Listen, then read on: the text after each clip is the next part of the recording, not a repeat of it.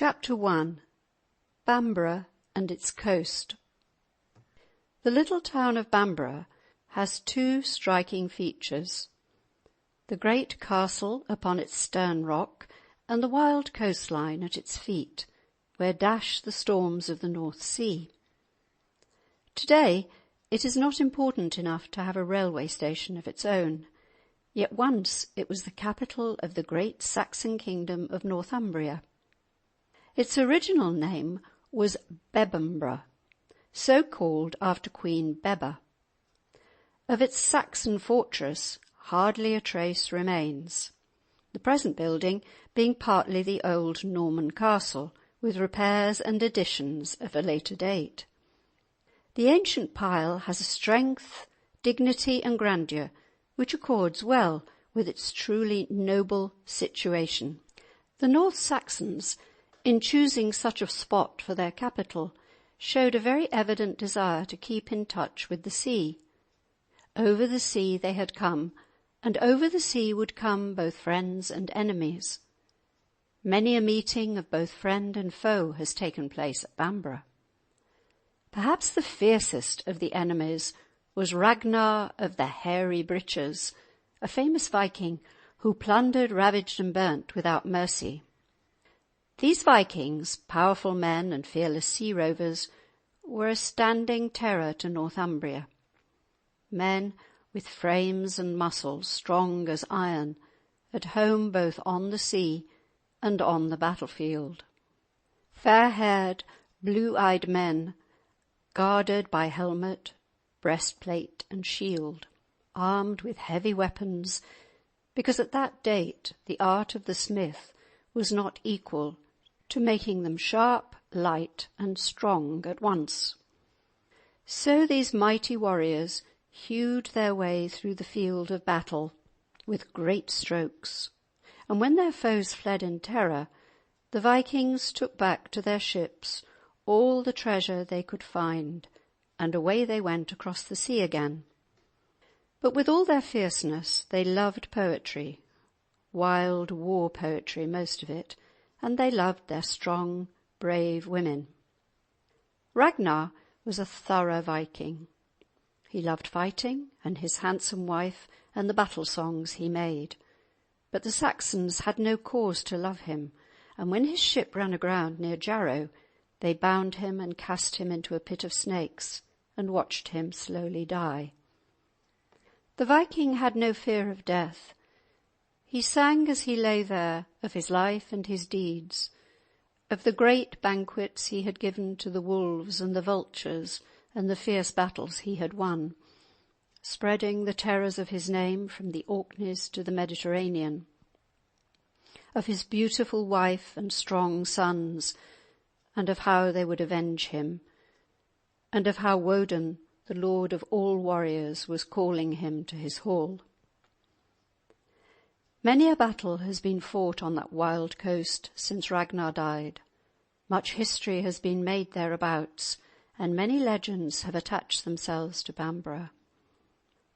Like most famous places, it had its own special dragon, the Laidly Worm, or loathsome serpent of the ancient ballad. For 7 miles east and 7 miles west, and 7 miles north and south, no blade of grass or corn would grow, so venomous was her mouth.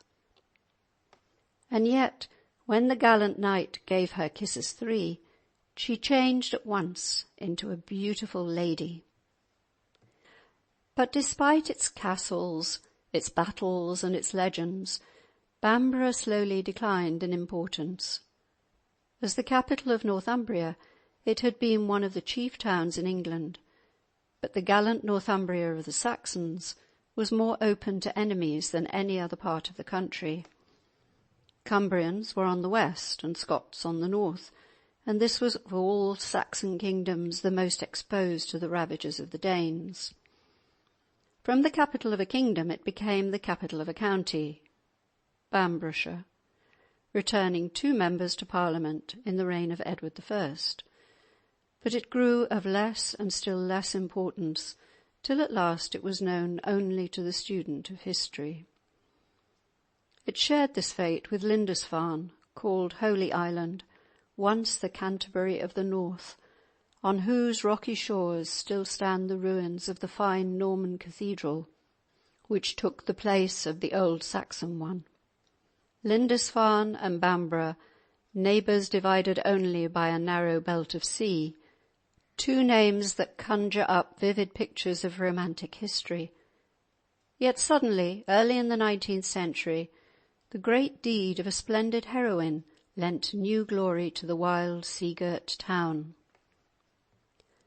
Grace Darling was born at Bamburgh in 1817, in a cottage on the south side of the village street, which can still be seen today. Her father became keeper of the lighthouse on the Langstone, a rocky islet 5 miles from the coast, guarding ships from the dangerous Farne Islands, a group of iron-bound rocks where seabirds dwell. In the early morning of September the 7th, 1838, during the raging of a most terrible storm, she heard the crash of a ship dashed upon the rocks and anguished cries. As soon as dawn enabled them to see, the girl and her father made out the dark outline of the wreck and the miserable forms of the mariners crouching on rocks from which the rising tide would sweep them inevitably to death. With superb heroism, Grace and her father pushed their small boat into the furious waters, and after strenuous and dauntless efforts, always at the peril of their own lives, they saved the whole ship's company, 9 souls in all. So fierce was the storm that it was 3 days before a boat dared take them from the Langstone to the mainland. The roar of approbation which greeted her from the whole country found her as modest as she was brave. But for all her courage, this noble girl was not strong. She died 4 years later and lies buried at Bamburgh within sound of the sea, and the Langstone is known today as Grace Darling's Island, and the tomb of the brave girl rouses sweeter memories than the frowning fortress of Bamburgh. End of section 4 of Stories of the Scottish Border. Chapter 1. Bamburgh and its coast. Chapter 2. Athelstan at Vinheath. Famous among the old Norse sea rovers was Egil, son of Skallagrim. In the course of his many voyages, he visited all the lands between the White Sea and the Bay of Biscay, and when at last he settled down in his Iceland home, where he lived on till well past the age of 80, he loved to gather his children and grandchildren around him by the fireside during the long Icelandic winter and tell the story of his adventures. He was a true Norseman, fond of the sea and the fight, fond of his wife and children, fond of song, at which he was highly skilled. His songs and his stories of adventure were listened to with eagerness, and they were repeated after him and were at last written down, probably between 150 and 200 years after his death. Books were scarce in those days, and stories were treasured and faithfully retold. So this story of Egil was probably written out very much in the simple, vigorous style in which the old warrior would have told it to his grandchildren, as they listened to him with wide-open, wondering eyes. And as the old man had taken part in an early battle between Saxon, English and Scots upon the border, we have here a fine picture of how fights were fought in the reign of King Athelstan. Egil was speaking to Icelandic children who knew little about England. So he began by telling them how, in the days when Harold Fairhair was King of Norway, Alfred the Great was the first supreme king over all England. When Alfred died, he was succeeded by his son Edward, who was followed by Athelstan the Victorious. In Egil's day, Athelstan was young, and had but just been made king, and many chieftains, who had kept quiet before, now thought that the time had come when they could do as they pleased again. But Athelstan meant to show them that he too could rule England strongly and wisely. These were the days of brute force, and the king had first to get an army together. Besides his own English folk, many roving Norsemen came to take his pay, and among the number were Egil and his elder brother Thorolf with their men. They saw the king himself, who received them well. Athelstan was a good Christian, known as the Faithful, and he desired that Thorolf and Egil should submit to be marked with the cross, that they might take their place by his Christian soldiers without quarrel. This they agreed to, and the king gave them command over 300 men. Now Olaf the Red was king in Scotland.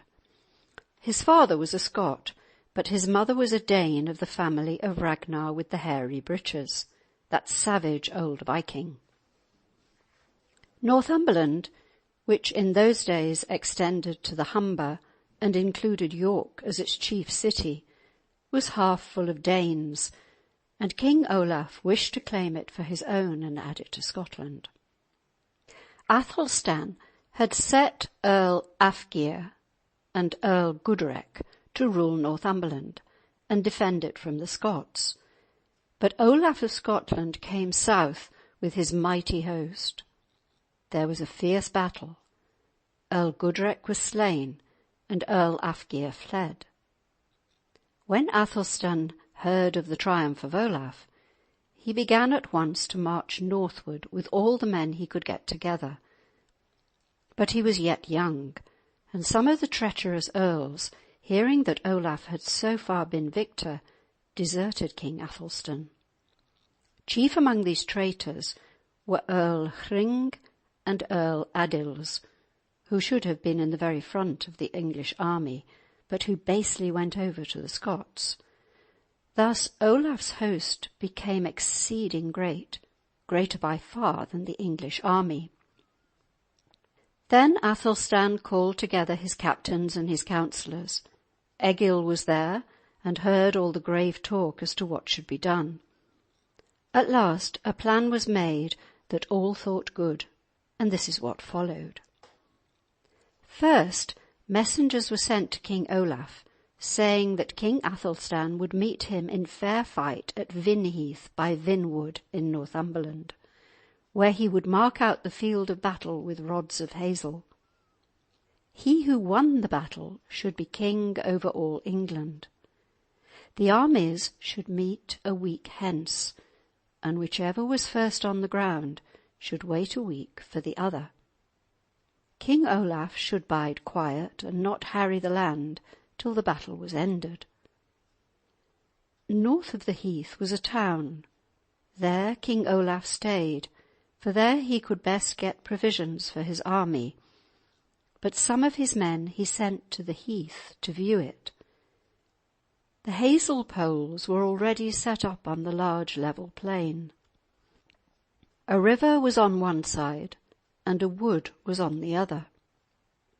And where river and wood were nearest to one another, there King Athelstan's tents were pitched. Many tents there were, but the front line of tents stood high, so that the Scots could not see how many were behind. Every third tent was empty, but many men were sleeping on the grass in the open, so that the Scots might think that the English had a large army there.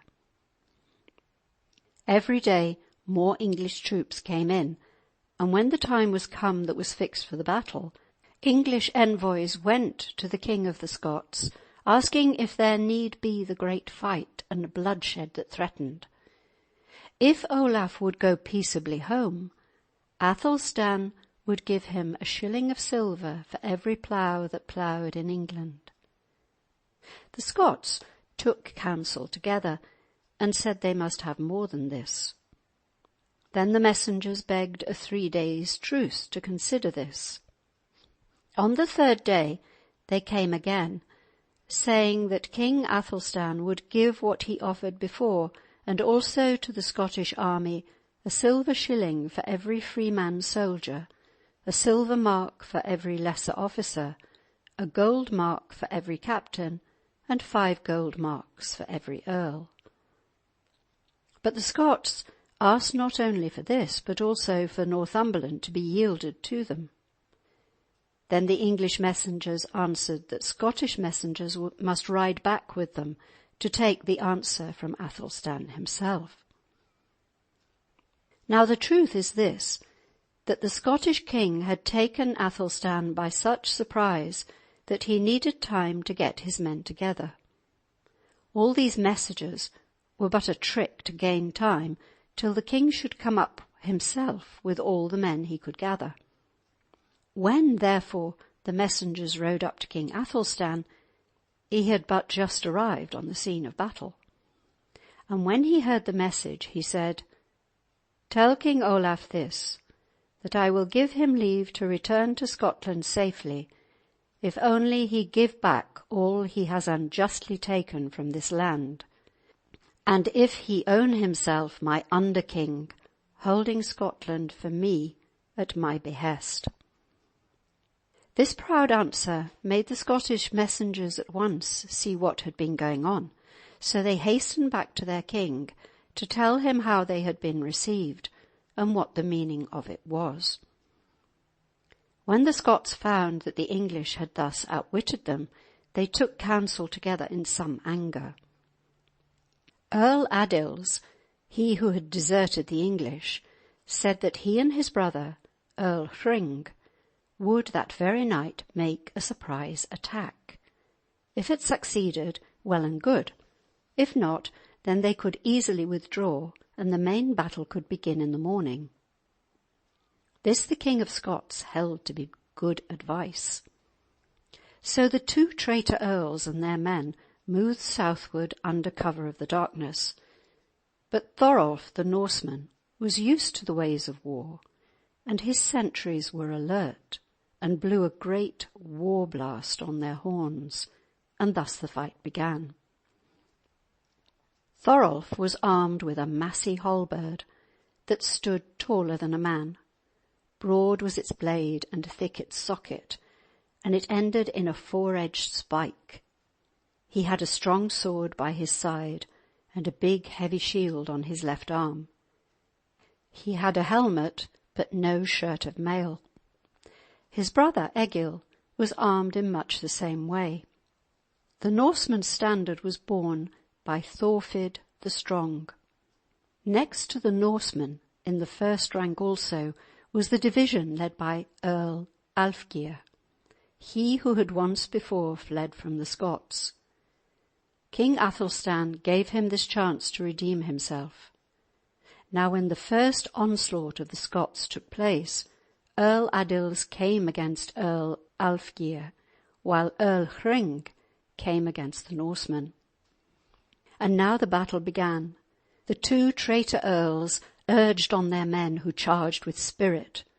The fight was fierce, and soon Alfgeir gave ground.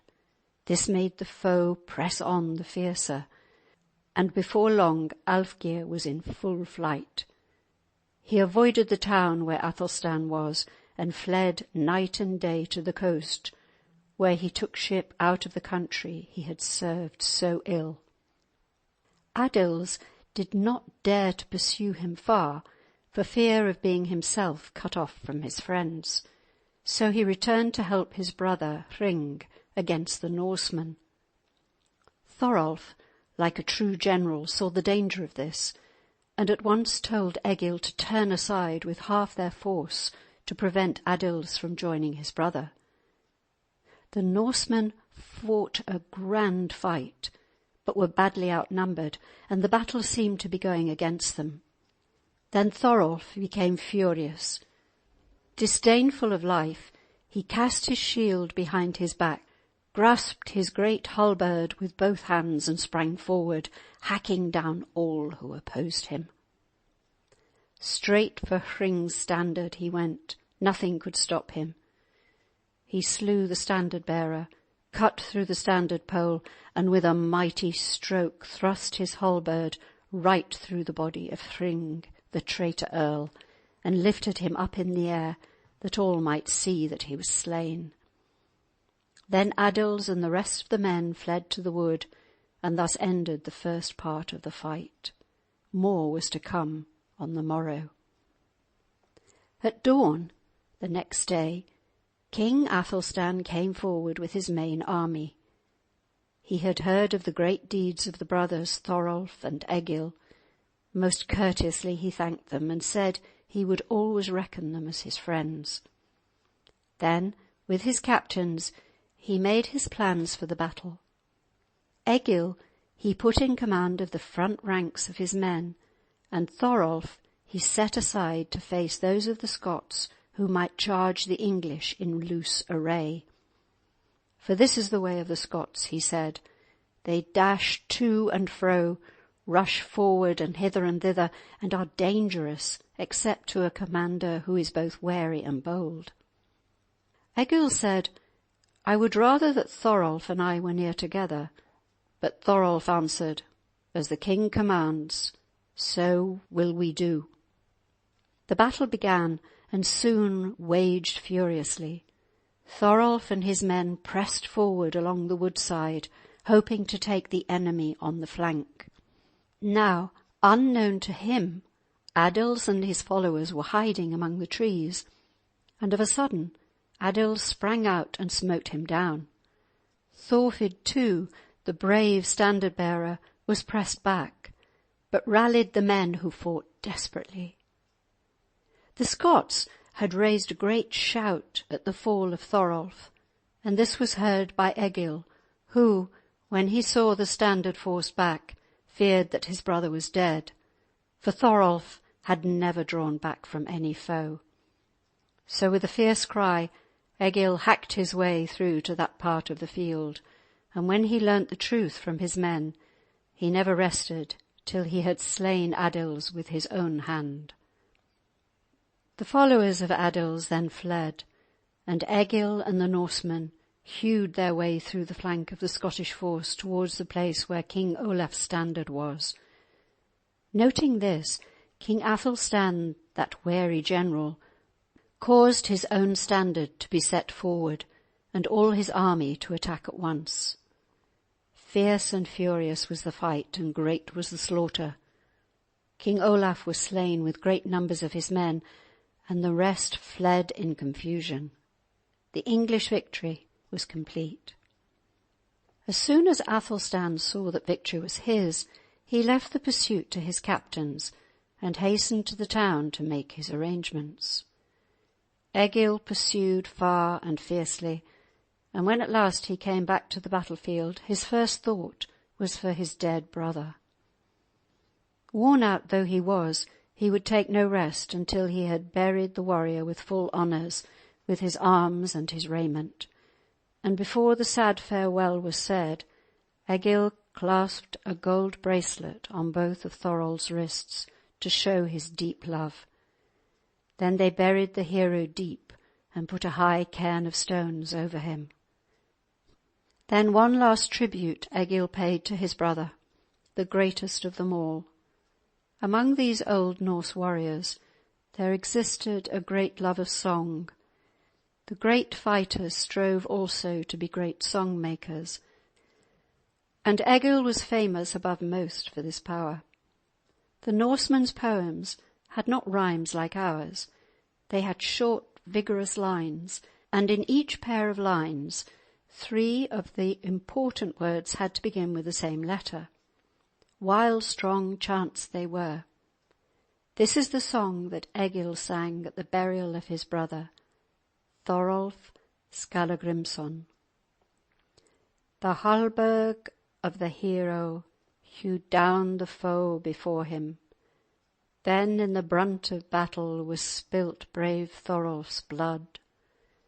The grass is green on Vinheath, where sleeps my great-souled brother, but death in doubled sorrow our doleful hearts must bear. When Egil got to the town, he found the king and his army making merry over their victory at a huge feast. The courteous king saw Egil and bade him come and sit near to him. The king watched the burly Norseman, who was tall, with broad shoulders, a powerful head and mighty strength. But now his head was bent forward, and he kept his sword across his knees, and now and again half drew it and then clashed it back into its scabbard, like a man who fights with heavy thoughts. He ate little and drank less.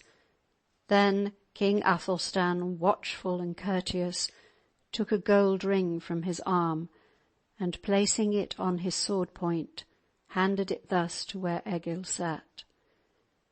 At this mark of honour the Norseman's face grew brighter. Then the king sent round his own horn for Egil to drink.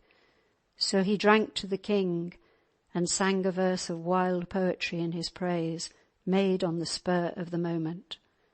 And with this the king was much pleased. Then the king sent also for 2 chests full of silver, and said to Egil, "These chests carry to thy father. It is fitting that King Athelstan make him some gift for the loss of his son.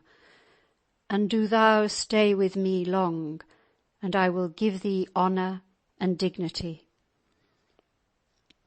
Thus the great king, in kindness and courtesy, did what he could to soothe the grief of the warrior, and Egil stayed the winter with Athelstan. But when the summer came, he wished to go back to his own people. But he had much respect for King Athelstan, and ere he bade him farewell, he made a long poem to his glory. From the song of Egil Skallagrimsson, to the glory of King Athelstan. See how the kingly warrior, land warder, battle wakener, smites even to the earth the earls who rise against him. Glad is now Northumberland, this the king she needed, wise and bold of race and blood, dauntless in the battlefield.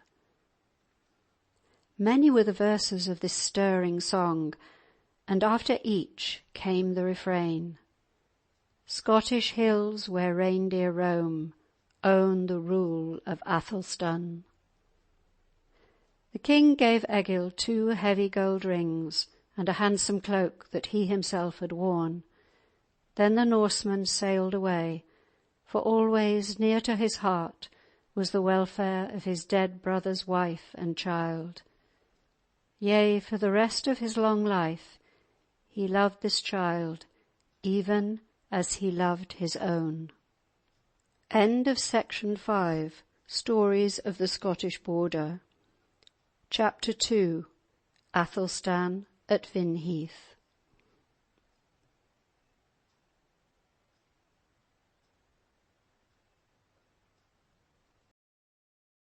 Great Christian leaders. Where the arts of war were so much practised, it was needful that the arts of peace should flourish also. Great was the influence, even in the wildest times, of these able, serious, devoted leaders of early religious thought, men like Ninian and Kentigern. Christianity first came into Britain in Roman times, and some of the Britons were converted. After the Romans quitted the country, King Arthur was the leader of the Christian Britons, and he is said to have fought with the pagan Britons, the pagan Picts, the pagan Saxons, who had begun their invasions, and the disorderly soldiers of various races, probably pagans whom the Romans left behind along the wall. In due time, the fight developed into a struggle between Christian Britons and pagan Saxons, and then the Saxons themselves began to accept the new religion. Oswald, a Northumbrian prince, had in a time of peril hidden in the island of Iona, to where the great Irishman Columba had come from Ireland as a missionary. When Oswald returned to power, he summoned to his kingdom Eildon, a high-minded Christian teacher, whom he made first Bishop of Lindisfarne, Holy Island. Aidan, being a Celt, had to do his work through interpreters, but he did it well and laid the foundations of Christianity and learning in Northumbria. Cuthbert was another famous missionary. Rising from shepherd boy to bishop, he impressed both king and peasant by the dignified simplicity and sincerity of his life. His place of meditation was a sea-girt rock by Lindisfarne, lonely and picturesque, and still called after his name. A curious fossil with the mark of a cross is plentiful there, and goes by the name of St. Cuthbert's Beads. Other famous teachers were Wilfrid of York, who founded the churches of Hexham and Ripon, Boisil, who founded Melrose, and Biscop, who founded Jarrow. But perhaps the most celebrated of all was Bede, the venerable Bede, who lived at Jarrow and wrote 45 learned books on all subjects, including music, astronomy, and medicine. All the scholars in England flocked to hear his teachings, and he was justly called the father of English learning.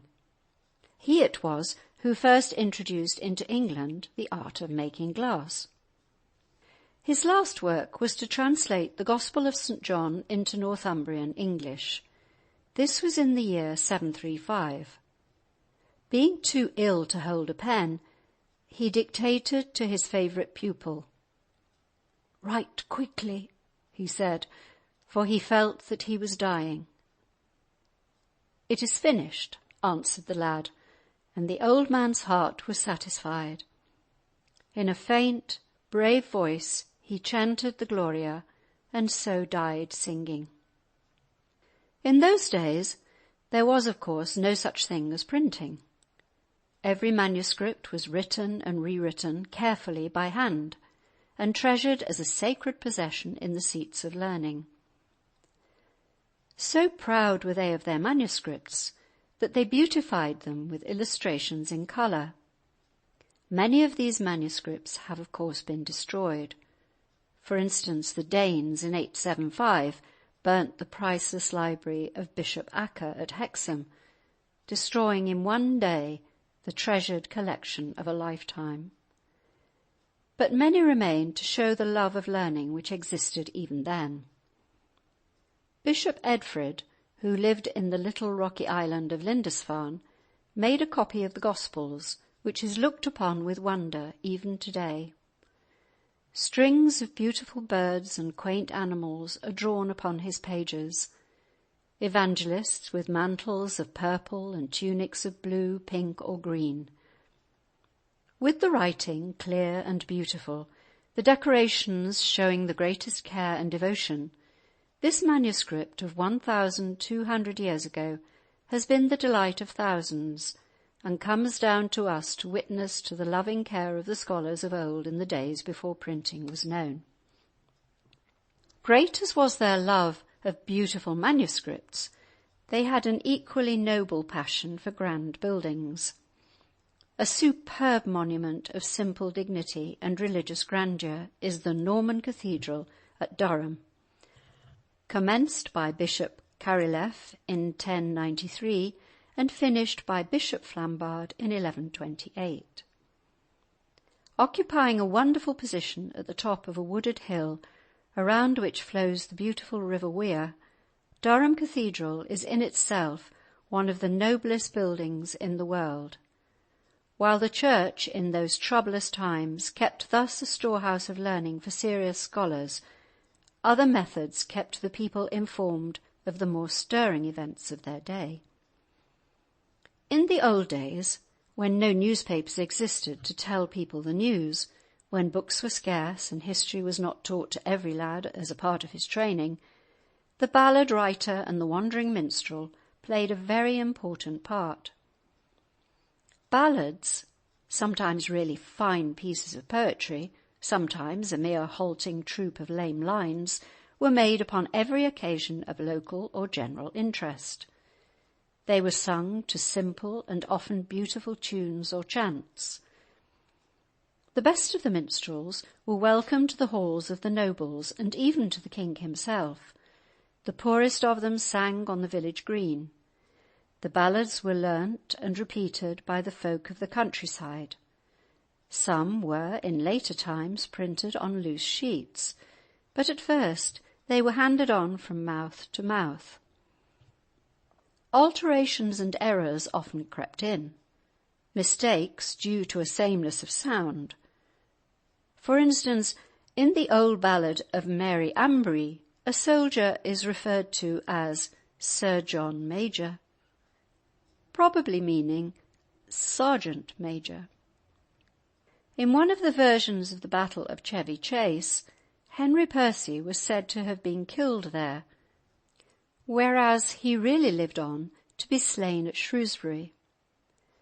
But, despite such occasional blunders, the ballads on the whole throw a vivid light on the manners and customs of the old days, as well as being usually stirring and sometimes strikingly noble and pathetic pieces of poetry. They deal, as a rule, rather with the side currents than with the mainstream of history, but they express themselves with such homely force and directness that they bring home to us with wonderful clearness the character of the vigorous, manly men with whose doings they are chiefly concerned. During the last 150 years, many able men have laboured to collect old ballads, writing them down from the mouths of the country folk, and printing them in books with notes of explanation. One of the earliest thus to collect ballads seriously was Bishop Percy. The best known is Sir Walter Scott, of whose interest in the subject Lockhart, his biographer, writes very pleasantly. Preface to many of the stirring tales in this present book are lines from the old border ballads from which they are taken. It is to be hoped that readers will be tempted, sooner or later, to read the rest of these fine ballads for themselves. End of section 6 of Stories of the Scottish Border.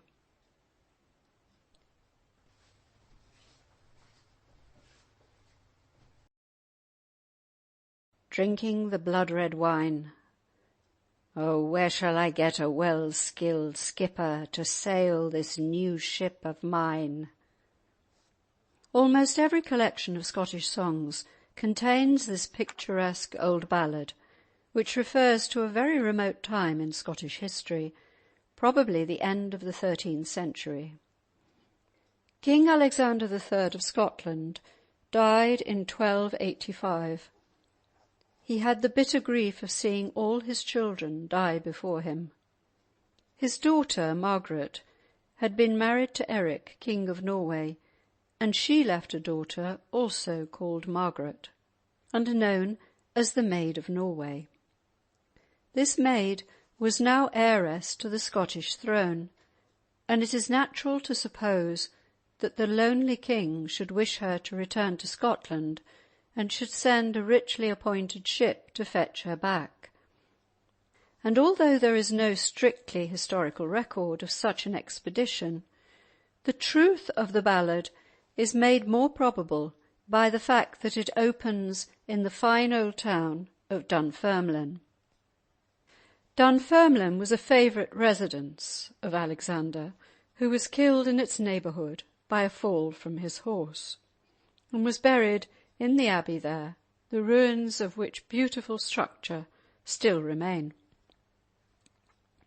In this ballad, the king is feasting at Dunfermline town and calls for a skilful mariner to sail his new ship. An old knight at the king's right hand answers that the best sailor who ever sailed the sea is Sir Patrick Spens. So the king writes a letter, sealing it with his own hand, and sends it to Sir Patrick, commanding him to sail away to Norway over the white sea foam and bring home the maid. Now every good sailor dreaded the rough northern seas in winter, so though the brave Sir Patrick laughed aloud when he began to read, he wept blinding tears before he had ended. "Who has done this deed?" he cried. "Who has told the king of me, and urged him to send us out at this time of year to sail on the stormy sea? Yet wind, wet, hail, or sleet, we must set out, for 'tis we who must fetch home the maid." So they set sail on a Monday morning and reached Norway on a Wednesday. History tells us that Eric of Norway was very unwilling to part with his daughter. This probably accounts for the fact that the old ballad tells us that the Scotsmen had only been there a fortnight when the lords of Norway began to say that Sir Patrick and his men were spending the gold of their king and queen. "Ye lie," cried Sir Patrick. "Loudly I hear ye lie, for I brought with me over the sea enough red gold and white money to supply the wants of my men. Make ready, my merry men. We will sail at daybreak." "Alack," quoth the men, "a deadly storm is brewing. Yesterday evening the new moon was seen carrying the old moon in her arms. We shall certainly come to harm if we go to sea." Barely had they sailed 3 leagues when the sky darkened, the wind blew loudly, and the sea grew boisterous. Soon they were in the midst of a terrible storm.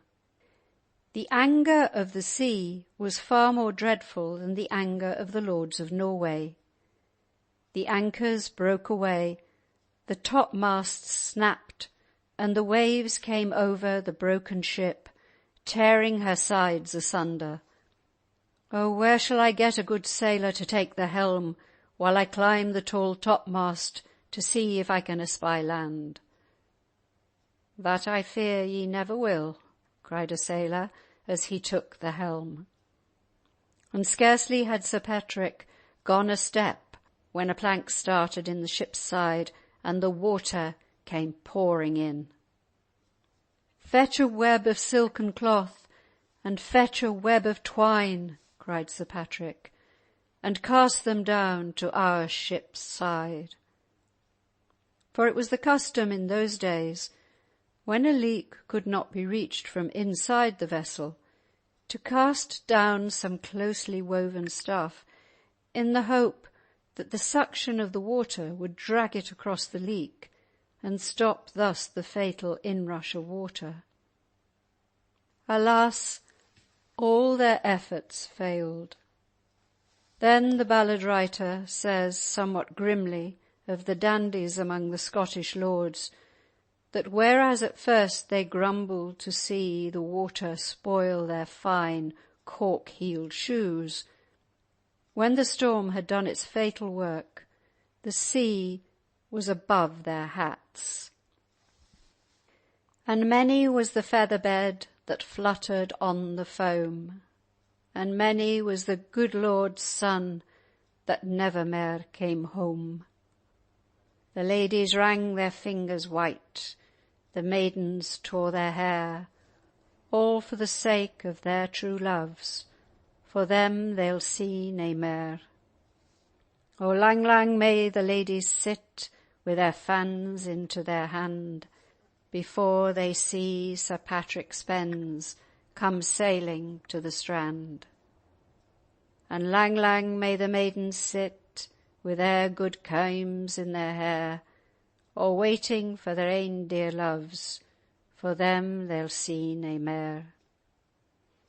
O 40 miles off Aberdeen, 'tis 50 fathoms deep, and there lies good Sir Patrick Spens, with the Scots lords at his feet. End of section 7. It o'er to me, 'tis I will keep my good old house, while my house will keep me. The story of old Maitland is said to be taken from a very old ballad, and known chiefly to the people who lived in the neighbourhood of Ettrick Forest. The old folks there would while away the long winter evenings by singing of the deeds of their ancestors. And the ballad of Auld Maitland, as thus chanted, was written down by the mother of James Hogg, the Ettrick shepherd. The castle of Athelstan stood on the river Leader, and still, in its restored form, deserves its name of the Darksome House. It may have often withstood the English during the Balliol Wars, and hatred of the English and of Edward I is expressed with extreme virulence throughout the poem. Here is the story. There lived in the south country a king named Edward, who wore the crown unworthily for 50 years. This king had a nephew, strong in blood and bone, who bore the same hateful name. One day the young man came before the king, and kneeling low he said, a boon I crave of thee, my good uncle. Oft have I wished to take part in our long wars in fair Scotland. Grant me 1,500 chosen strong men to ride there with me." "Certainly, thou shalt have them, and more, and I myself, though old and grey, will see thy host arrayed for battle." King Edward sent hither and thither, and assembled 1,500 men on Tyneside, and 3 times as many at North Berwick, all bound for battle, burning the Meres and Teviotdale, and up and down the Lammermoor hills, till they came to the Darksome House, called by some Leader Town. "Who holds this house?" cried young Edward, "or who gives it over to me?" He was answered as proudly by a grey-haired knight, "I hold my house of Scotland's king, who pays me in meat and fee, and I will hold it as long as it will stand together." Thereupon the English brought up their sows to the wall with many a heavy sound, but the soldiers on the wall cast down blazing pitch and tar barrels to consume the formidable machine. They also threw down stones and beams and darts from their springalds, and slew many of the English. 15 days they besieged the castle of Old Maitland, but left him at the end of that time unhurt within his stone stronghold. They loaded 15 ships with as much spoil as they could carry away from the district around, and claimed that now they had conquered Scotland with buckler, bow and brand. So they sailed away to France to meet the old King Edward, who was burning every castle, tower and town that he met with. They came at last to the town of Billopgrace, where old Maitland's 3 sons were at school. Edward had quartered the arms of Scotland with his own. "Seest thou what I see?" said the eldest son to the youngest. "If that be true that yonder standard says, then we are all 3 fatherless, and Scotland conquered up and down. Never will we bow to the conqueror. Let us go, my 2 brothers, and try our chance in an adventure." Thereupon they saddled 2 black horses and a grey, and rode before day dawn to King Edward's army. Arrived there, they hovered round, and Maitland begged to be allowed to carry the king's standard, the golden dragon. "Where wast thou born and bred, and in what country?" demanded the knight who bore the banner. "I was born in the north of England," answered Maitland. "My father was a knight and my mother a lady, and I myself am a squire of high renown, and may well carry the banner of a king." "Never had the son of an Englishman such an eye or brow," answered the knight. "Thou art more like old Maitland than any man I have ever seen. Yet God grant that such a gloomy brow I never see again. He slew and wounded many of our men."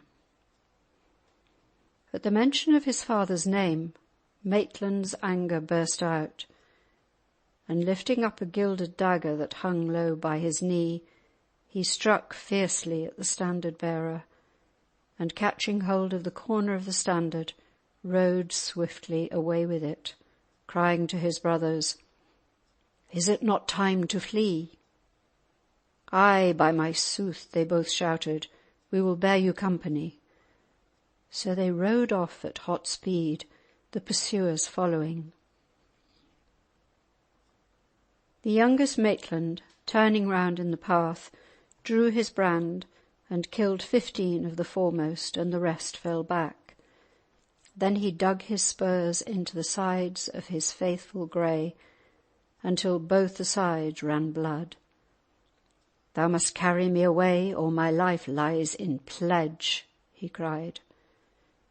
About daybreak the brothers arrived at their uncle's castle, who, seeing the 3 Scottish lads with pursuers riding hard at their heels, ordered the portcullis to be drawn up and the drawbridge let down, for that they should lodge with him that night, in spite of all England. When the 3 came inside the gate, they leapt down from their horses, and taking 3 long spears in their hands, they fought till it was full daylight, killing and wounding many of the Englishmen round the drawbridge. Some of the dead were carted away in waggons, and stones were heaped upon the rest as they lay in the gutter. King Edward proclaimed at his pavilion door that 3 lads of France, disguised and with false words, had come and stolen away the standard, and had slain his men in their lawful attempt to regain it. "It ill befits a crowned king to lie," said the youngest Maitland, "and he shall be reproved for it before I taste meat or drink." Straightway he went before King Edward, and kneeling low, begged leave to speak a word with him. "Man, thou shalt have leave to speak, even though thou shouldst speak all day," answered the king. "Ye said," spoke the youngest Maitland, "that 3 young lads of France had stolen away the standard with a false tale and slain many men. We are not lads of France, and never have pretended to be. We are 3 lads of fair Scotland, and the sons of old Maitland, nor are there men in all your host, dear fighters, 3 to 3. "Now, by my sooth," said the young Edward, who stood by, "ye shall be well fitted, for Percy shall fight with the eldest, and Egbert Lunn with thee, and William of Lancaster with the other, and the surviving brother shall fight with me. Remember, Percy, how oft the Scot has cowered before thee. I will give thee a rig of land for every drop of Maitland blood." So they set to, and the eldest Maitland clanked Percy over the head and wounded him so deeply that the best blood of his body ran down his hair. "I have slain one," shouted Maitland to his brothers. "Slay ye the other 2, and that will be good company. And if the 2 shall slay ye both, ye shall get no help from me." But Egbert Lunn was like a baited bear, and had seen many battles, and when Maitland saw that his youngest brother was having the worst of it, he could not restrain himself longer, and shouting, "I am no king, my word shall not stand," he struck Egbert over the head and slew him.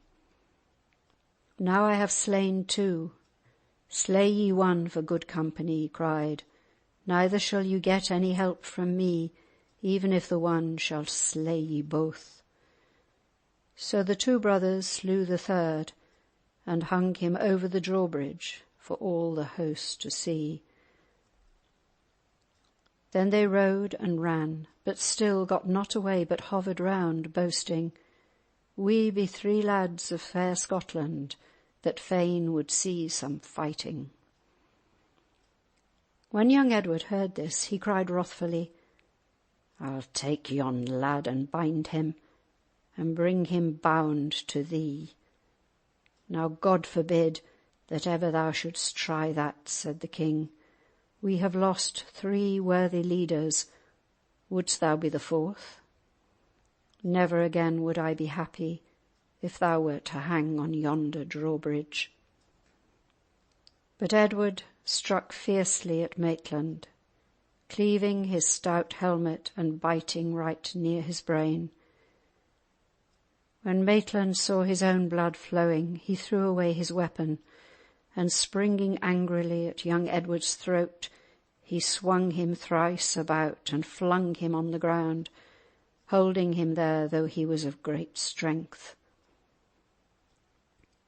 "Now let him come up," cried King Edward. "Let him come to me, and for thy deed thou shalt have 3 earldoms." "Nay," replied Maitland, "never shall it be said in France or in Scotland that Edward once lay under me and got up again." And with that he pierced him through the heart and hung him over the drawbridge with the other 3. "Now take from me my bed of feathers," said the king. "Make me a bed of straw. Would that I had not lived to see the day that makes my heart so sad." End of section 8.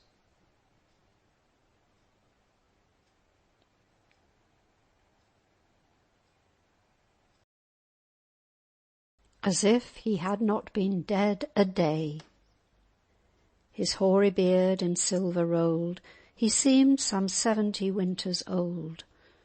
High and majestic was his look, at which the fellest friends had shook. As all unruffled was his face, they trusted his soul had gotten grace. Scott, Lay of the Last Minstrel. Just above Melrose, the ruined abbey of which is one of the beauties of Scotland, there rises a striking mass of 3 hills known as the Triple Eildons. They rise very high above the surrounding land, and are steep enough to need a very hard scramble to mount to the very summit. But once at the top, the view is wonderful indeed.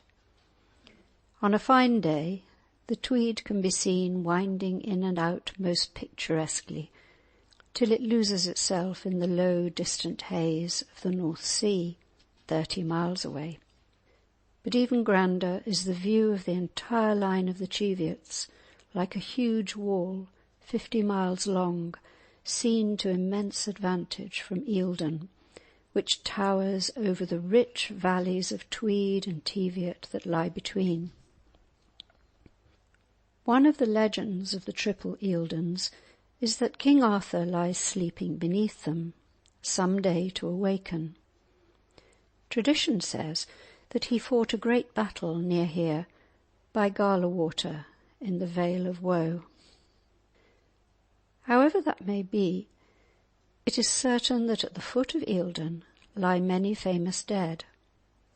In Melrose Abbey lies the heart of Robert Bruce, and also the body of the strong king, Alexander II. He who first subdued and made obedient the wild tribes of Argyll. Here too is buried the brave Douglas, who died so gallantly on the field of Otterburn, and also of another brave Douglas, who got his death wound at Poitiers.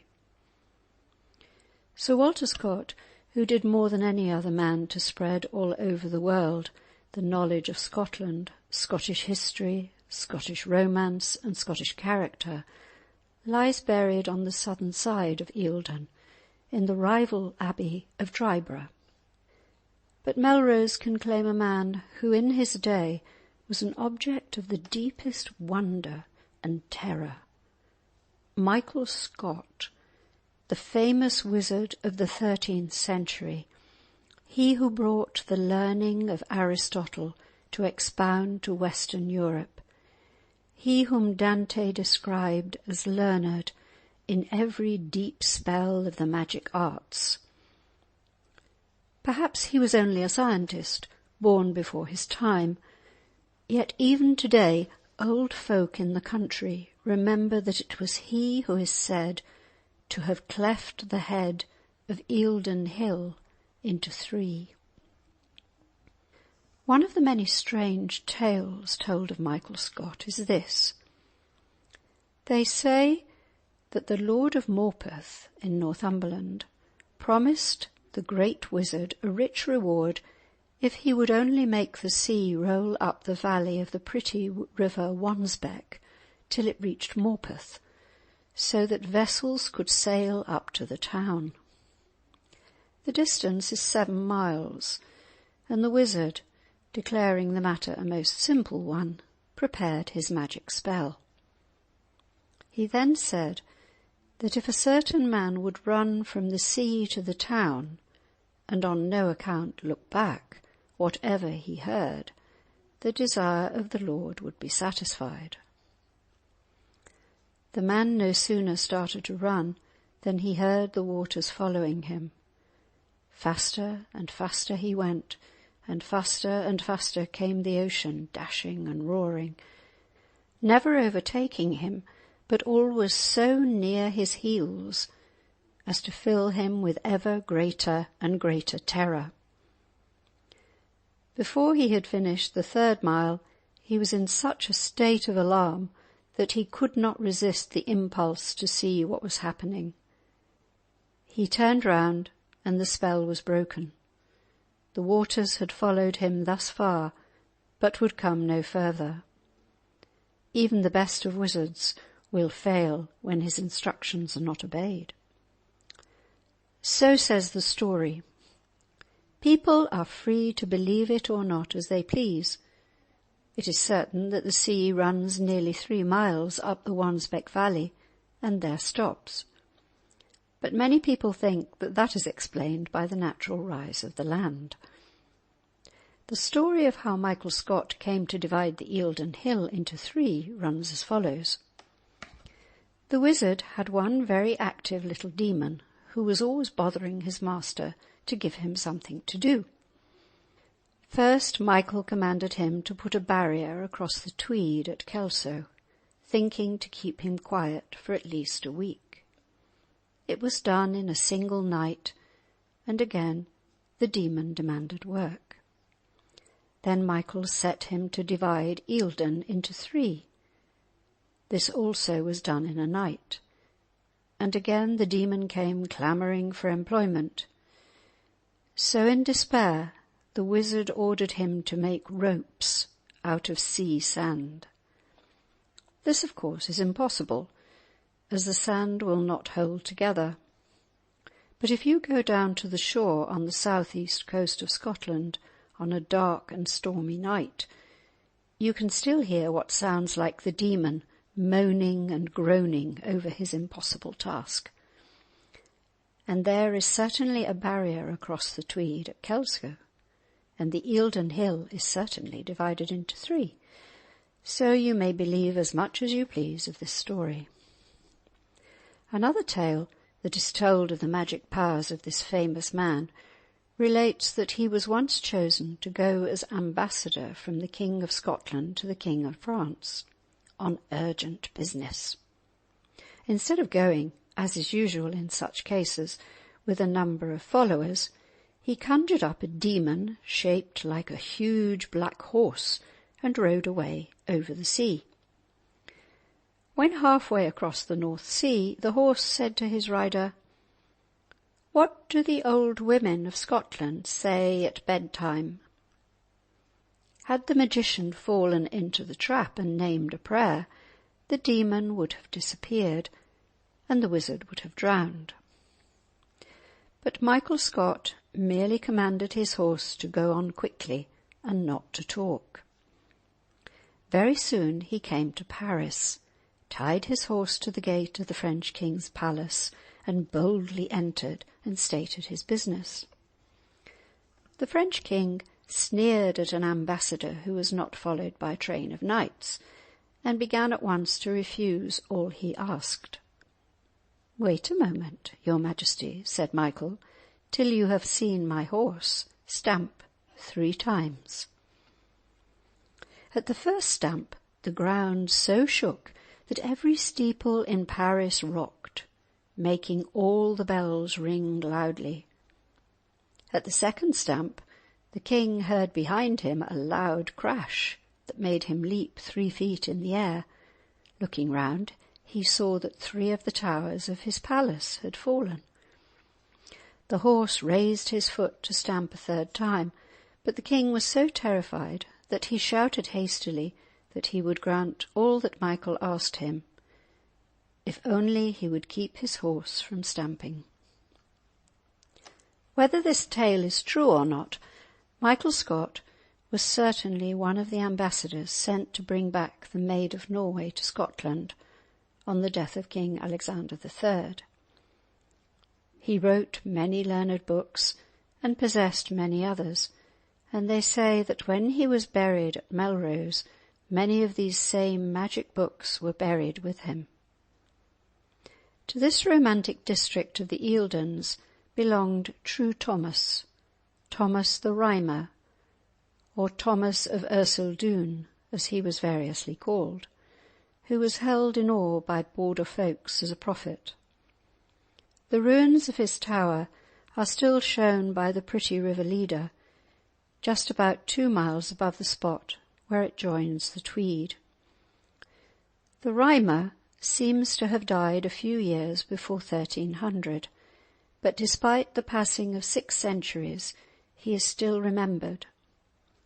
The story of how he gained his prophetic powers is quite worth hearing, whether we believe it or not. The tale goes that Thomas was on Huntly Bank, near the Eildon Hills, when he saw a wonderful lady approaching him. She was dressed in grass-green silk, with a mantle of fine velvet, and the noble horse on which she rode had silver bells in its mane.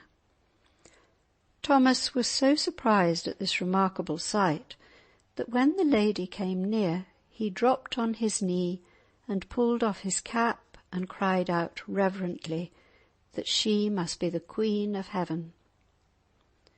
But she answered that she was the Queen of fair Elfland, and dared him with a witching glance to kiss her lips.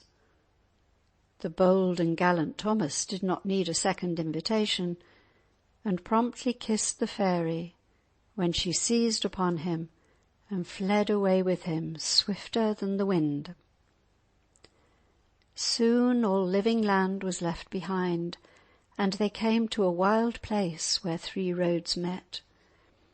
One was a narrow path, beset with thorns and briars, and this, the fairy said, was the road of righteousness, which very few people ever troubled to find.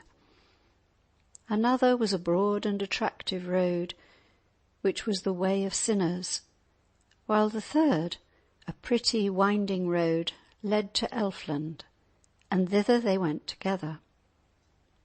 Soon there was neither sun nor moon to lighten the way, and Thomas and his companion waded through rivers above the knee. The sea moaned and roared in the dread darkness, and Thomas somehow found that they had waded oft through streams of red blood, blood that had been shed on earth. Then they came to a beautiful garden, and the Elfland Queen gave Thomas an apple to eat, saying, "Take this for thy wages, true Thomas. It will give thee the tongue that can never lie." Poor Thomas turned pale at the thought of such a gift. "Let my tongue be my own," he pleaded. "How shall I buy or sell in any market, flatter a prince, or compliment a lady if you give me such a tongue?" But the Elfland Queen would take no denial, and Thomas had to do her behest, wherefore, for the rest of his life, Thomas carried with him this gift of truthfulness. End of section 9.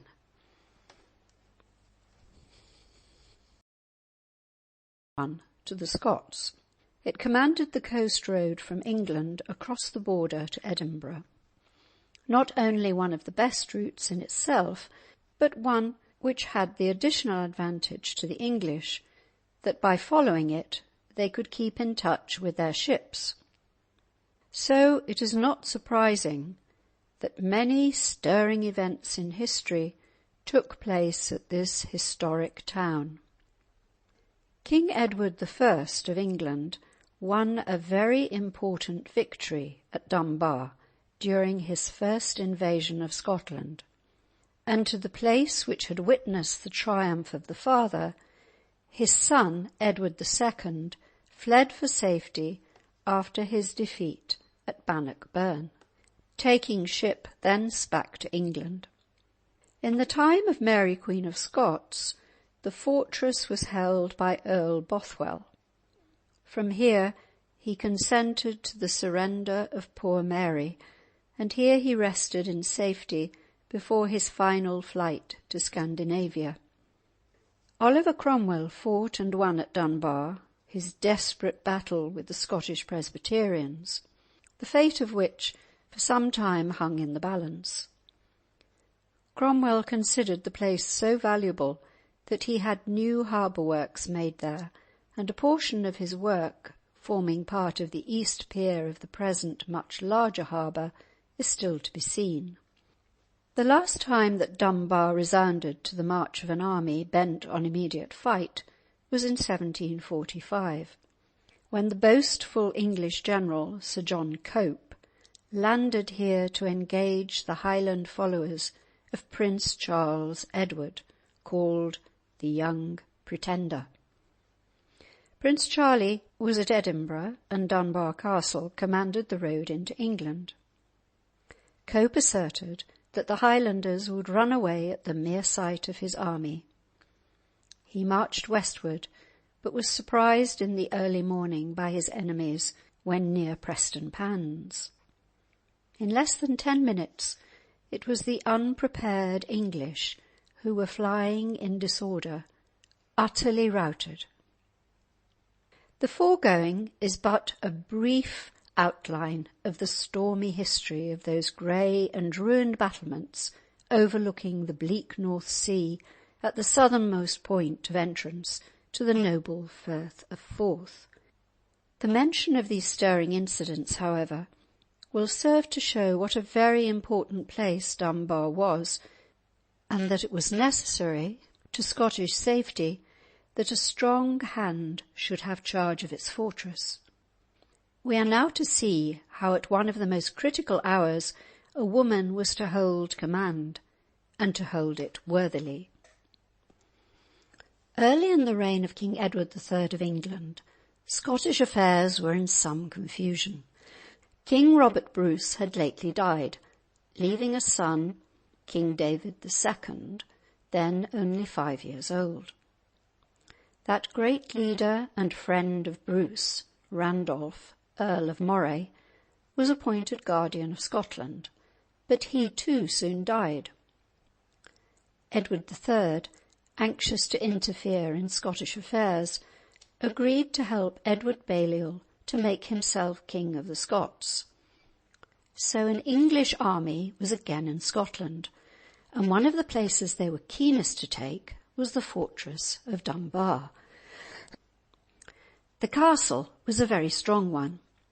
It was built on a chain of great rocks that stretched out to sea, and could only be reached from land by one road, which was, of course, strictly guarded. The lord of the castle was the Earl of March. The word March in those days meant a borderland. But he was away with the Scottish army, and his wife was in charge of the castle. She was the daughter of that brave Earl of Moray, Guardian of Scotland, who has just been mentioned. The English army was led by an experienced general, the Earl of Salisbury, and he probably thought that he would not have much trouble in overcoming Black Agnes, as the dark-haired countess was called. He soon discovered that she was of heroic mould, however, for though he himself led the storming parties, she on her side, urging on her men in person, hurled back his every attack. The Lady Agnes was quite fearless and treated the siege as if it were a pastime to be enjoyed. When the English, with machines made for the purpose, hurled heavy stones against the walls, Black Agnes would call one of her maidens with a napkin to wipe off the dust that they made. The biggest of all the English war machines was called a sow, and when it was brought to the walls, the countess cried out in rough jest that it was surrounded by little pigs. At the same moment, a mass of rock, which she had caused to be loosened, was hurled by her men onto the English, crushing their sow and many soldiers with it. At last there seemed a chance for the English. Near midnight, a Scot came into their camp, saying that he was ready to betray the castle for reward. The Earl of Salisbury and some chosen knights rode carefully forward and found the gate open and the portcullis raised, as the man had promised. But for all that, they doubted if Black Agnes could so far relax her vigilance. Wherefore, instead of the Earl entering first, he sent forward a retainer. His caution was soon justified, for no sooner had this man passed the gate than the portcullis fell. It was a trick to capture the Earl, but the Scots were disappointed this time. The gallant English lord was loud in admiration of the brave Scottish lady who was thus defying him. Once, when examining the defences with a lieutenant, an arrow struck his companion dead. "The Countess's love arrows pierced to the heart," said Salisbury on his return to the camp. Despite the courtly manner in which the well-bred baron referred to the lady, however, he did not relax his efforts to overcome her. Salisbury's land forces had now surrounded the castle on the land side, while his ships at sea completed the blockade. The garrison was threatened with starvation. Greater and greater became the privations of the heroic defenders. The countess, no less brave than ever, hoped on, though ground for hope grew less and less. She could not bring herself to think of defeat, and her brave, bright face still gave courage and inspiration to all. Meantime, the story of the struggle and difficulties of the defenders was raising up helpers, and Sir Alexander Ramsay of Dalhousie got ready a light vessel filled with provisions and manned by 40 brave Scots, who only waited for a dark night to make the attempt to steal past the English fleet. They lay hidden by the Bass Rock, a lofty islet at the mouth of the Firth of Forth, some 7 or 8 miles from Dunbar. Until one starless night they stole very cautiously down the wild coastline of Haddingtonshire, sometimes all but bumping into an English vessel in the dark. Fortune favours the brave, and despite dangers and difficulties, they got safely at last to the castle, whose distant light had been their guide. Be sure Black Agnes welcomed them. This proved to be the turning point of the long siege. With fresh hope, the garrison made a sudden sally on the English, driving back their advance guard, and after 5 months of fierce but fruitless attempts, Salisbury was compelled to withdraw his forces and admit defeat. Nevertheless, the English were gallant enough to sing their praises of this Scottish heroine. Their minstrels made songs in her honour, in one of which Salisbury is made to say, Came I early, came I late, I found black Agnes at the gate. End of section 10.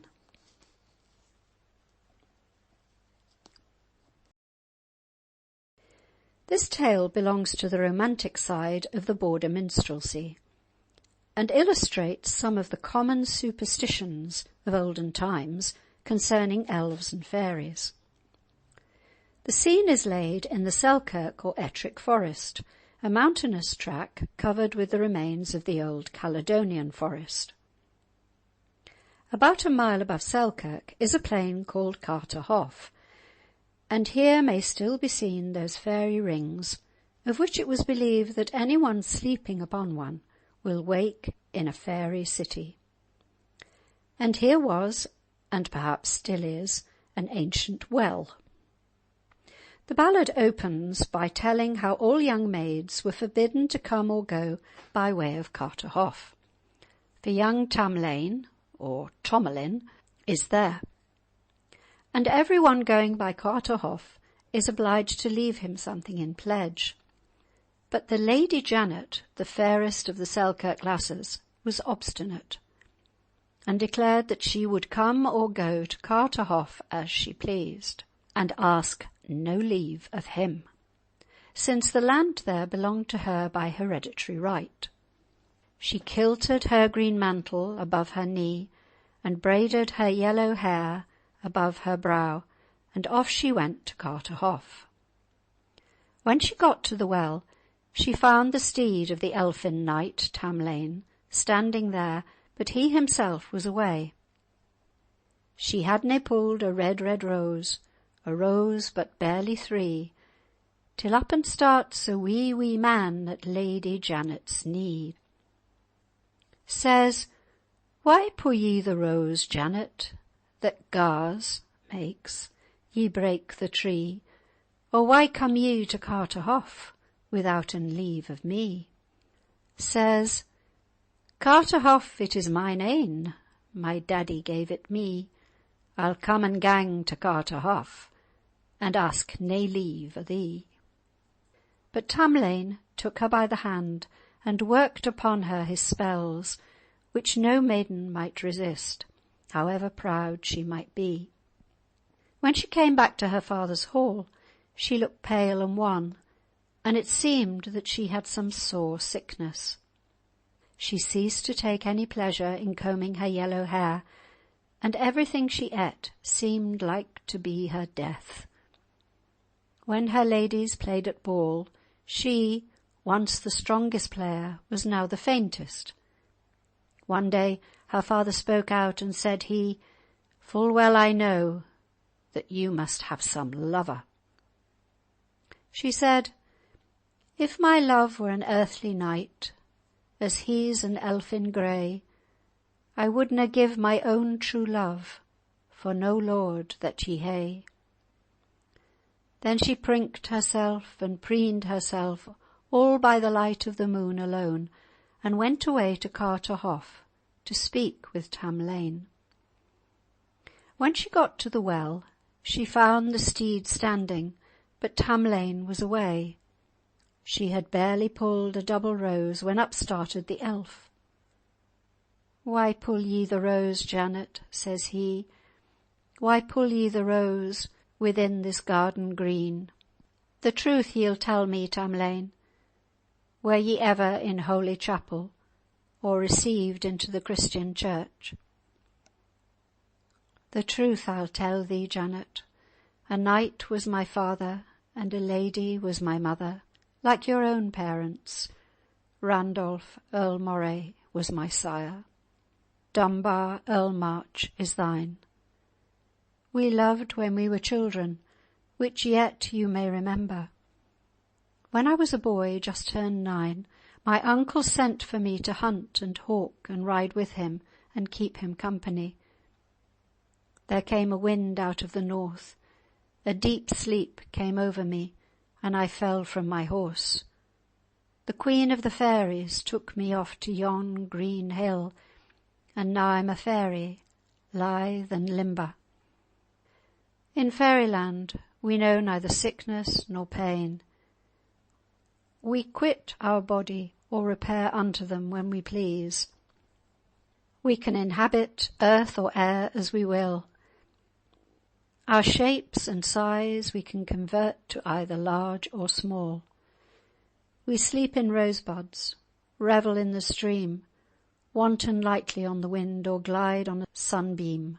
I would never tire, Janet, to live in Elfland, were it not that every 7 years a tithe is paid to hell, and I am so fair of flesh, I fear 'twill be myself. If you dare to win your true love, you have no time to lose. Tonight is Halloween, and the fairy folk ride. If you would win your true love, bide at Miles Cross. Miles Cross is about 1/2 mile from Carterhaugh, and Janet asked how she should know Tamlane among so many unearthly knights. The first company that passes by, let them go. The next company that passes by, let them go. The third company that passes by, I'll be one of those. First let pass the black steed, Janet, then let pass the brown, but grip the milk-white steed and pull down the rider. For I ride on the milk-white steed, and I nearest the town. Because I was a christened knight, they gave me that renown. Tamlane went on to explain that his fairy comrades would make every effort to disgust her with her captive. They would turn him in her very arms into an adder. They would change him into a burning faggot, into a red-hot iron goad, but she must hold him fast. In order to remove the enchantment, she must dip him in a churn of milk and then in a barrel of water. She must still persevere, for they would shape him in her arms into a badger, eel, dove, swan, and last of all into a naked man. But cast your green mantle over me, I'll be myself again. So fair Janet, in her green mantle, went that gloomy night to Miles Cross. The heavens were black, the place was inexpressibly dreary. A north wind raged, but there she stood, eagerly wishing to embrace her lover. Between the hours of 12 and 1, she heard strange eldritch sounds and the ringing of elfin bridles, which gladdened her heart. The oaten pipes of the fairies grew shrill, the hemlock blew clear. The fairies cannot bear solemn sounds or sober thoughts. They sing like skylarks, inspired by love and joy. Fair Janet stood upon the dreary heath, and the sounds waxed louder as the fairy train came riding on. Will-o'-the-wisp shone out as a twinkling light before them, and soon she saw the fairy bands passing. She let the black steed go by, and then the brown, but she gripped fast the milk-white steed and pulled down the rider. Then up rose an eldritch cry, "He's won among us all!" As Janet grasped him in her arms, the fairies changed him into a newt, an adder, and many other fantastic and terrifying shapes. She held him fast in every shape.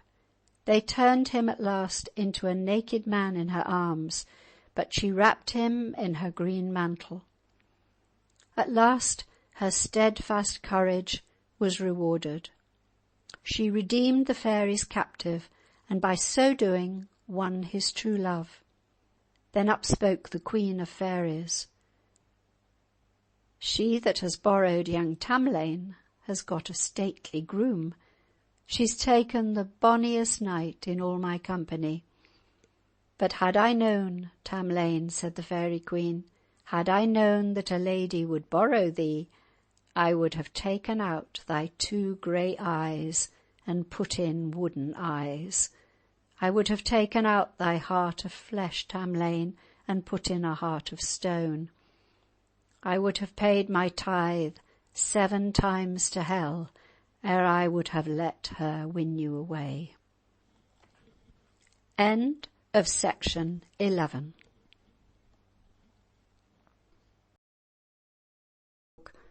Who tells his master that he is looking pale and thin, and seeks to know the cause. "O waly, waly, my gay Goss-Hawk, gin your feathering be sheen, and waly, waly, my master dear, gin ye look pale and lean. O have ye tint (lost) at tournament your sword or yet your spear, or mourn ye for the southern lass whom ye may not win near? I have not tint at tournament my sword nor yet my spear, but sore I mourn for my true love wi' mony a bitter tear. But wheels on ye, my gay Goss-Hawk, ye can baith speak and flee. Ye shall carry a letter to my love, bring an answer back to me. But how shall I your true love find, or how should I her know? I bear a tongue ne'er wi' her spake, an eye that ne'er her saw. O weel shall ye my true love ken, sae soon as ye her see, for of all the flowers of fair England, the fairest flower is she. The red that's on my true love's cheek is like blood drops on the snow, the white that is on her breast bare, like the down o' the white sea moor. And even at my love's boor door there grows a flowering birk, and ye mun sit and sing thereon as she gangs to the kirk.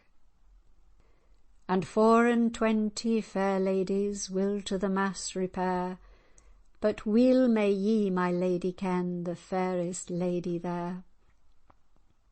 Lord William has written a love letter, put it under his pinion grey, and he is awa' to southern land as fast as wings can gae. And even at the lady's bower there grew a flowering birk, and he sat down and sung thereon as she gaed to the kirk. And will he kent that lady fair among her maidens free, for the flower that springs in May morning was not sae sweet as she. He lighted at the lady's gate, and sat him on a pine, and sang full sweet the notes of love, till all was cush within. And first he sang a low note, and soon he sang a clear, and aye the o'erword o' the sang was, "Your love can no win here. Feast on, my maidens a', the wine flows ye among, while I gang to my shot window and hear yon bonny bird sang. Sing on, my bonny bird, the sang ye sung yestreen, for weel I ken by your sweet singing, ye are frae my true love send." O first he sang a merry song, and soon he sang a grave, and soon he picked his feathers grey, to her the letter gave. "Have there a letter from Lord William? He says he's sent ye 3. He canna wait your love langer, but for your sake he'll die. Gae bid him bake his bridal bread, and brew his bridal ale, and I shall meet him in Mary's kirk, lang ere it be stale." The lady's gone to her chamber, and a mournful woman was she, as gin she had taken a sudden brash, and were about to die. A boon, my father dear, a boon I beg of thee. Ask not that haughty Scottish lord, for him ye ne'er shall see. But for your honest asking else, will granted it shall be. Then gin I die in southern land, in Scotland gar bury me. And the first kirk that ye come to, ye's gar the mass be sung, and the next kirk that ye come to, ye's gar the bells be rung. And when ye come to St. Mary's Kirk, ye's tarry there till night." And so her father pledged his word, and so his promise plight. She has taken to her bigly bower as fast as she could fare, and she has drunk a sleepy draught that she had mixed wi' care. And pale, pale grew her rosy cheek that was sae bright of blee, and she seemed to be as surely dead as any one could be. Then spak her cruel step-minnie, "Tak ye the burning lead, and drap a drop on her bosom to try if she be dead."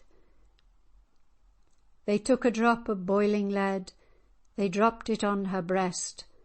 "Alas, alas," her father cried, "she's dead without the priest." She neither chattered with her teeth nor shivered with her chin. "Alas, alas," her father cried, "there is nae breath within."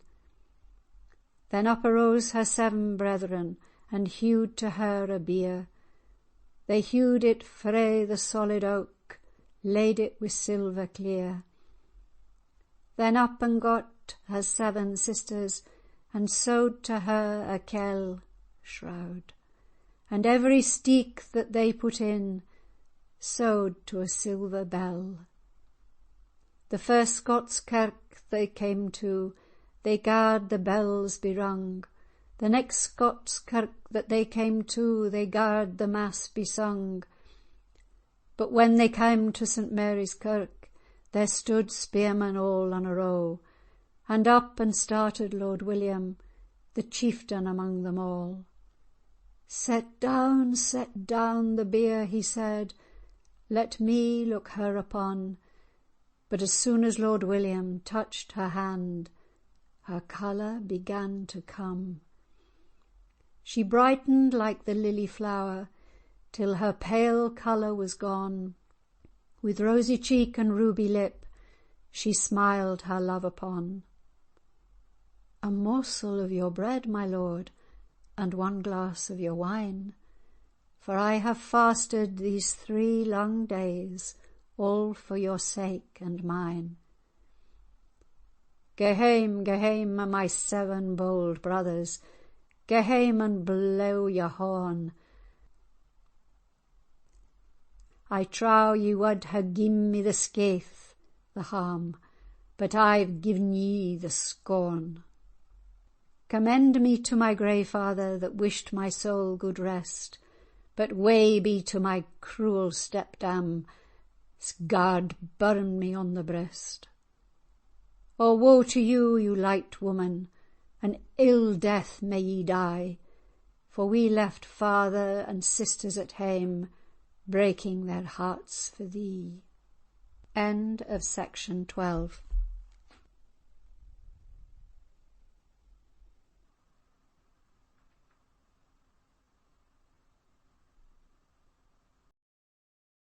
Corbies, carrion crows or ravens, birds which feed on the flesh of the dead.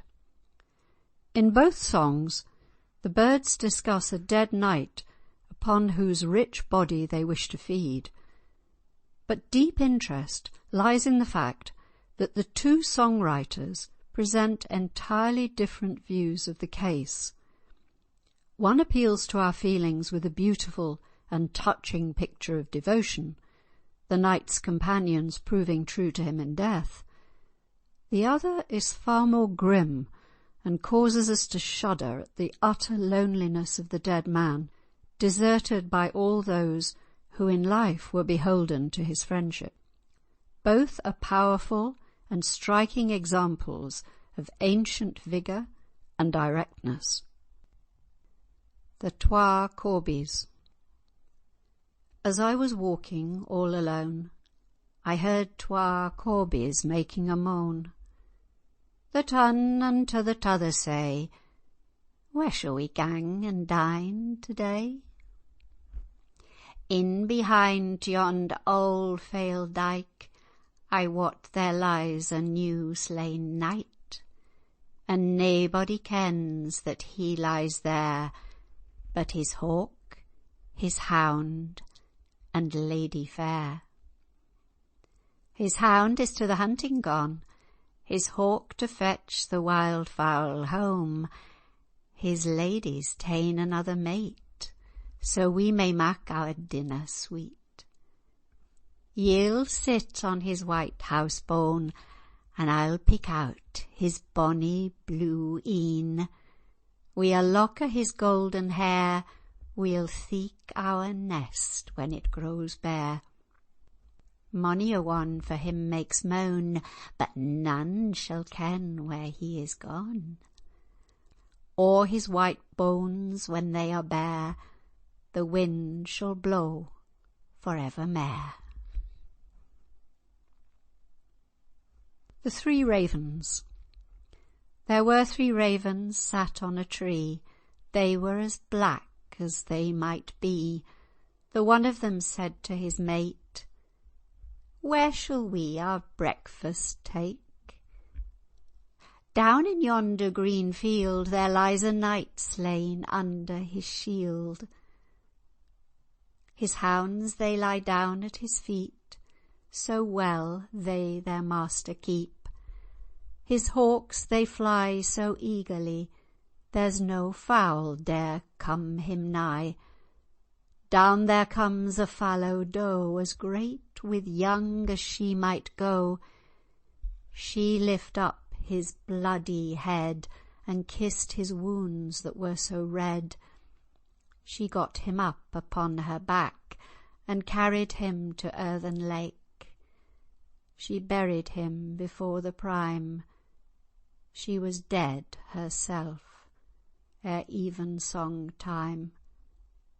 God send every gentleman such hawks, such hounds, and such a leman. End of section 13.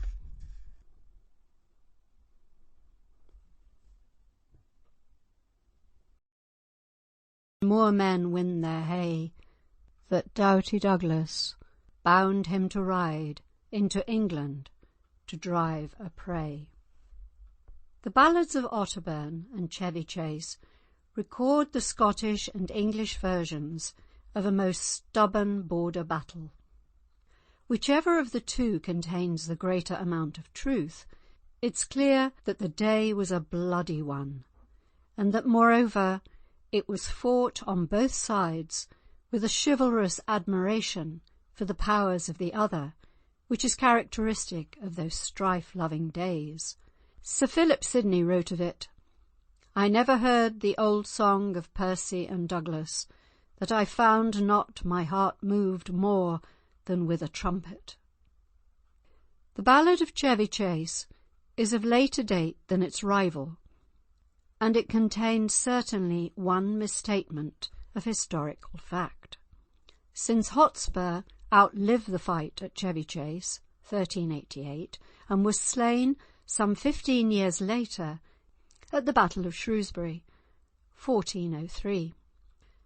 The Scottish version of the Battle of Otterburn tells us that it was about the Lammastide or haymaking time of the year 1388, when the brave Earl of Douglas, with his brother, the Earl of Murray, made a foray into England with a gay band of Gordons, Grahams, and Lindsays.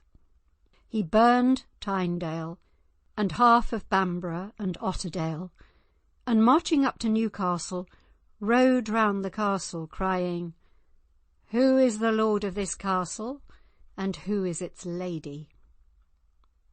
Then up spake proud Lord Percy, known as Hotspur, and said, "I am the lord of this castle, and my wife is the gay lady of it."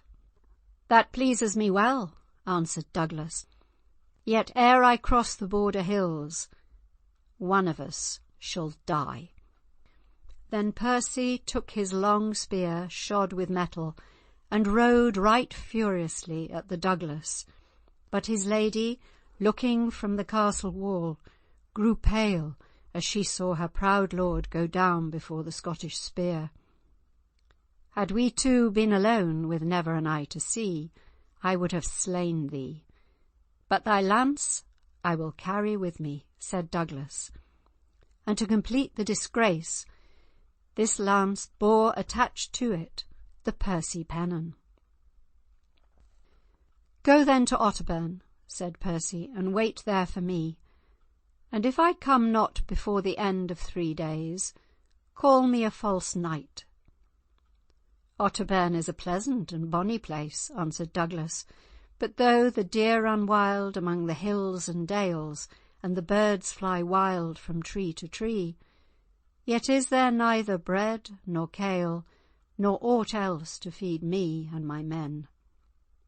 Yet will I wait thee at Otterburn, and give thee welcome, and if thou come not in 3 days' time, false lord will I call thee. By the might of Our Lady, I will come, cried the proud Percy. And I, answered Douglas, plight thee my troth, that I will meet thee there. So Douglas and his men encamped at Otterburn, and sent out their horses to pasture. But before the peep of dawn, up spake a little page. Waken ye, my good lord, the Percy is upon us.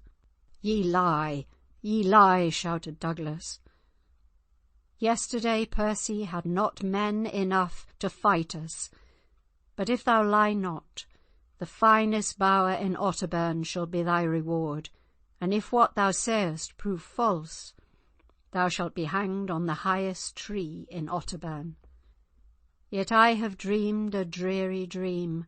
I dreamed that a dead man won a battle, and that I was that dead man. So Douglas belted on his good broadsword and ran to the field, but forgot his helmet. And Percy and the Douglas fought with their swords together till the blood ran down like rain, and the Douglas fell, wounded on the brow. Then he called to him his little foot page, and told him to run quickly, and bring to him his sister's son, Sir Hugh Montgomery. My good nephew, said Douglas, the death of one matters not. Last night I dreamed a dreary dream, but yet I know the day is thine. My wound is deep. Take thou the vanguard. Bury me in the bracken high that grows on yonder lea, and let no man living know that a Scot lies there. And know that I am glad to die in battle, like my good forefathers, and not on a bed of sickness. Montgomery lifted up his noble lord, while his eyes wept salt tears, and hid him in the bracken bush, that his followers might not see. And before daylight the Scots slew many a gallant Englishman. The good Gordons steeped hose and shoes in the blood of the English. The Lindsays flew about like fire, till the battle was ended, and Percy and Montgomery fought till the blood ran down between them. Now yield thee, Percy, cried Sir Hugh, or I vow I will lay thee low. Since it must be, quoth Earl Percy, to whom shall I yield?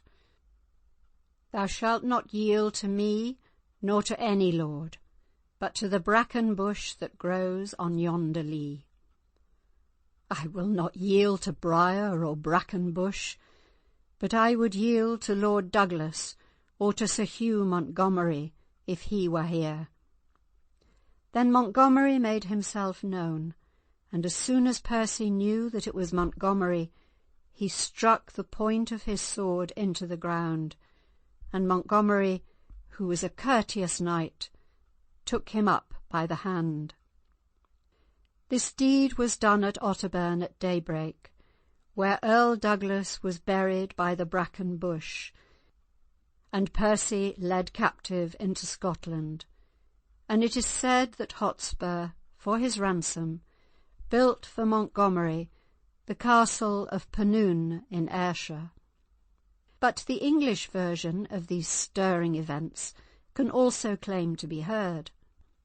The ballad upon it is called Chevy Chase, which means the chase on the Cheviots, and so popular was this ballad that its name was given to a boy's game, which is so called even to this day.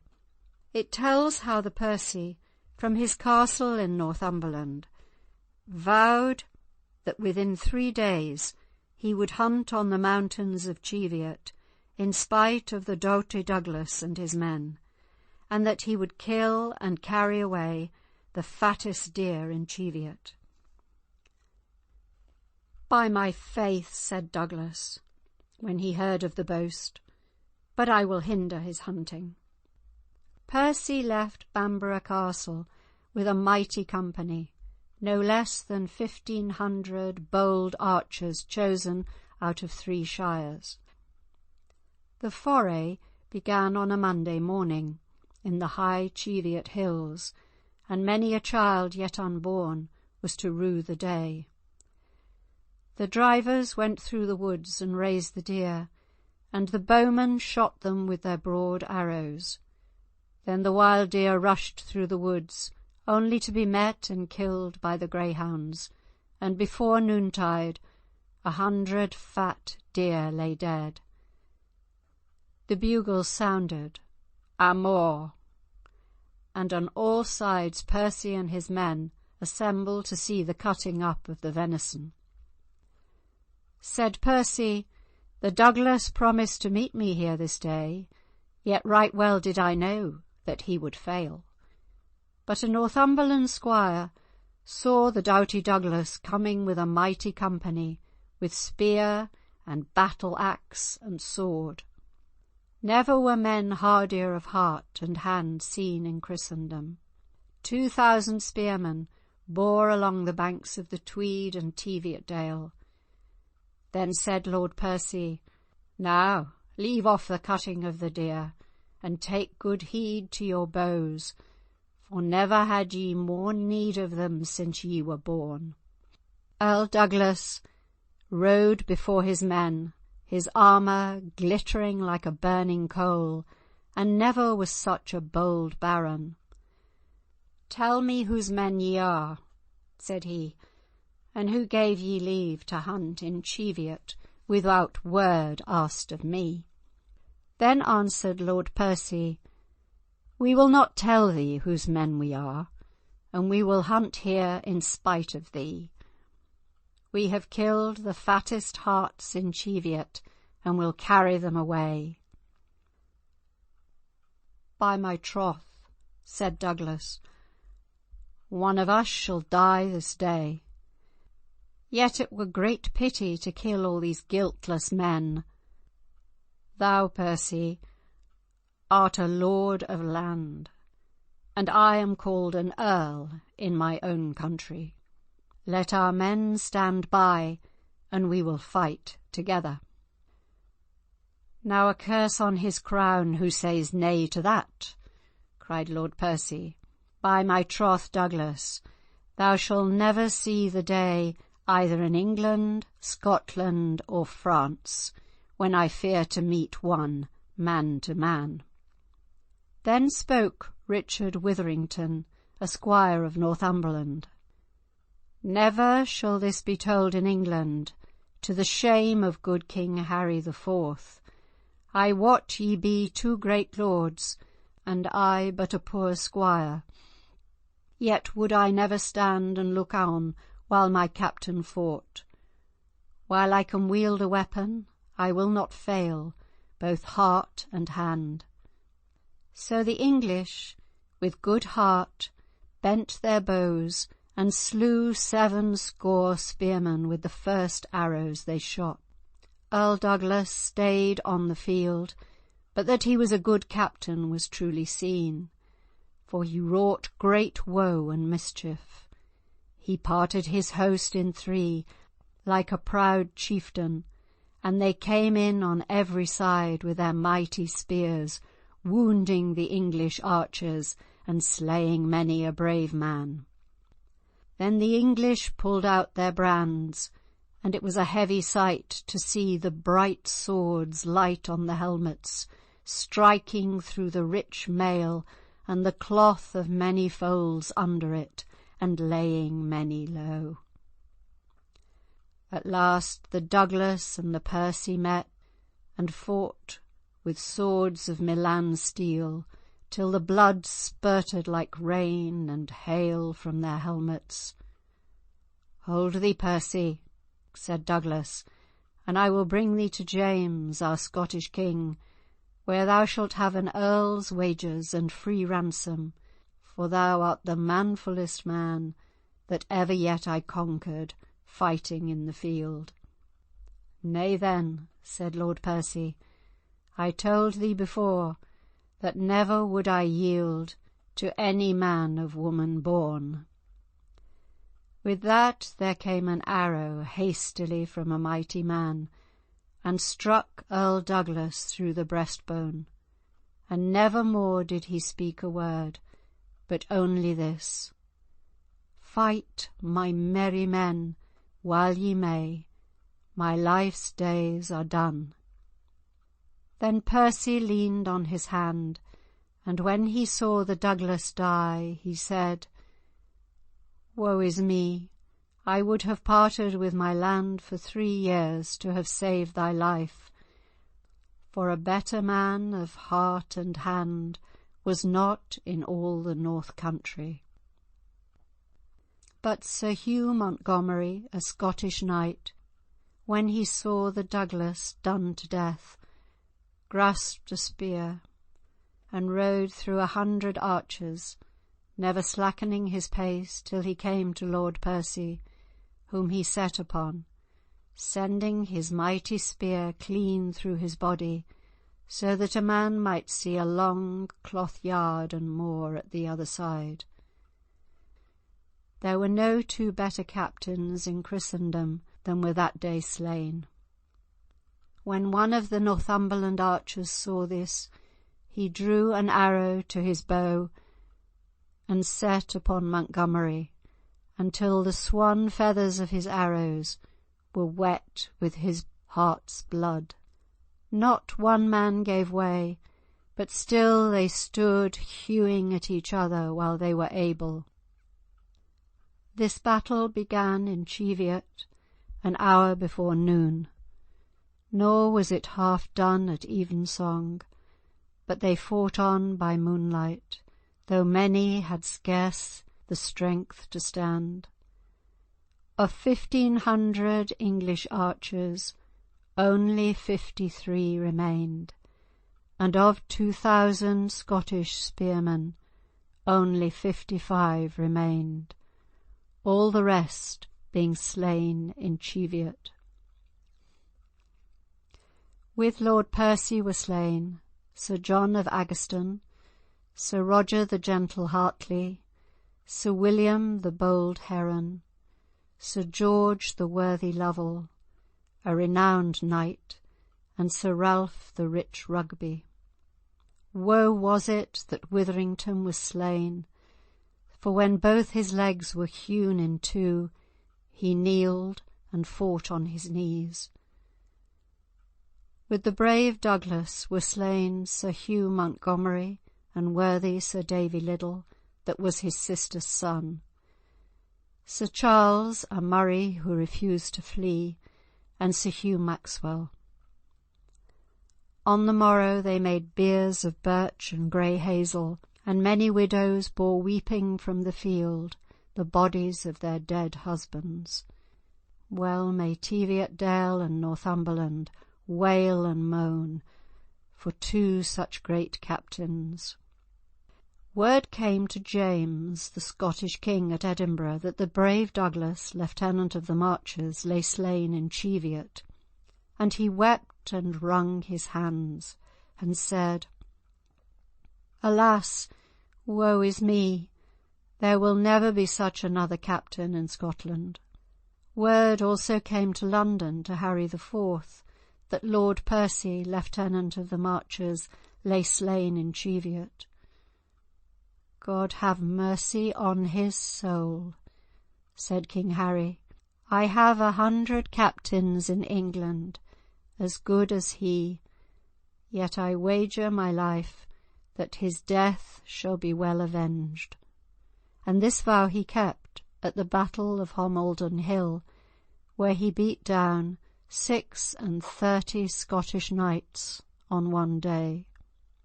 But so real to the Borderers was their grief over their dead, that the ballad ends with a quaint but heartfelt appeal to the Prince of Peace. "Jesus Christ, our ills abate, and to his bliss us bring. Thus was the hunting of the Cheviot. God send us all good ending." End of section 14.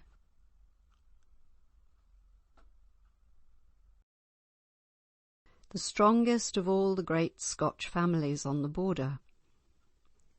They were wild and proud and recklessly brave, and no account of the Borders would be complete without the broad details of their tragic history. The first to raise the fame of the family to the highest place in honour was the brave Sir James Douglas, the friend of Bruce, and after Bruce himself, the greatest hero among the Scots of that stormy period. He was a powerful, black-haired man with a dark complexion, and was called by the English the Black Douglas. So great was the terror of his name that English mothers on the Border, when their children were naughty, would tell them that the Black Douglas would get them, or, if they were fretful, they would comfort them with the assurance, hush ye, little pet ye. Hush ye, do not fret ye. The Black Douglas shall not get thee." Sir Walter Scott relates how, when the garrison of Roxburgh Castle were making merry at Shrovetide, the castle was surprised by the Douglas, who mounted to the ramparts where a woman was crooning the refrain to her babe. "You're not so sure of that," he said, laying his hand upon her shoulder. It's pleasant to read that on this occasion the Black Douglas did not turn out so black as he was painted, and beyond her fright the woman came to no harm at the hands of Sir James and his followers.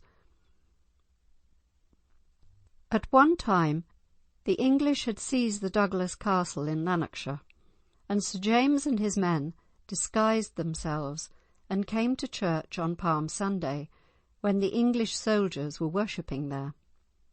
Suddenly, in the midst of the service, Douglas dropped his cloak and drew his sword and shouted, "A Douglas! A Douglas!" The English soldiers were taken by surprise and were killed before they could recover themselves. This deed brought Douglas great fame, but after all it was hardly a fair fight. In 1327, when Edward III was only 15 years old, Douglas led a raid into Northumberland and Durham, which did the English much damage. Edward came after them with an English army, and the Scots, being outnumbered, were compelled to dodge up and down in order to avoid a pitched battle. But in one bold night attack, Douglas and 500 of the Scots penetrated to the king's tent and almost succeeded in taking him prisoner. Failing in this, they returned unharmed to their own country, and shortly afterwards, at the Treaty of Northampton in 1328, King Edward III agreed to acknowledge Robert Bruce as King of Scotland, and the long war between Scotland and England ended. A year later Douglas died, but after a romantic custom of that day, he bequeathed his heart to his gallant friend, Sir James Douglas. Douglas had this heart enclosed in a silver casket, and carried it hung about his neck.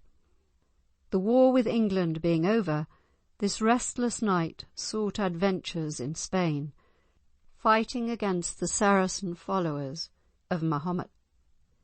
In one fierce battle, he and his men were surrounded by their enemies.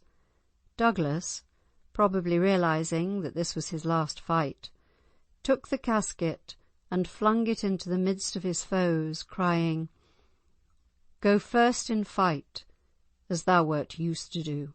Douglas will follow thee, or die."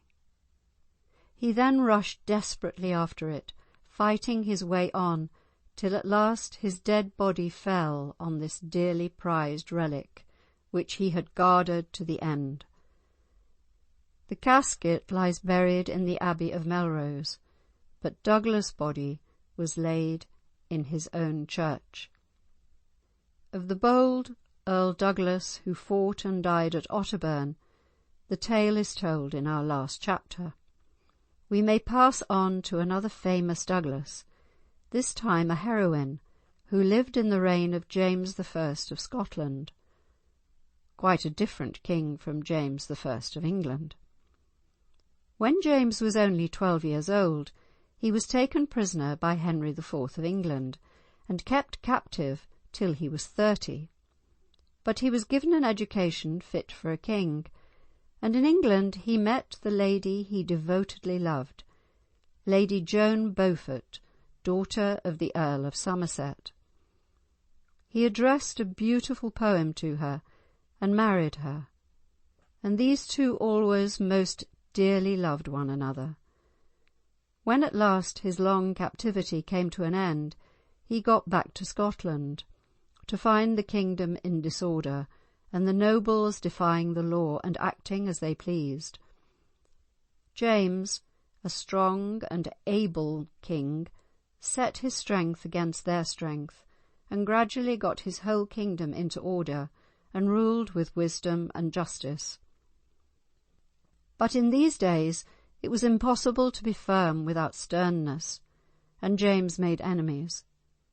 When he was staying at Perth one Christmas time, these enemies, led by a bold villain called Sir Robert Graham, secretly encircled the house where he was staying.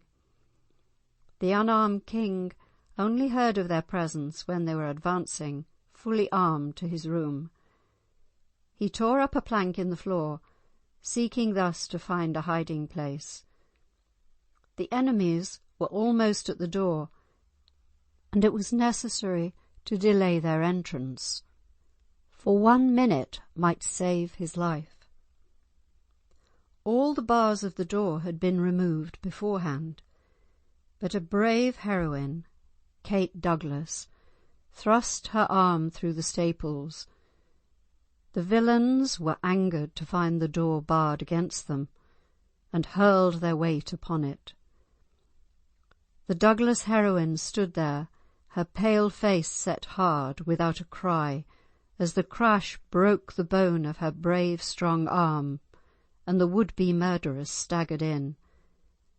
But alas, the sacrifice of Kate Douglas availed nothing, except to place her name upon the immortal roll of the heroes of the age, for after a brief search the murderers found the king and slew him. The queen, who had loved James with the utmost devotion, found her love give added fierceness to her hate against his murderers. They were all tracked down, and she caused them to die with terrible tortures, the cruellest of which she reserved for Graham. Thus did great King James' milk-white dove revenge the slaying of the husband she loved dearer than life itself. Till this time it had seemed as if the Douglases were devoted to the good of Scotland, but in those wild, reckless times, qualities that were strong for good could also be strong for evil. When James I of Scotland was murdered, his young son was only 6 years old. This meant that for many years there would be no strong king able to cope with the lawless spirit of the nobles, strongest among whom were the proud, bold Douglases. The lawlessness of the times is well shown by an act of foul treachery committed by Sir William Crichton, Governor of Edinburgh, and an enemy of the Douglas family. He invited one of the earls to dinner at the castle, and while there had him seized and beheaded.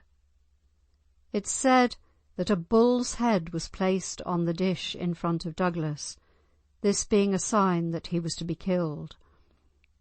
The people called this Douglas's Black Dinner, and sang of the wicked deed in sorrowful verse. Edinburgh castle, town and tower, God grant thou sink for sin, and even for that black dinner Earl Douglas got therein. But the new King James found, before he was 20 years old, that the Douglases themselves could act with equal cruelty and lawlessness. The king was fond of a brave young soldier named Maclellan, who, having some quarrel with Earl Douglas, was thrown by him into a dungeon in his castle. So the king wrote a letter to Douglas, saying he must set Maclellan free, and sent this letter by Maclellan's uncle, Sir Patrick Grey. When Douglas saw Grey riding up to his castle, he at once guessed the errand, so he came out as though he were delighted to see him, and insisted on his sitting down and having dinner with him before the king's letter was opened and discussed. But the treacherous earl had given secret orders that Maclellan should be beheaded while they were dining, so that after dinner was over and the letter was read, he could say that this had been done before he had seen the king's message. Grey dared not show his anger, for fear that he too should be killed. He mounted his swift horse and rode away, but the moment he was outside the castle walls, he shook his mailed fist at Douglas and cried out, "Treacherous earl, disgrace to knighthood! Some day you shall pay for this black base deed." Douglas mounted his men, and they pursued Grey almost to the gates of Edinburgh, but he rode for his life, and faster than they. When Douglas and the king next met, there was a stormy scene. The earl was so proud and wilful that he would not bend to any of the king's wishes, or heed the king's anger in the least. So King James, mad with rage, stabbed the reckless earl with his dagger, and Sir Patrick Grey, seeing this, struck him a death blow with his axe. The king was in Stirling Castle, a powerful fortress at the top of a steep hill, when the new earl, the younger brother of the murdered man, rode up with 600 followers and burnt and plundered the town before the king's very eyes, and added to the insult by publicly declaring that King James II was a lawbreaker. For 3 years the quarrel went on between the king and the Douglases, but it was then evident that there could be no peace between them. So at last the king's army attacked the collected forces of the strong Douglas family at a place on the borders then called Arkinholm, where the picturesque little town of Langham now stands. Here the beautiful river Esk receives the water of 2 smaller streams, and so it was a good place to make a stand for a fight. The battle was long and desperate. 3 brothers of the bold Black Douglases were there, and they withstood the king's men till the rivers ran red. But their cause was hopeless. One was slain in battle, one was taken and executed, one escaped into England, and the power of the Black Douglases was gone. Thus it was that the strongest and most famous family of the borders was broken up, because its proud leaders dared to dictate to the king himself. End of section 15.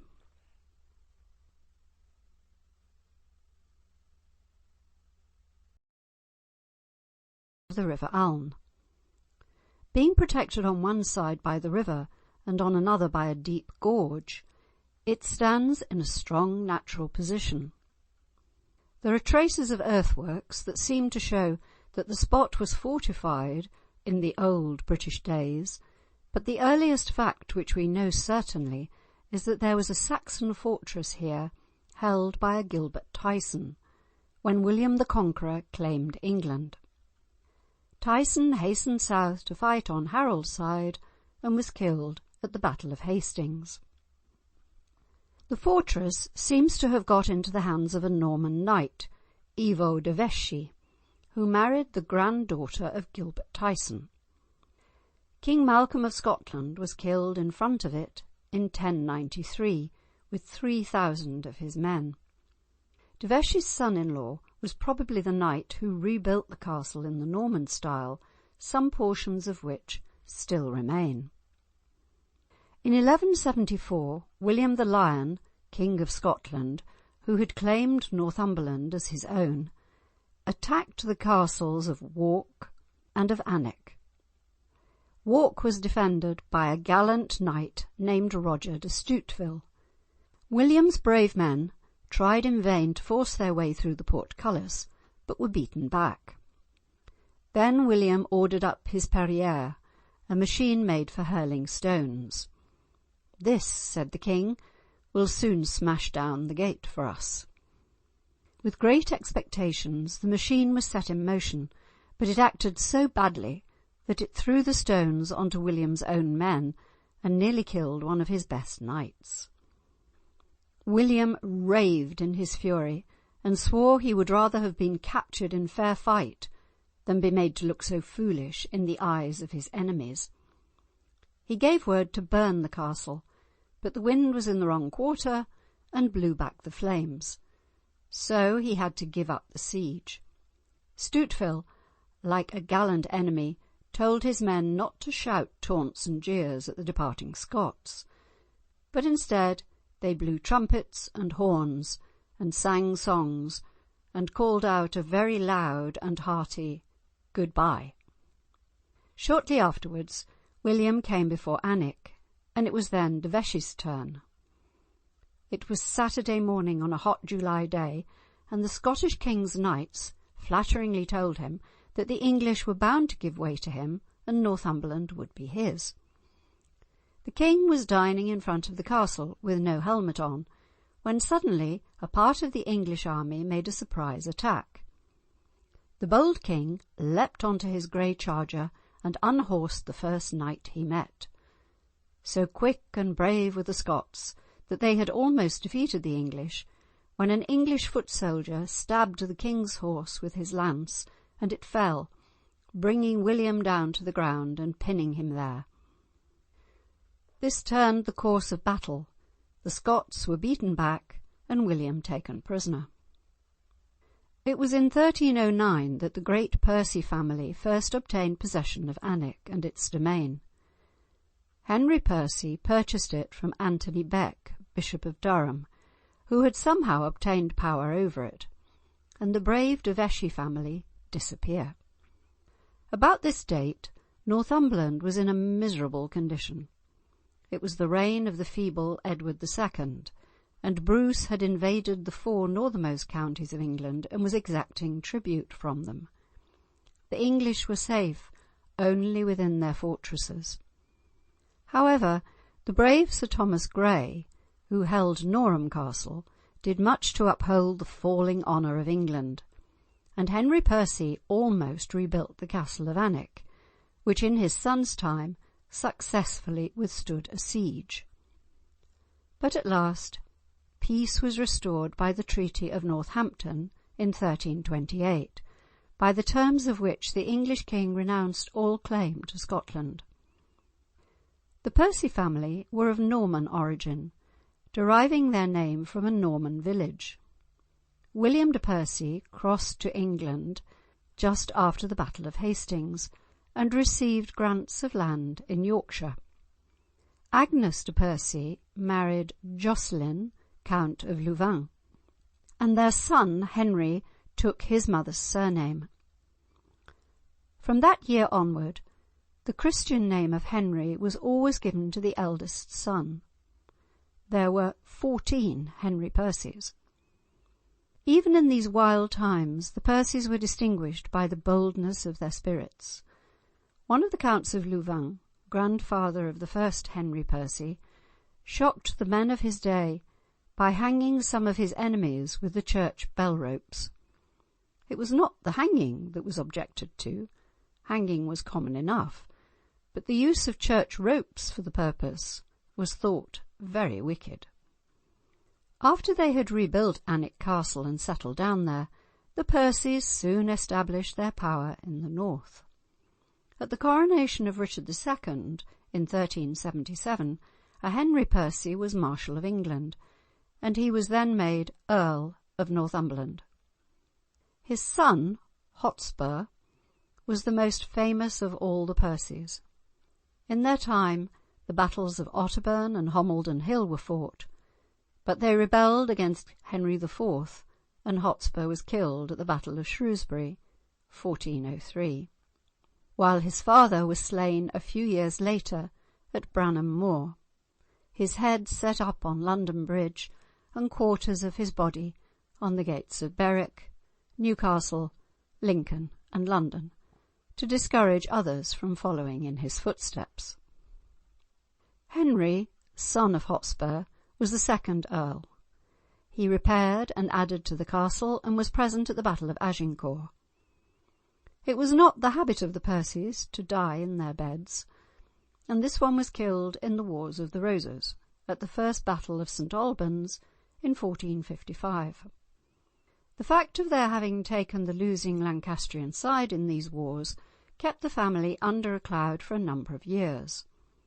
One of them was beheaded at York in 1572 for taking part in the Rising of the North. One of them was found shot in his bed in 1585, and another died in the Tower in 1632, so that the family could hardly be said to be quieting down. They sided with Parliament during the Civil War, but later on they favoured the Restoration. At last there came a time when there were no male heirs left in this great line, but only a daughter, Elizabeth.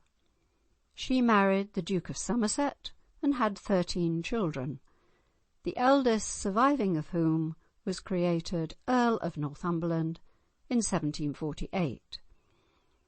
But he died the year after, leaving only a daughter who had married a very able baronet, to whom was given the title of Duke of Northumberland in 1766.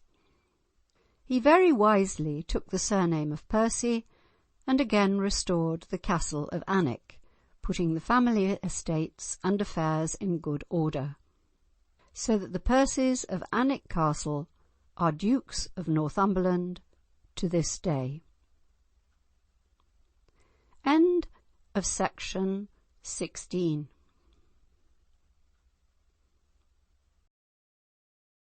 Of the Tyne, rising gradually up the hill and presenting a most picturesque appearance. About 2 miles above Hexham, the North and the South Tyne meet, and the combined river is broad and noble, and the hills around Hexham give strength and beauty to the scene. The commanding appearance and central position of the Priory Church adds its note of dignity, and the total effect of the town is very pleasing to the eye. There is no doubt that from very early times there was a town in this fine natural position. The burial grounds of primitive races have been discovered here, with stone and bronze implements. The Romans had a town here of some importance, although it was 4 miles south of their great wall. A Roman tombstone was discovered here, 9 feet by 3.5 feet, showing a Roman officer on horseback overthrowing in fierce fight a savage and scowling foe. This fine relic is set up in the church, and is not the only thing to see there. The original church upon this spot was built in 674, in the reign of King Egfrid of Northumbria, Wilfred, the very able and influential Bishop of York, was the man who presided at the building of it. And there were bishops at Hexham for a couple of centuries. In 875, the Danes ruthlessly burnt the town, and nearly 1,000 years later, in 1832, there was found, buried in the ground, a bronze vessel containing about 9,000 Saxon coins of the 8th and 9th century, evidently buried to protect this treasure from the invaders.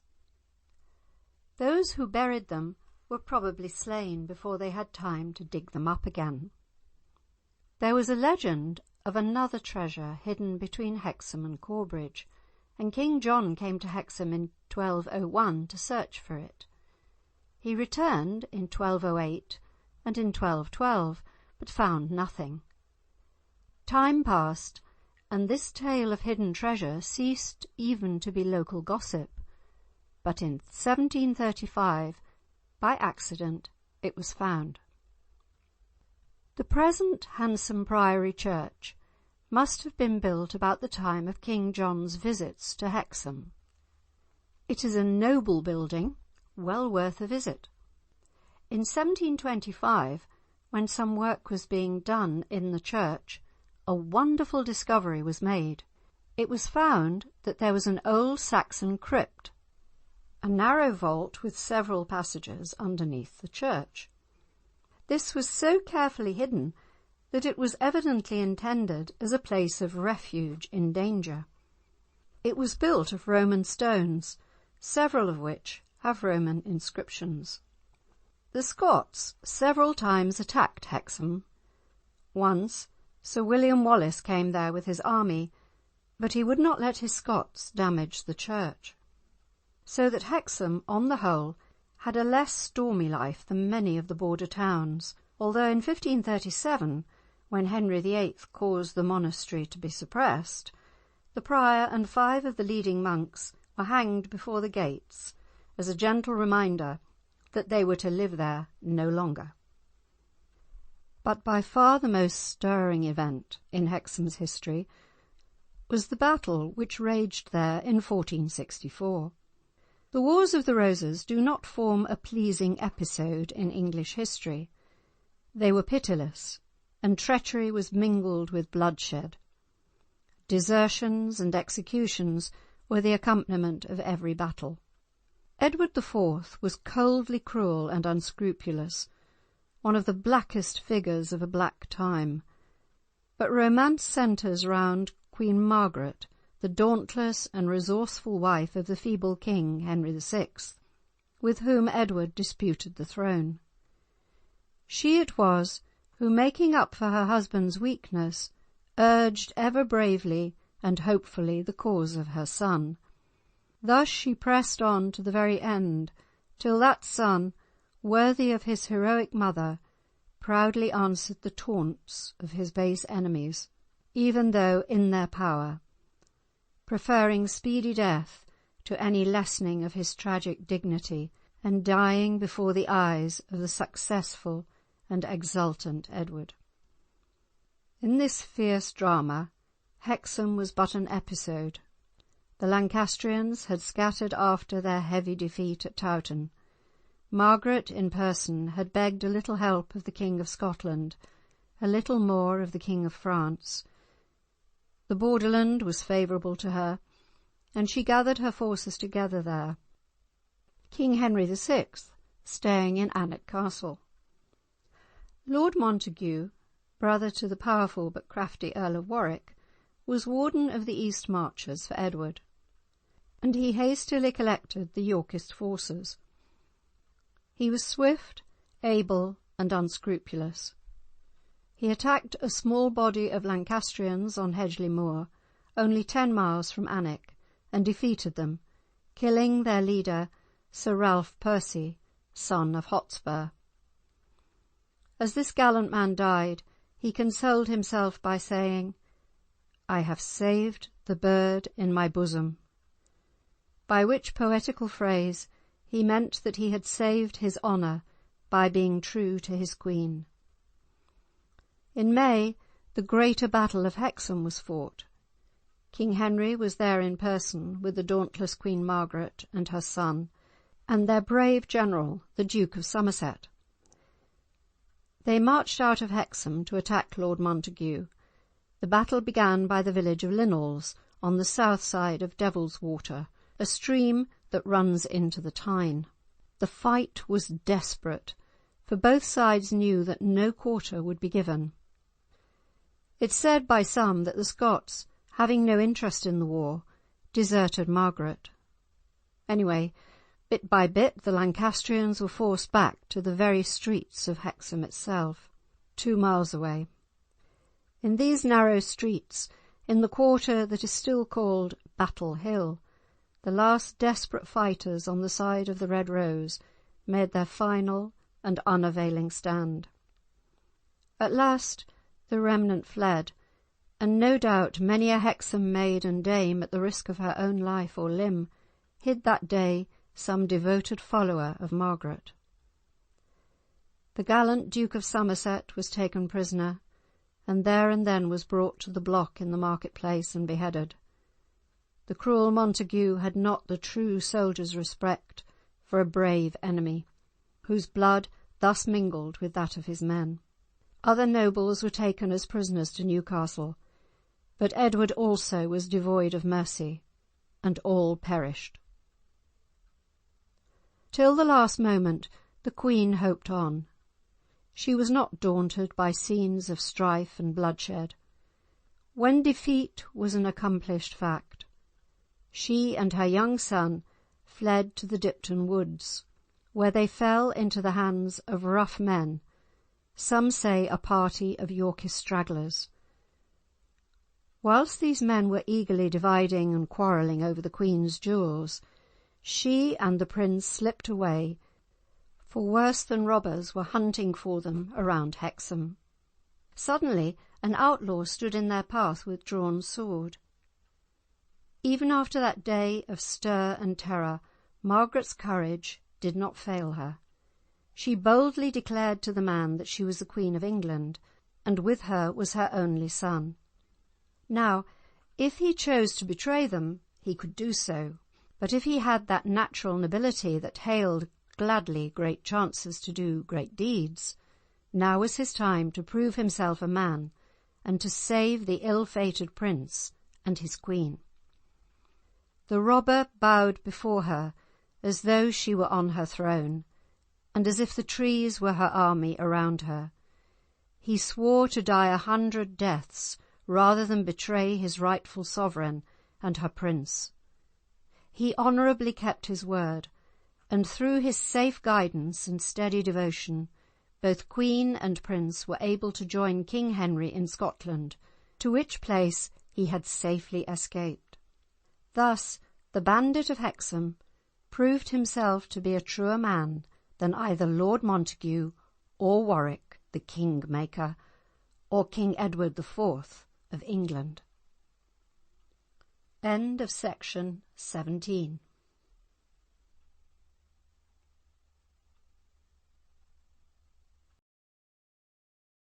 Very touching is the story of fair Helen of Kirkconnell. This beautiful maiden had 2 lovers, one rich, one poor. Her friends favoured the rich one. She loved the poor one. She and her chosen lover used to meet secretly in the romantic churchyard of Kirkconnell by the side of the river Kirtle. Learning this, the rejected lover crept up one evening with his carbine to shoot his luckier rival.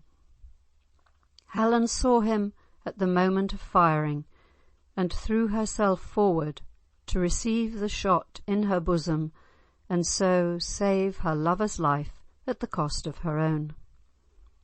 The ballad describing the grief of her lover is one of the most beautiful and touching pieces of poetry in existence, and must be given here entire. Fair Helen. I wish I were where Helen lies. Night and day on me she cries. Oh, that I were where Helen lies, on fair Kirkconnell lea! Cursed be the heart that thought the thought, and cursed the hand that shot the shot, when in my arms bird Helen dropped, and died to succour me. Oh, think ye not my heart was sair, when my love dropped and spake nae more? There did she swoon wi' meikle care, on fair Kirkconnell lea. As I went down the water side, none but my foe to be my guide, none but my foe to be my guide, on fair Kirkconnell lea. I lighted down my sword to draw, I hacked him in pieces small, I hacked him in pieces small, for her sake that died for me. O Helen, fair beyond compare, I'll make a garland of thy hair, shall bind my heart for evermore, until the day I die. Oh, that I were where Helen lies, night and day on me she cries, out of my bed she bids me rise, says, haste and come to me. O Helen fair, O Helen chaste, if I were with thee I were blest, where thou lies low and takes thy rest, on fair Kirkconnell lea. O that my grave were growing green, a winding sheet drawn o'er my een, and I in Helen's arms were lying, on fair Kirkconnell lea. I wish I were where Helen lies, night and day on me she cries, and I am weary of the skies, for her sake that died for me. End of section 18.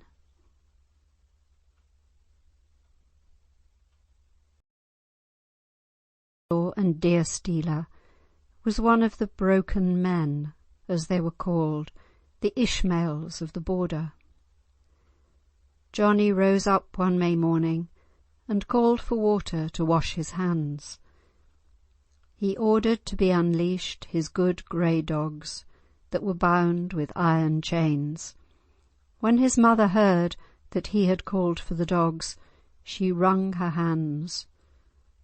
"Oh, Johnie," she cried, "for my blessing, do not go to the greenwood to-day. Ye have enough of good wheat bread, enough blood-red wine. Therefore, Johnie, I pray, stir not from home for any venison." But despite his mother's tears, Johnie busked up his good bent bow and his arrows, and went off to Breadislee to hunt down the dun deer. As he came by Merrymass, he spied a deer lying beneath a bush of furze. Johnie let fly an arrow, and the deer leapt as the pitiless shaft found its mark, and between the water and the brae his good hounds laid her pride. So Johnie cut up the venison, giving the liver and lungs to his faithful hounds, as if they had been earls' sons. With such zest did they eat and drink that Johnie and the dogs fell asleep, as if they had been dead. Then, as they lay, there came by a silly old man, and as soon as he saw the poachers, he ran away to Islington, where the 7 foresters were. "What news?" they asked. "What news bring ye grey-headed carle?" "I bring no news," said the grey-headed carle, "save what my eyes did see. As I came down by Merrymass among the stunted trees, the bonniest child I ever saw lay asleep among his dogs.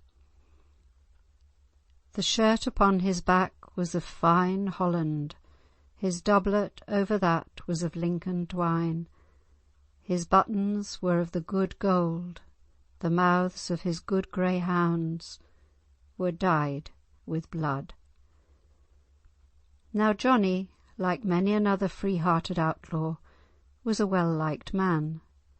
So the chief forester said, "If this be Johnie of Breadislee, we will draw no nearer."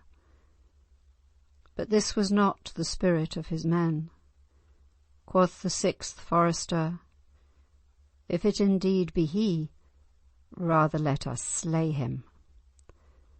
Cautiously they went through the thicket, and when they saw their man asleep and helpless, they shot a flight of arrows. Johnie sprang up, sore wounded on the knee. The seventh forester cried out, "The next flight will kill him." But little chance did the outlaw give them for such an easy victory. He set his back against an oak and propped his wounded leg upon a stone. With bow or with sword, he was a better man by far than any of his foes.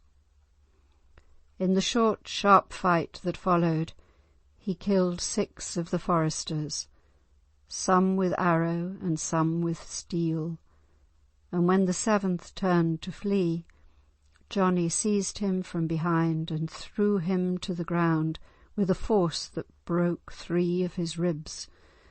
Then he laid him on his steed and bade him carry the tidings home. But Johnie himself was hurt to death.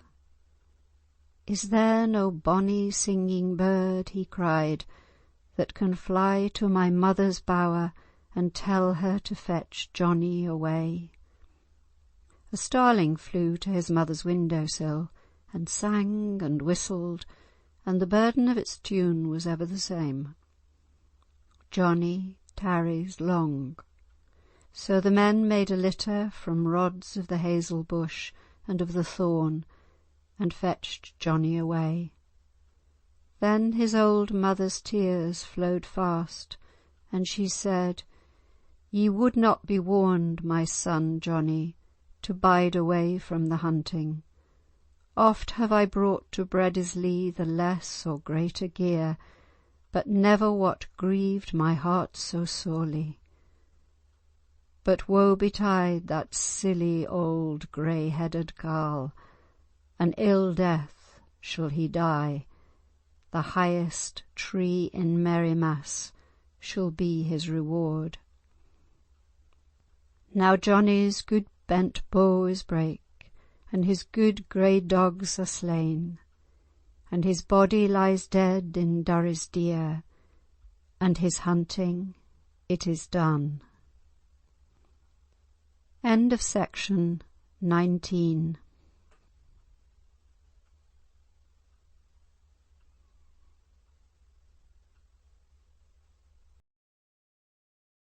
Lochinvar. Though Sir Walter reversed the names of the 2 leading male characters. In Catherine Janfari, Lochinvar plays the part of the craven bridegroom. "There was a May, and a weel-farred May, lived high up in yon glen. Her name was Catherine Janfari, she was courted by mony men. Up there came Lord Lauderdale, up frae the Lowland border, and he has come to court this May, all mounted in good order. He told na her father, he told na her mother, and he told no one of her kin, but he whispered the bonny lassie hersel, and has her favour won. But out there cam Lord Lochinvar, out frae the English border, all for to court this bonny May, weel mounted and in order. He told her father, he told her mother, and all the lave of her kin, but he told no the bonny May herself, till on her wedding even. She sent the Lord o' Lauderdale, gin he wad come and see, and he has sent back word again, weel answered he should be. And he has sent a messenger right quickly through the land, and raised mony an armed man to be at his command.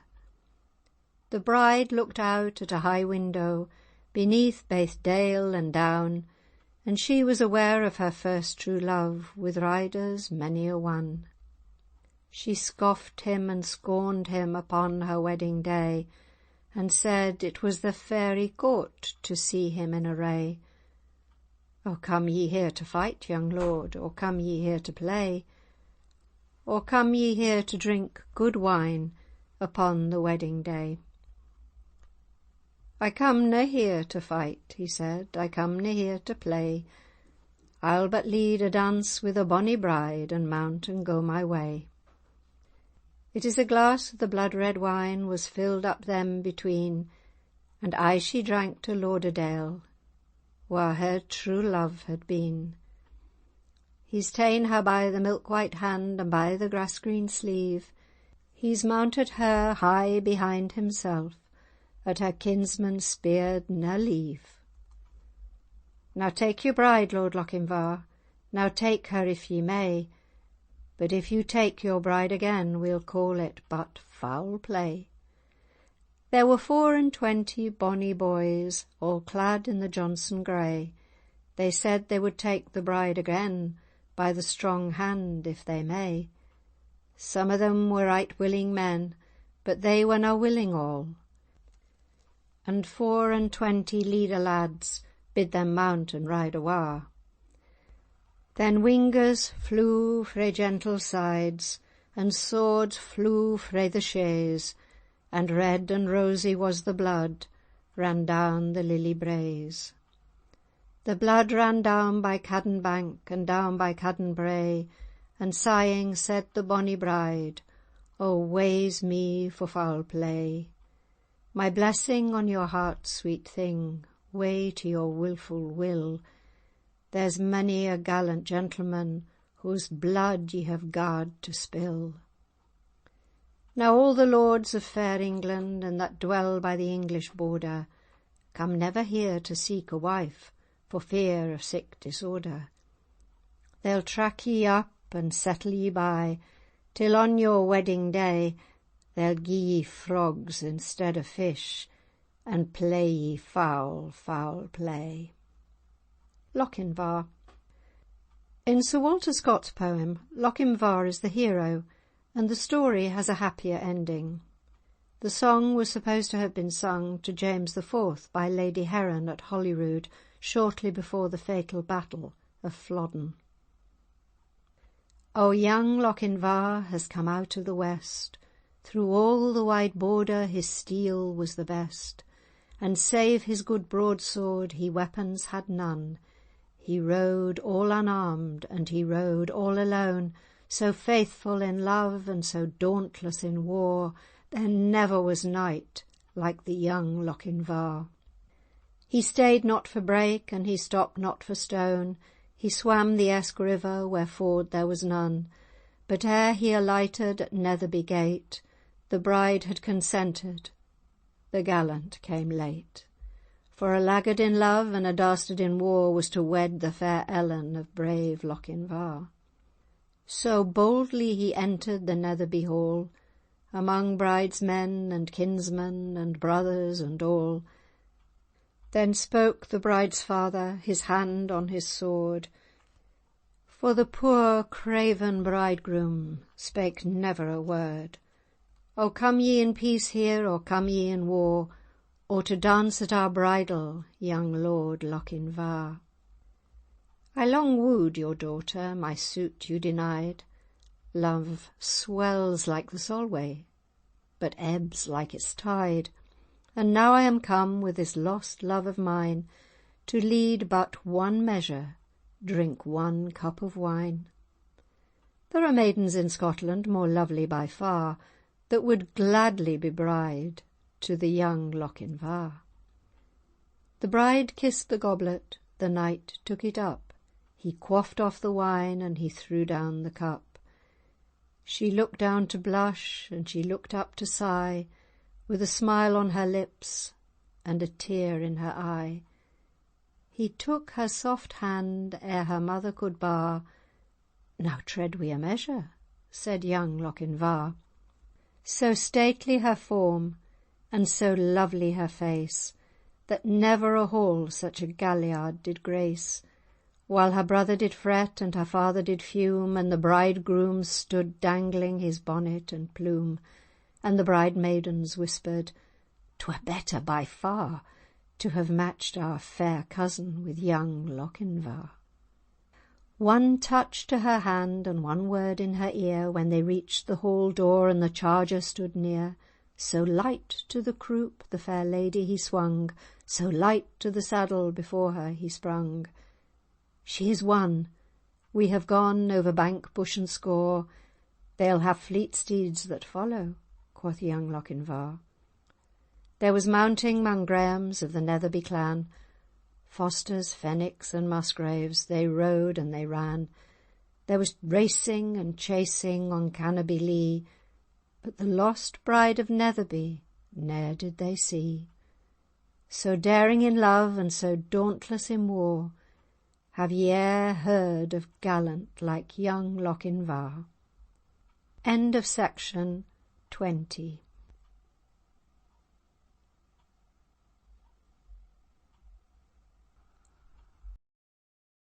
Town, with hardly more than one street, is on the banks of the river Leader, on the high road between Edinburgh and Kelso.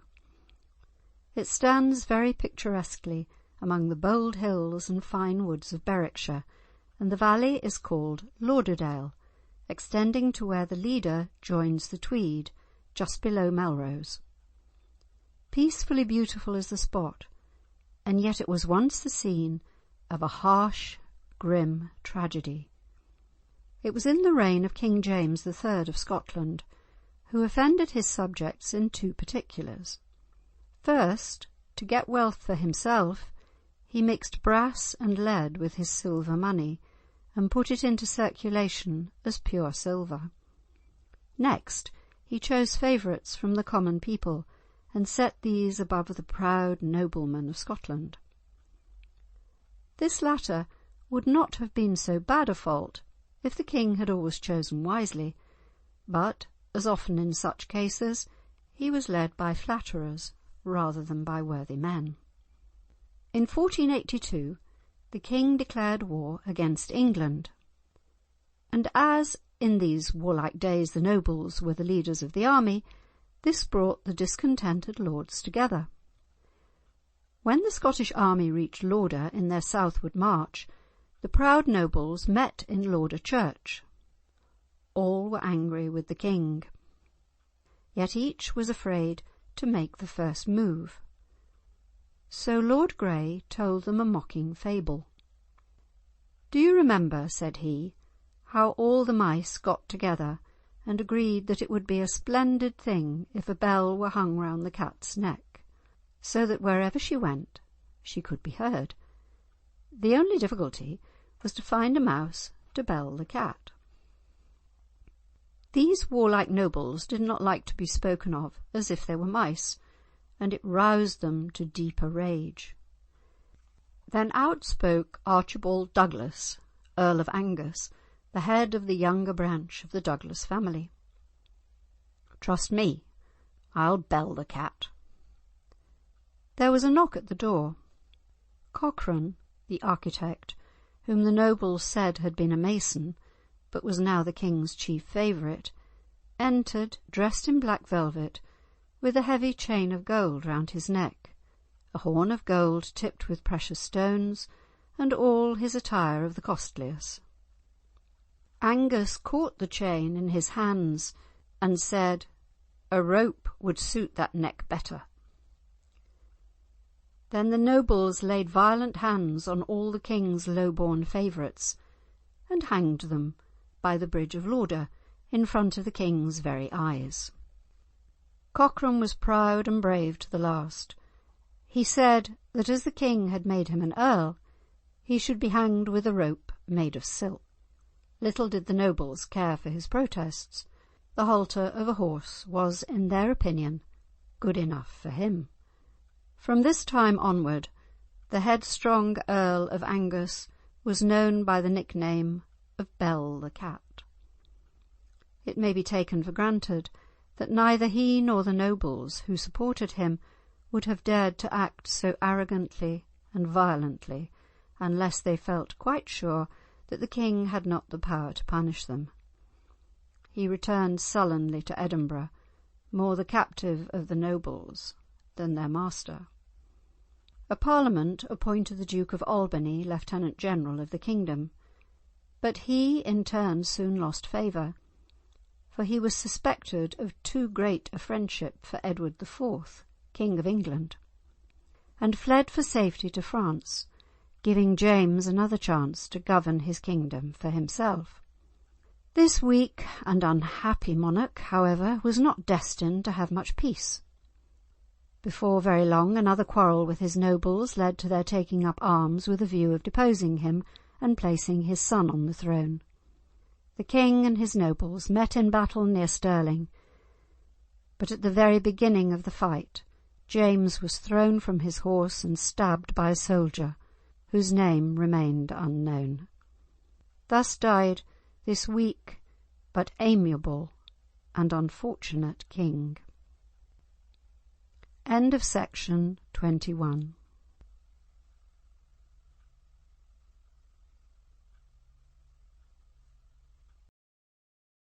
The Battle of Flodden Field, when the flower of the Scottish nobility fell around their sovereign James IV, while fighting against the English under Surrey. The causes of the war were many.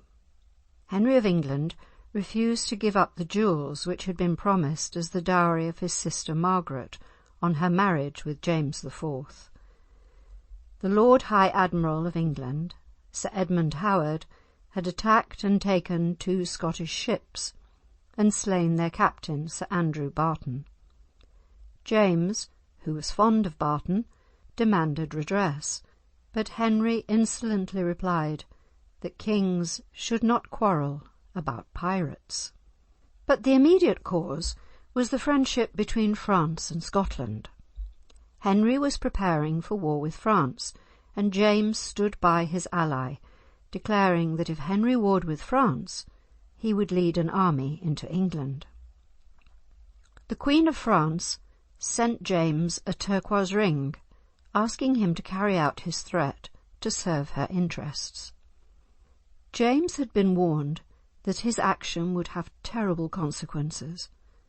A man appeared to him at Linlithgow, clad in a long blue gown, with bare head and carrying a pikestaff, and having told the king that his dead mother had sent him to warn him not to go to war against England, he disappeared as suddenly as he had come.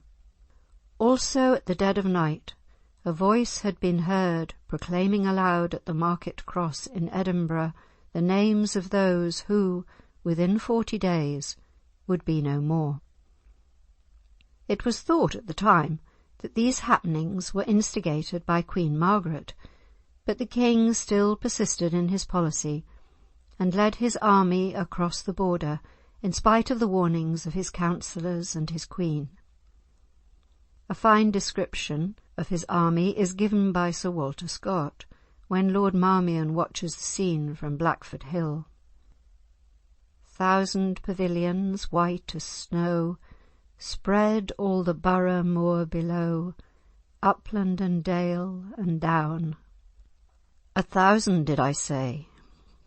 I ween thousands and thousands there were seen, that checkered all the heath between the streamlet and the town, in crossing ranks extending far, forming a camp irregular, oft giving way where still there stood some relics of the old oak wood, that darkly huge did intervene, and tamed the glaring white with green. In these extended lines there lay a martial kingdom's vast array, for from Hebrides dark with rain to eastern Lowdon's fertile plain, and from the southern Redswire edge to farthest Ross's rocky ledge, from west to east, from south to north, Scotland sent all her warriors forth.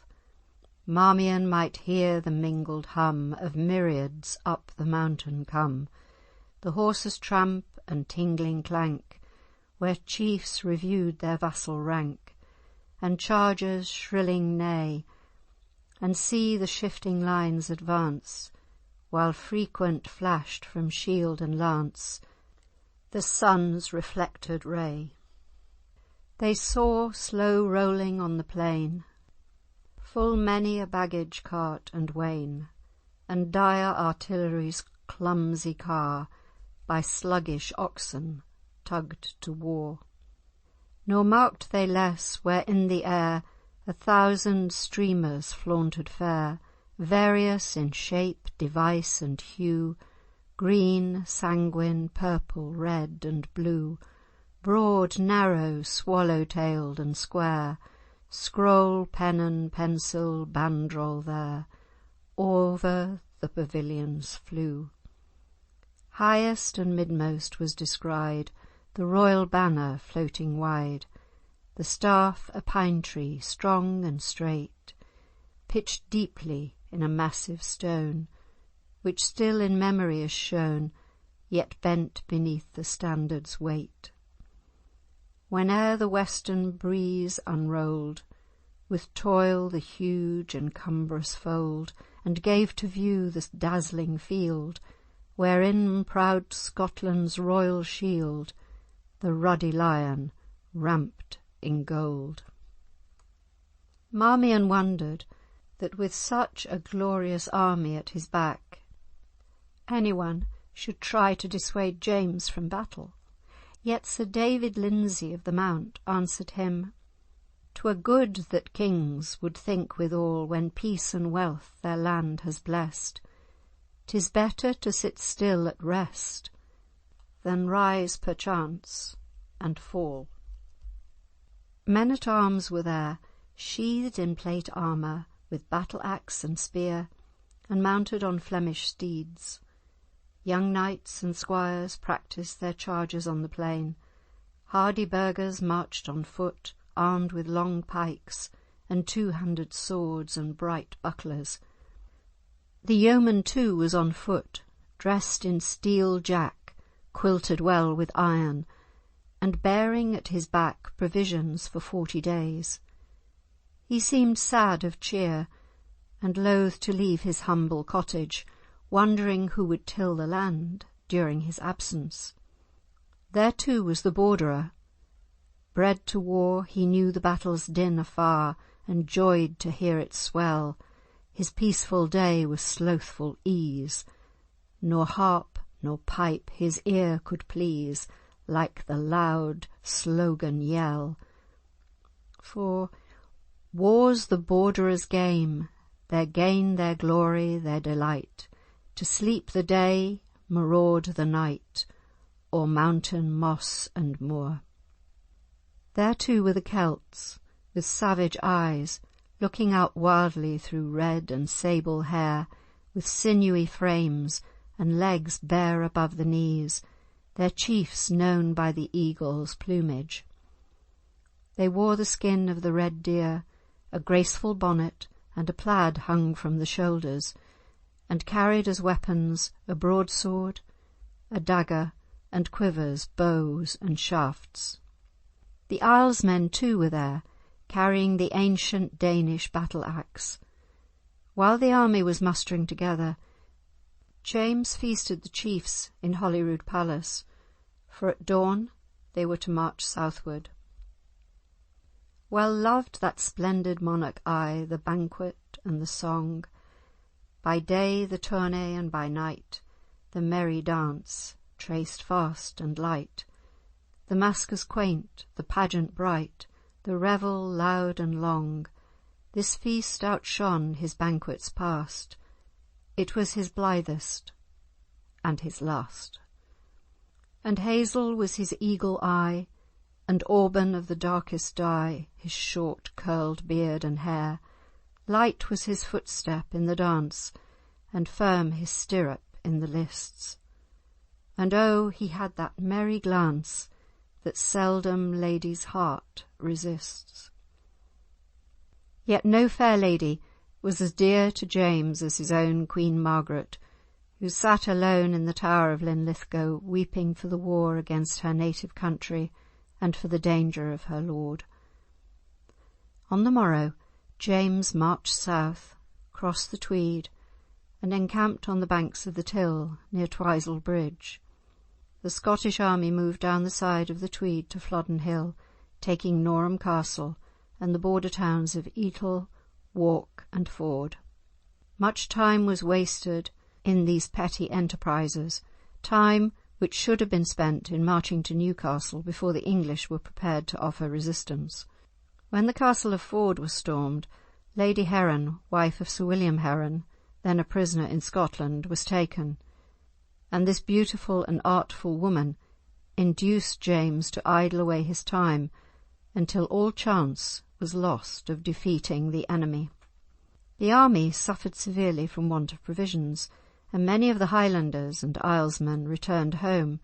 Many who had come only for booty deserted, and the numbers were reduced to about 30,000. Meanwhile, the Earl of Surrey had raised 26,000 men and received other enforcements as he came north from Durham. He therefore challenged James to fight, and charged him with violating the treaty of peace between the two kingdoms. The Scottish nobles were unwilling to fight, and said it was impossible to remain in a country so plundered. Also, if fight the king must, he would fight to much greater advantage in his own country, to whose welfare the loss of this battle would be fatal. While he had sufficiently indicated his honour by crossing the border, James would not listen to the counsel of his nobles, though even the aged Earl of Angus expostulated with him. To this old warrior he angrily said, "Angus, if you are afraid, you may go home," at which insult the aged Earl burst into tears. The English army crossed the Till by Twisel Bridge and pressed on, while the Scottish army stood idly by, the Scottish nobles in vain entreating the king to attack the English while they were crossing.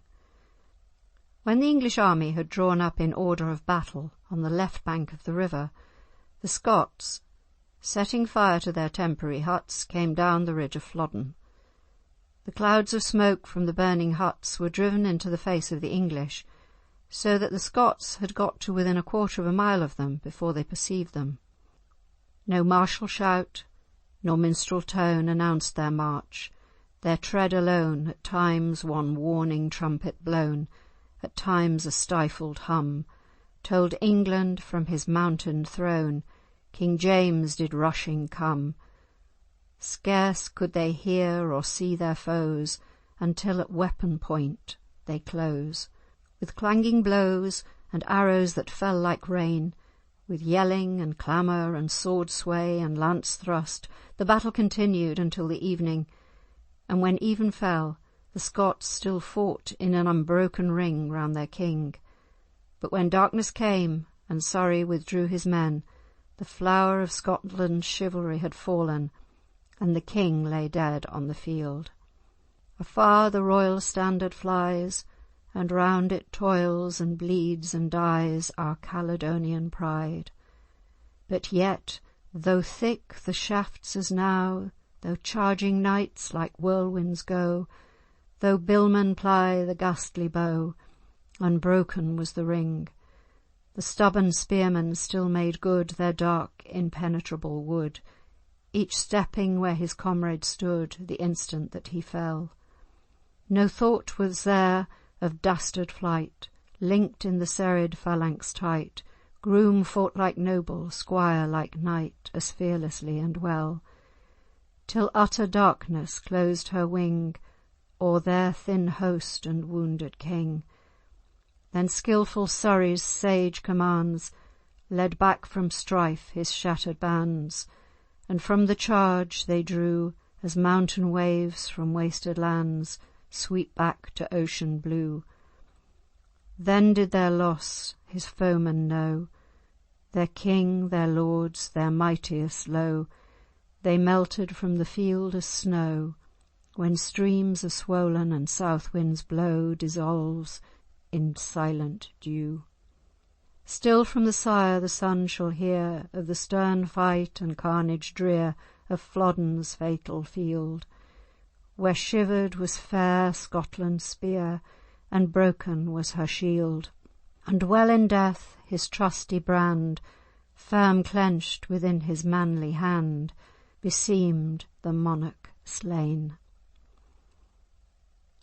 End of section 22. People, that no Scot could for many a long day hear it mentioned without a heart thrill. Many are the songs written about it, the most famous perhaps being The Flowers of the Forest, written 2 centuries later, though partly founded upon an older and almost forgotten song. The Flowers of the Forest. I've heard them lilting at our ewe milking, lasses a lilting before dawn o' day, but now they are moaning on ilka green loaning, the flowers of the forest are all weed away.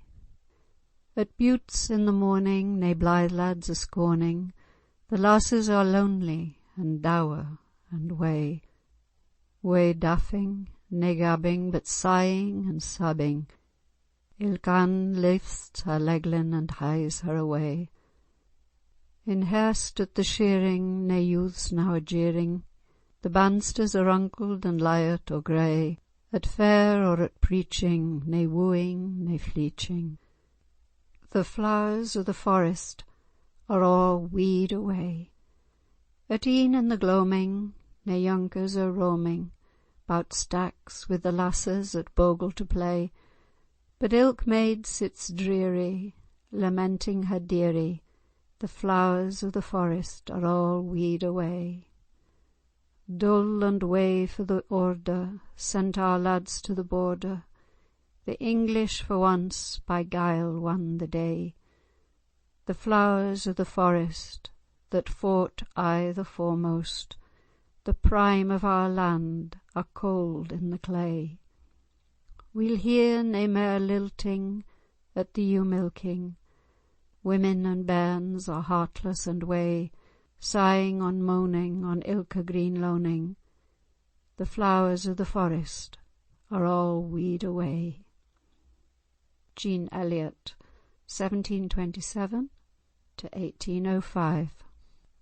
Following poem also gives eloquent and touching expression to the deep gloom which descended upon the Border after the fatal battle, and tells of the despair felt in almost every Ettrick home. Selkirk after Flodden, a widow's dirge, October 1513. It's but a month the morn sin, all was peace and plenty. O Hurst was haflin shorn, aidant men and lassies denty, but now it's all distress. Never mair a merry meeting, for half the bairns are fatherless, and all the women greeting o' Flodden field. Miles and miles round Selkirk town, where forest flowers are fairest, ilka lassie's stricken down with a fate that furs the sairest. All the lads they used to meet by Ettrick braes or yarrow, lying thrammelt head and feet in Brankston's deadly barrow. O Flodden field! Frae every cleuch and clan the best of the braid Border rose like a single man to meet the royal order. O Burgh town itself sent its 70 down the glen, ask Fletcher how they fell, brave fechting an to 10 o' Flodden field. Round about their gallant king, for country and for crown, stood the dauntless Border ring, till the last was hackit down. I blame no what has been, they maun fa that canna flee, but oh to see what I ha seen, to see what now I see, O Flodden field. The suitors are full croose o' their leather and their lingle, With a shoes in ilka hoose sat contented round the ingle. No, there's naething left but dool. Never mair their work will cheer them in Flodden's bloody pool. They'll neither wait nor wear them o' Flodden field. Whar the weavers used to meet in ilka bieldy corner, no, there's none in a' the street, savin here and there a mourner, walking lonely as a wraith, or if she meet another, just a word below their breath, or some slaughtered son or brother o' Flodden field. There stands the goodman's loom that used to gang sae cheerie, untented noo and toom, making all the house sae eerie, till the sicht I canna dree, for the shuttles lying dumb speak the loudlier to me o' him that wunna come o' Flodden field. Said nicht I covet over just to hold it frae my een, but I hanna yet the power to forget what it has been, and I listen through the hoose for the chapping o' the lay, till the scraping o' a moose takes my very breath away. O Flodden field! Then I turn to Sister Jean, and my arms aboot her twine, and I kiss her sleepless een, for her heart's as sair as mine, a heart once fu' o' fun, and hands that ne'er were idle. We a' her cleedin spun against her Jamie's bridle. O Flodden field! Now we've neither hands nor heart, in our grief the walk's forgotten, though it's wanted every airt, and the craps are lying rotten. Was awesome blasts gane by, and left a land forlorn, in death's stool herst they lie, the shearers and the shorn o' Flodden field. We winter creeping near us, when the nichts are drear and lang, nane to help us, nane to hear us, on the weary gate we gang. Lord o' the quick and deed, sin oor ane we canna see, in mercy mak good speed, and bring us where they be, far, far frae Flodden field. J.B. Selkirk, James B. Brown, by permission of W. Cuthbertson, Esquire. Another lyric relating to the fatal Battle of Flodden refers to the gallantry of the suitors or shoemakers of Selkirk, who, to the number of 80, and headed by their town clerk, joined the army as it entered England. They distinguished themselves greatly, and few returned. The yellow and green are the liveries of the house of Hume, taxed by some with being the cause of the defeat. Up with the suitors of Selkirk, and down with the Earl of Hume, and up wi' all the braw lads that sew the single-soled shoon. Fie upon yellow and yellow, and fie upon yellow and green, but up wi' the true blue and scarlet, and up wi' the single-soled sheen. Up wi' the suitors of Selkirk, for they are baith trusty and leal, and up wi' the men of the forest, and down wi' the merce to the deil. In Ayton's Lays of the Scottish Cavaliers, the following well-known poem tells how the news of the disaster at Flodden Field was received in Edinburgh. Edinburgh after Flodden. 1. News of battle, news of battle, hark 'tis ringing down the street, and the archways and the pavement bear the clang of hurrying feet. News of battle, who hath brought it? News of triumph, who should bring tidings from our noble army, greetings from our gallant king? All last night we watched the beacons blazing on the hills afar, each one bearing as it kindled message of the opened war. All night long the northern streamers shot across the trembling sky, fearful lights that never beckon, save when kings or heroes die. 2.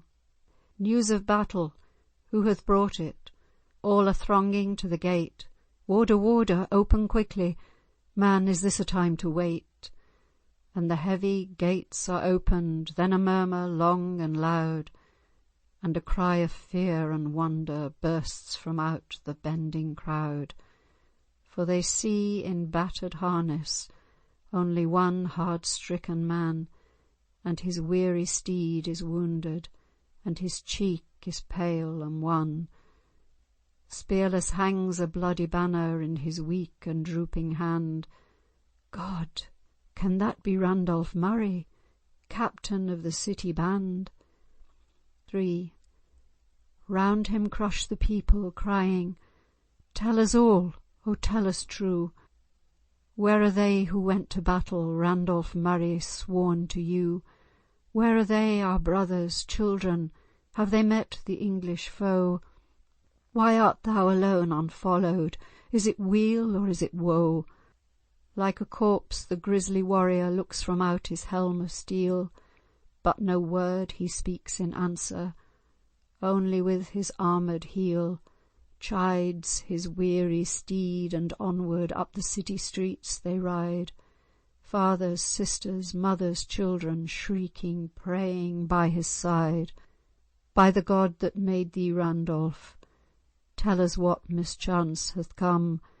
Then he lifts his riven banner, and the asker's voice is dumb. 4. The elders of the city have met within their hall, the men whom good King James had charged to watch the tower and wall. "Your hands are weak with age," he said, "your hearts are stout and true. So bide ye in the maiden town while others fight for you. My trumpet from the border side shall send a blast so clear that all who wait within the gate that stirring sound may hear. Or if it be the will of heaven that back I never come, and if instead of Scottish shout ye hear the English drum, then let the warning bells ring out, then gird you to the fray, then man the walls like burghers stout, and fight while fight you may. 'Twere better that in fiery flame the roofs should thunder down, than that the foot of foreign foe should trample in the town." Then in came Randolph Murray, his step was slow and weak, and as he doffed his dinted helm, the tears ran down his cheek. They fell upon his corselet and on his mailed hand, as he gazed round him wistfully, leaning sorely on his brand. And none who then beheld him but straight were smote with fear, for a bolder and a sterner man had never couched a spear. They knew so sad a messenger some ghastly news must bring, and all of them were fathers, and their sons were with the king. 6. And up then rose the provost. A brave old man was he, of ancient name and knightly fame, and chivalrous degree. He ruled our city like a lord, who brooked no equal here, and ever for the townsman's rights stood up 'gainst prince and peer. And he had seen the Scottish host march from the Borough muir, with music storm and clamorous shout, and all the din that thunders out when youth's of victory sure. But yet a dearer thought had he, for with a father's pride he saw his last remaining son go forth by Randolph's side, with casque on head and spur on heel, all keen to do and dare.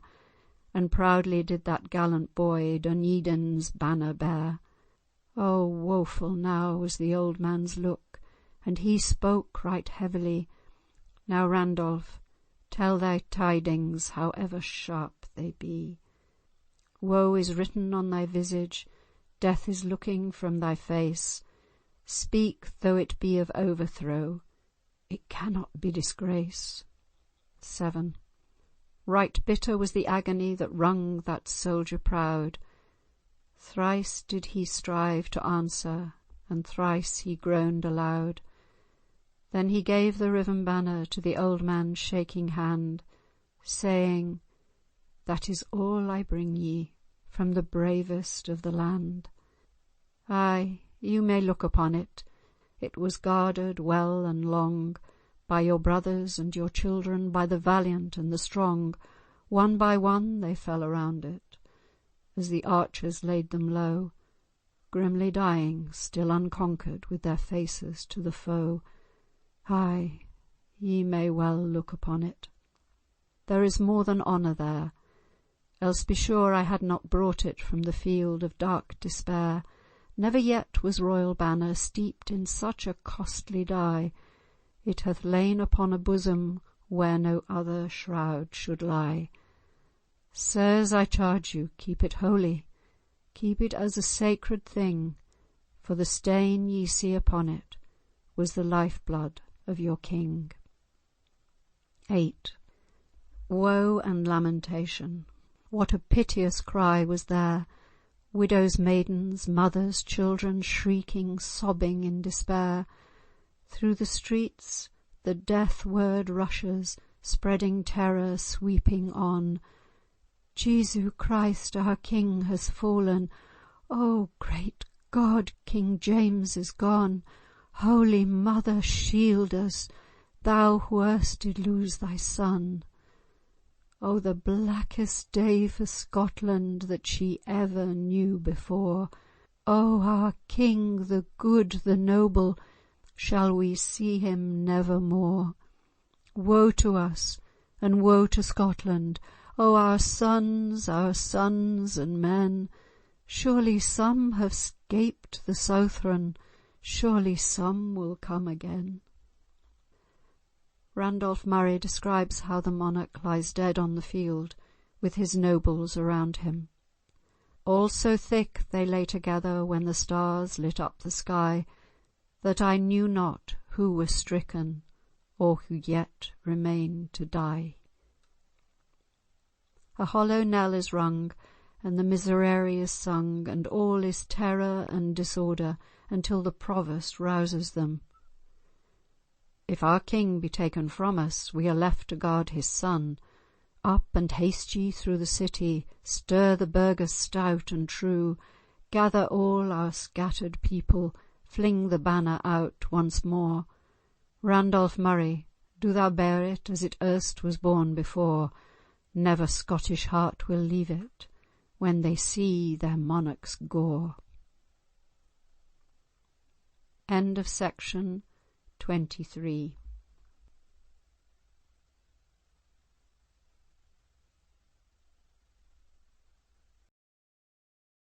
They met one day in Carlisle, and went arm in arm to the wine, and as was too oft the custom of these days, they stayed and drank till they were both merry. Good Lord Graham took up the cup. "Sir Robert, and here's to thee," he said, "and here's to our 2 sons at home, for they like us best in our own country. Oh, were your son a lad like mine," answered Bewick boastfully, "and learnt some books that he could read, they might be 2 brothers in arms, and lord it over the border side. But your son's a lad, and he's but bad, and Billy to my son he cannot be. You sent him to school, and he would not learn. You bought him books, and he would not read." Lord Graham called angrily for the reckoning. "My blessing shall he never earn," said he, "till I see how his arm can defend his head." He threw down a crown and went to the stable, took his horse and rode home. "Welcome, my old father," said his son, Christy Graham. "But where were you so long from home?" "I've been at Carlisle town, and a shamed man I am by thee," answered his father with a black look. "I have been at Carlisle town, where Sir Robert Bewick met me. He says you are but a bad, wild youth, and can never be Billy to his boy. I sent you to the school, and you would not learn. I bought you books, and you would not read. Therefore you shall never have my blessing till I see you save your head in fight with young Bewick."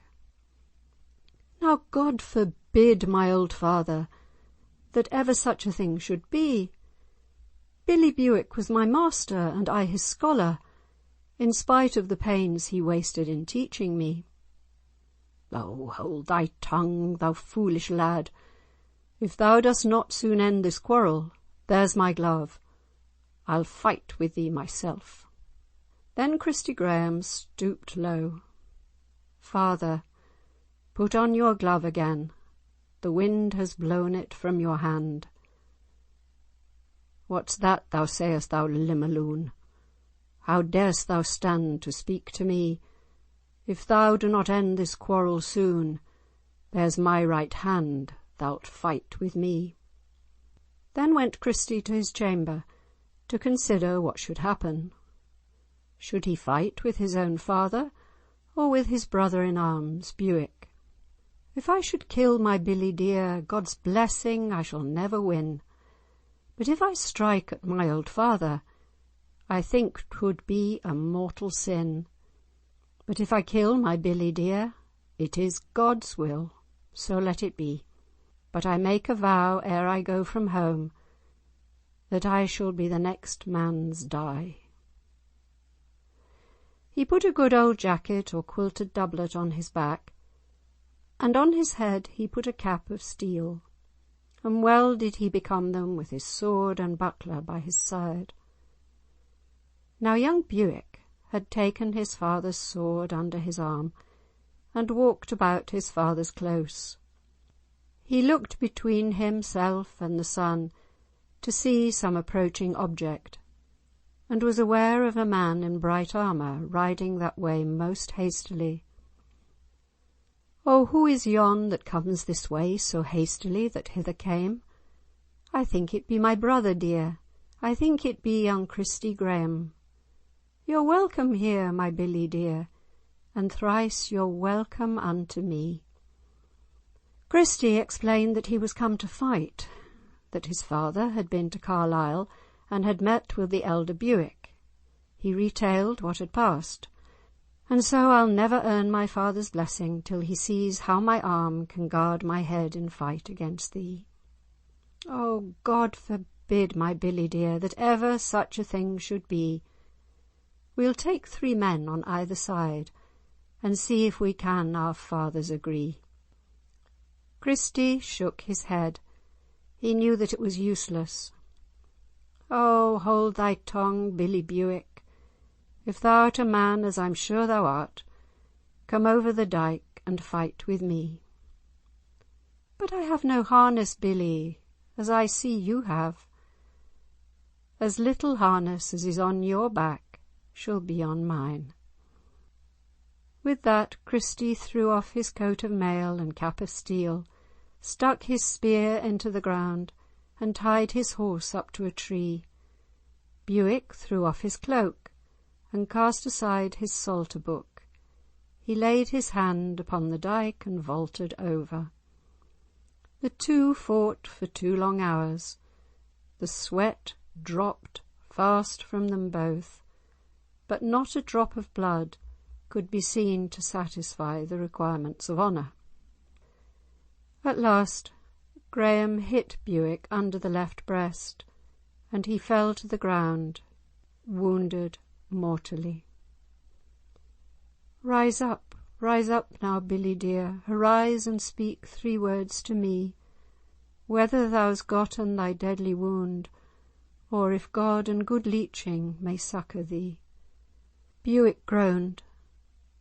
"Get to horse, Billy Graham, and get thee hence speedily. Get thee out of this country, that none may know who has done this." "Oh, have I slain thee, Billy Bewick? But I made a vow ere I came from home that I would be the next man to die."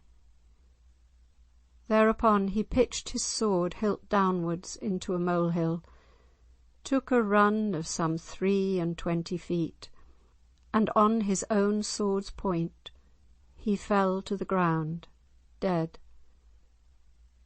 Then up came Sir Robert Bewick. "Rise up, my son," he said, "for I think you have got the victory." "Oh, hold your tongue, my father dear. Let me be spared your prideful talking. You might have drunken your wine in peace, and let me and my billie be. Go dig a grave both wide and deep, and a grave to hold us both.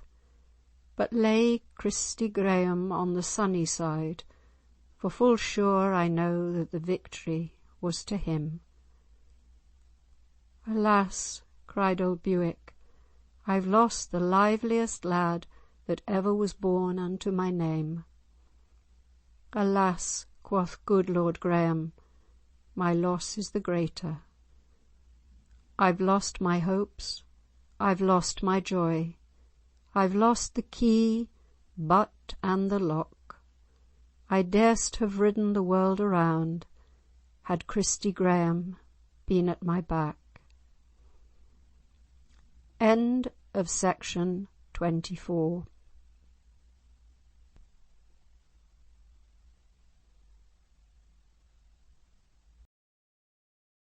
That he lay, that there was an outlaw in Ettrick Forest counted him naught, nor all his court so gay. The king, mentioned in the ballad, is supposed to have been either James IV or James V. This places the date somewhere in the early part of the 16th century. The outlaw Murray and his lady kept royal state in Ettrick Forest. Here he lived with 500 men, all gaily clad in livery of Lincoln green. His castle, built of lime and stone, stood fair and pleasantly in the midst of the forest, surrounded by pine trees, under which wandered many a hart and hind, many a doe and roe, and other wild creatures.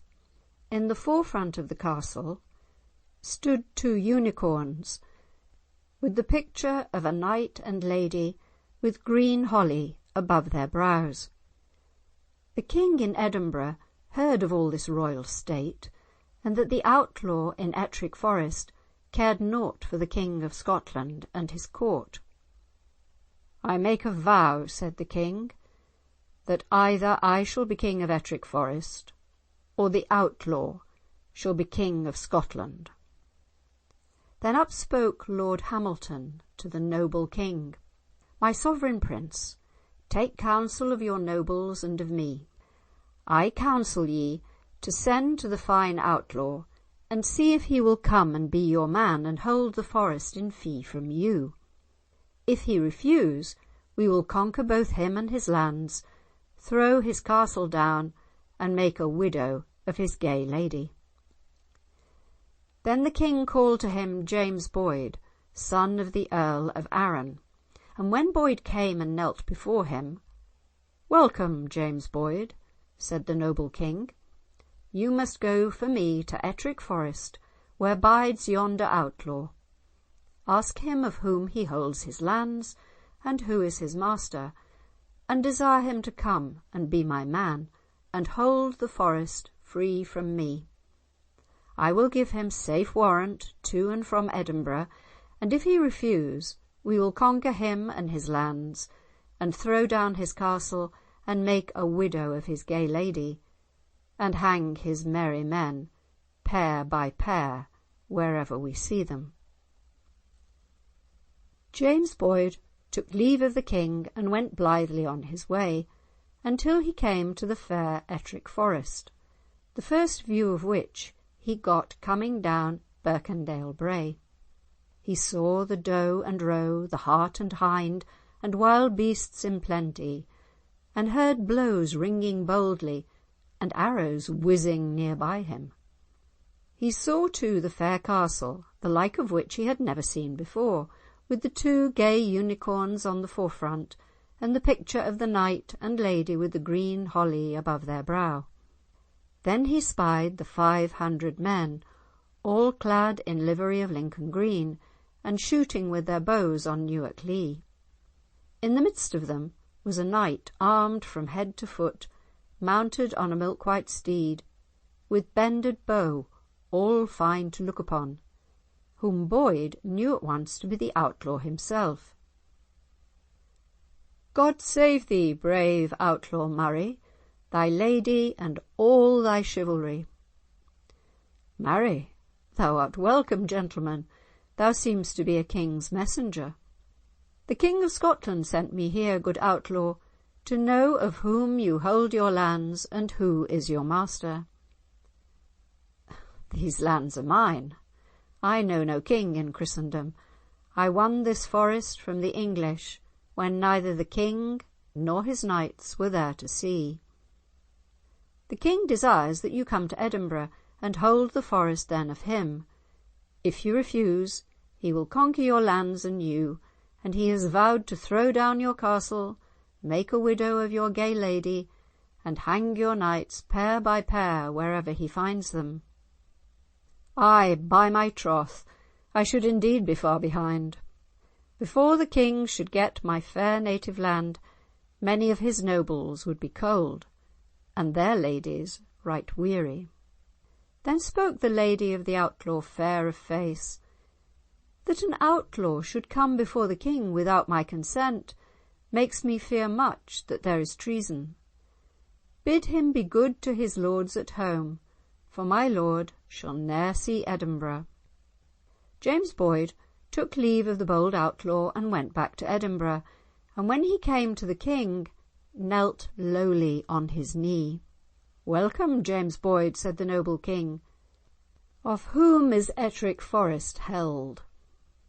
"Ettrick Forest is the fairest forest that ever man saw. There are doe and roe and hart and hind and wild beasts in plenty.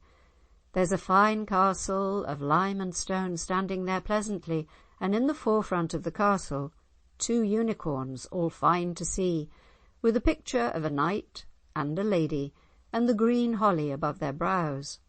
There the outlaw keeps a royal company, 500 merry men, all gaily clad in Lincoln green, and the outlaw and his lady in purple.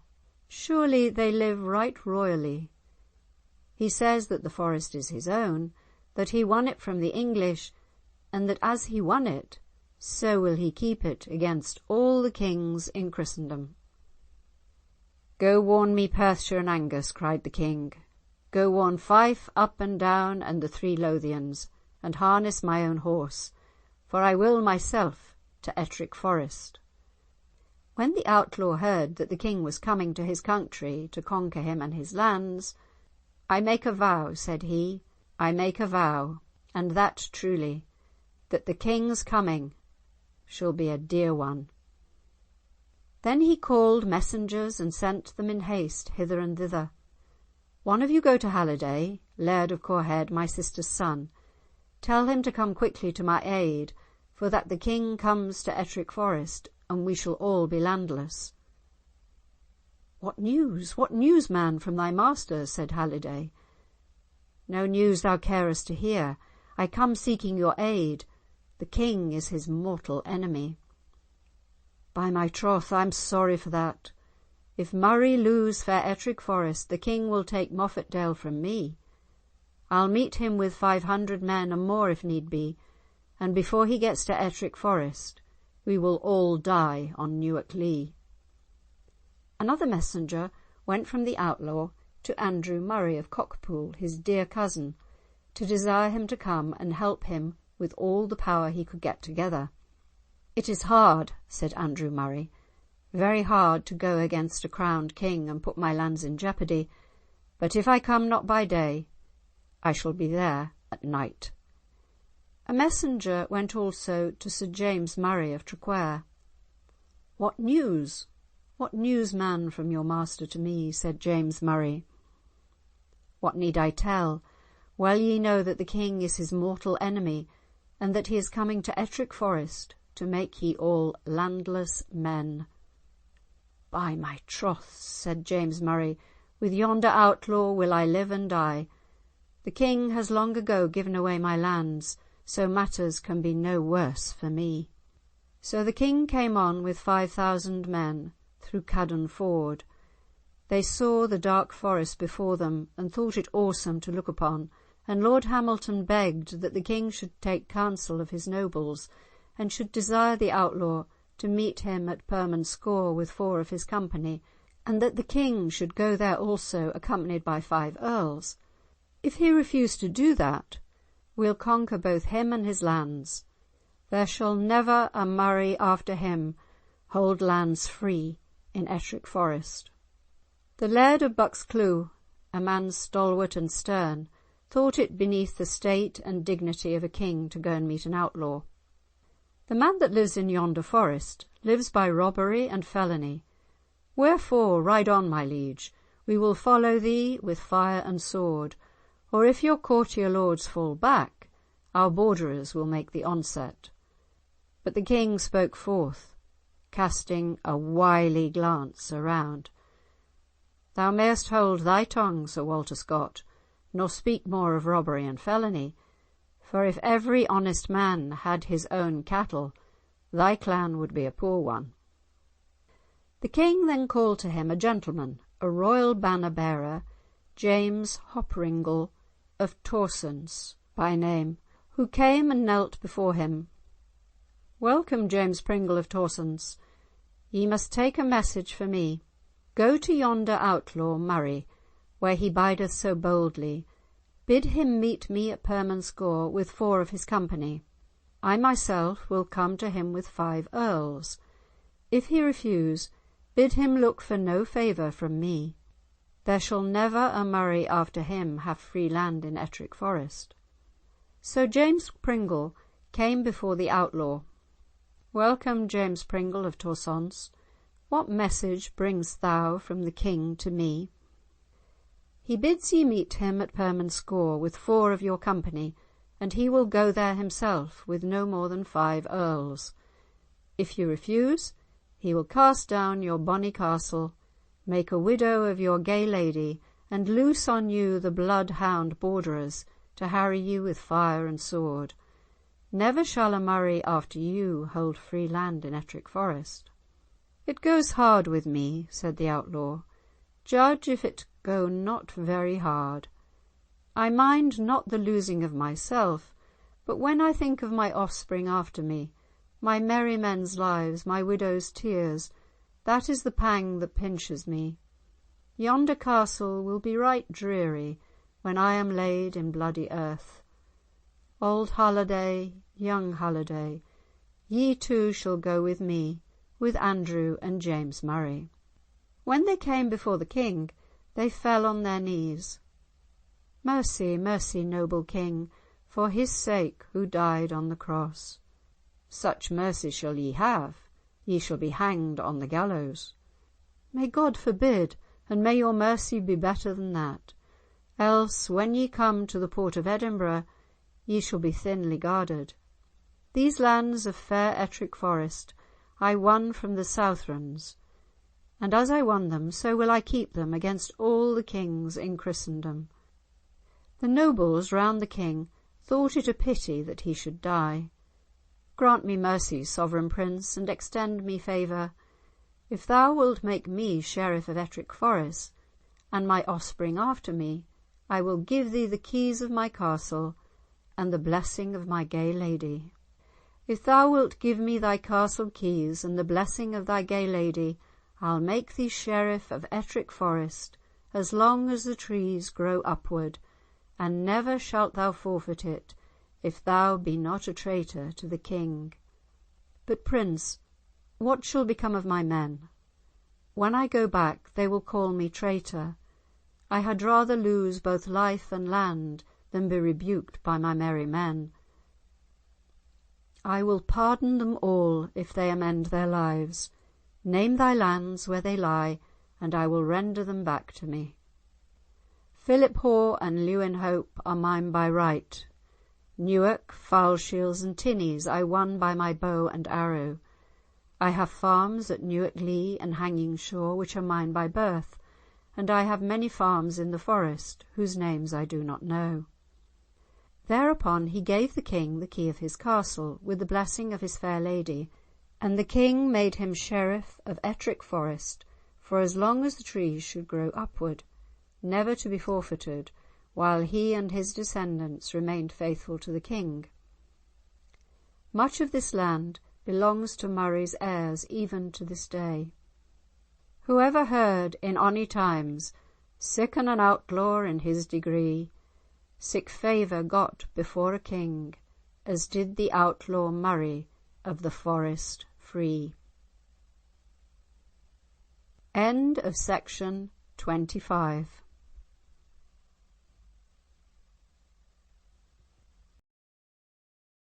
Brave to see, the king he moved his bonnet to him. He knew he was a king as well as he. In 1529, James V visited the border country to execute justice on the wild freebooters.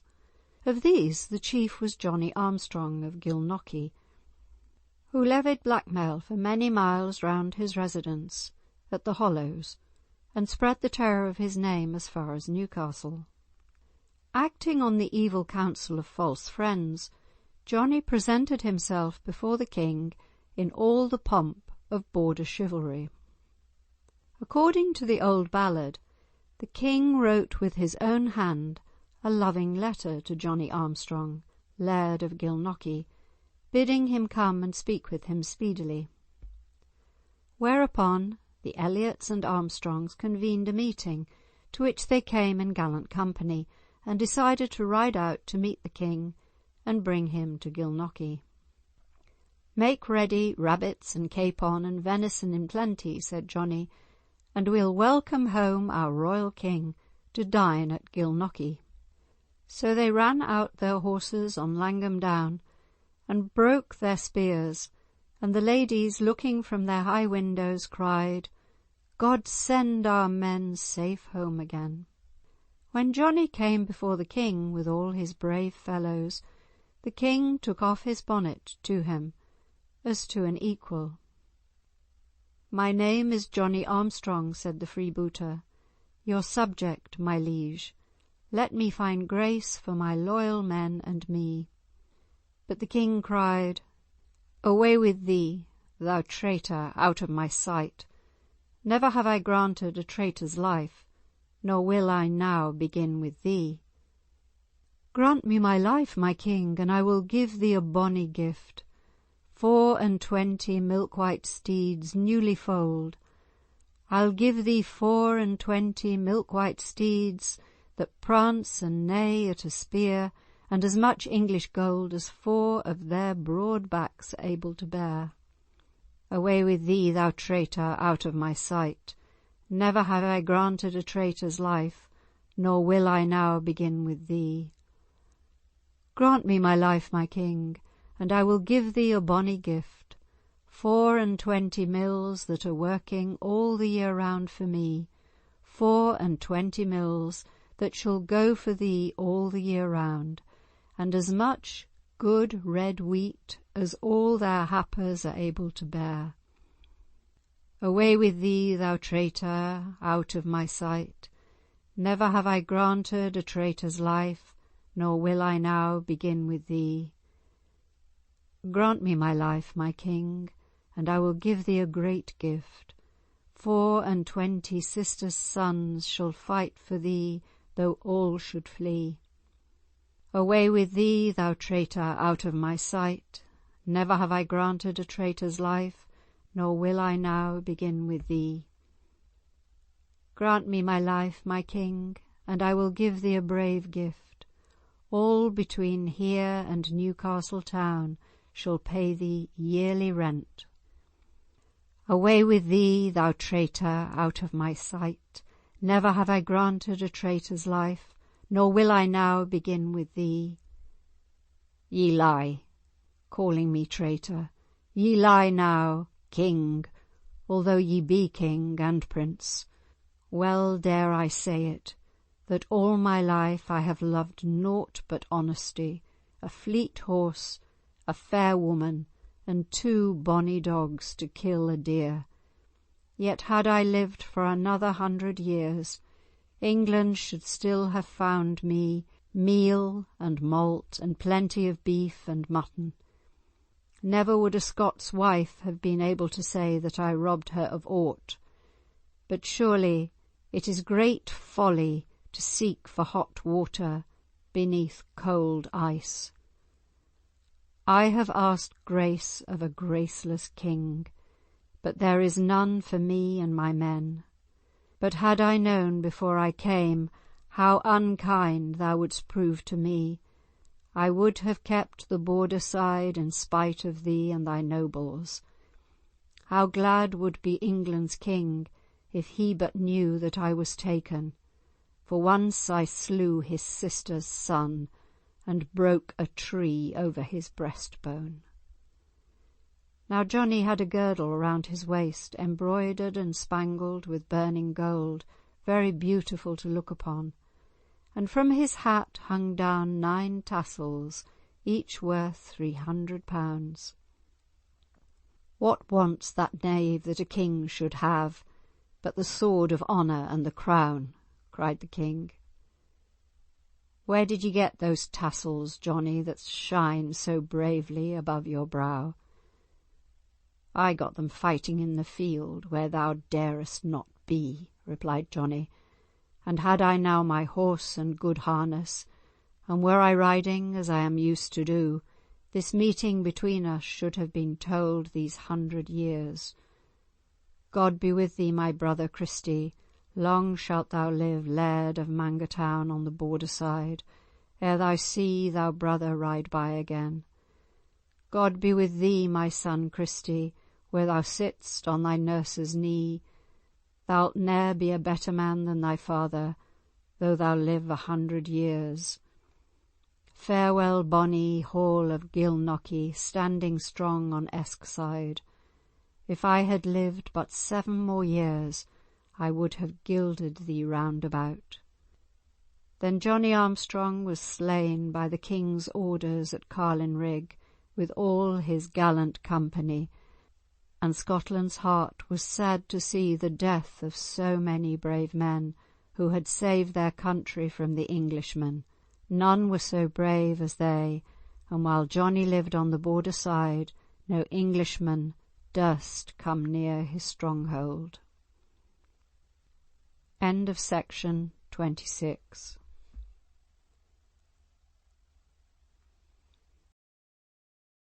Into the border freebooters has already been told in the account of Johnie Armstrong.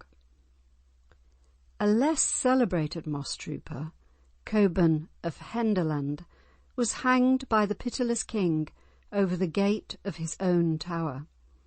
The wife of Cockburn loved him most dearly, and when she found the king would show no mercy, fled away to the rocks behind the castle while the cruel sentence was carried out. She sat by a roaring torrent of the Henderland burn, the noise of which in her ears drowned the savage shouts of the king's soldiers. The beautiful song which describes the grief of this loving woman is one of the gems of ancient poetry, and is here printed entire. The Lament of the Border Widow. My love he built me a bonny bower, and clad it all wi' lily flower. A brawer bower ye ne'er did see, than my true love he built for me. There came a man by middle day, he spied his sport and went away, and brought the king that very night, who brake my bower and slew my knight. He slew my knight to me sae dear, he slew my knight and took his gear. My servants all for life did flee, and left me in extremity. I sewed his sheet, making my moan, I watched the corpse myself alone.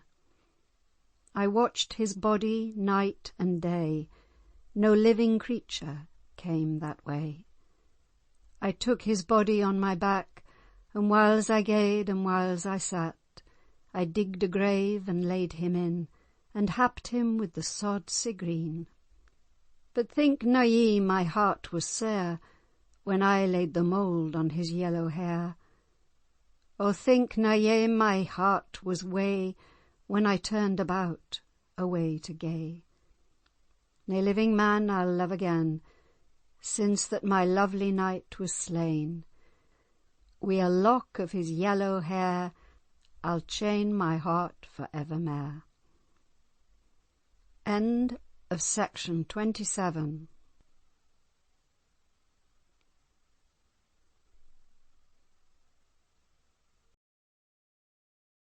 Since it was written by Hogg, the Ettrick shepherd, in 1830. But the rash raid it describes took place in 1549. The Kerrs were an important border family, the leaders of whom afterwards became Earls of Roxburgh.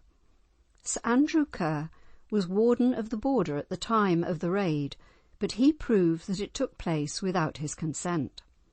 The Kerrs were all left-handed men, and puzzled their enemies by their left-handed swordsmanship. Even today, in some parts of the borders, a left-handed man is called Kerr-handed. On a fine September evening, Tam Kerr rode out with 50 in his company. They were armed for a fight, and their swords were keen. They rode by the Maiden Crags and down the Osway burn, going carefully till the daylight closed, for they were soon in Northumberland. Their bold plan was to get down the valley of the Coquet, even as far as Rothbury, where Witherington, the English warden, kept a magnificent herd of cattle. They had one castle to pass, that of Biddleston, which had been held by the Selby family since the reign of Henry III, and still belongs to them to this day. Biddleston Castle guarded the Allenton or Alwinton ford, where the Alwyn stream enters the Coquet. So they sent the reckless Mark Kerr first to scout along by the ford, and told him to set up marks on the cairns to show his progress. Having nothing else to mark with, he tore the shirt off his back and left strips of it on the cairns. At the ford a sentry challenged him, and he answered that he had a message for Witherington. The sentry demanded his sealed warrant, and the Scot drew his sword. They fought bravely and long before the Englishman was killed, and the Scot marvelled that a common soldier should so withstand him, for he was the best swordsman of his race. On he galloped, on and on, till he met a comely maiden, and addressing her he tried to imitate the Northumberland speech, saying that he had lost his way. She told him at once that she knew he was a Scot, but so also was she. She had been taken captive, but word had come by an English spy that the Kerrs were out upon a raid, and while the English had set 100 soldiers to guard their cattle, she had slipped away to warn the Scots, and to return with them. Being a gallant after the manner of that day, he sprang from his horse, kissed her, and invited her to mount his saddle, even if he had to run beside till he could capture another steed. But an English soldier came up and warned him roughly off the road. Mark Kerr had been brought up to answer rough words with rougher blows. Out leapt his sword, and he cut the rude words short by slashing the man's head off. Then he disguised the maid in the dead man's clothes, and they retraced their steps that he might warn his companions. They very soon came upon them, and all together hid in the lowest dell of the Larbottle burn, while they made their plans. Tam Kerr, with 20 of the men, was to draw off the English, while Mark, with 30 others, slipped round and drove off the cattle unperceived. This was done until after midnight Tam, aided by the darkness and by the difficulties of the wild locality, held the English at bay. Then he heard the bugle signal, and knew that Mark was well on the road with the beasts, and that he must follow quickly. But Witherington also guessed what the signal meant, and pursued with all the speed he knew. Mark had not long crossed the ford at Biddleston before the English were on him. First Mark and Witherington fought in single combat, hand to hand, all their men watching eagerly. It was still very dark, but the clash of sword against sword lit the air with sparks. Witherington was badly wounded, but Mark was killed. With desperate shouts, the Scots fell upon the English. Then up came Tam and his men from behind to help the Scots, but the captain of Biddleston had also been awakened, and galloped down with his men to aid the English. Tam smote his head off with his sword, but the horse galloped on with his headless body right into the ranks of the Scots. They thought it must be a demon and began to scatter in full flight to the border. Tam was slain trying to follow them, and his men, seeing that they had work enough to gallop for their lives, slew the cattle they could no longer hope to steal. On and on the hard-pressed remnant spurred their weary horses. It was daylight now, and the English along the road shot arrows at them as they galloped past. Out of 51 hardy, healthy curs who had started forth in the raid, only 17, weary and wounded, saw their homes again. And back in the south country, the comely Scottish maiden lay dead across the breast of the gallant Mark, their heart's blood mingling in a common stream. Small wonder that a Scot should make a ballad of the story, and that borderers should sing it even to this day. End of section 28.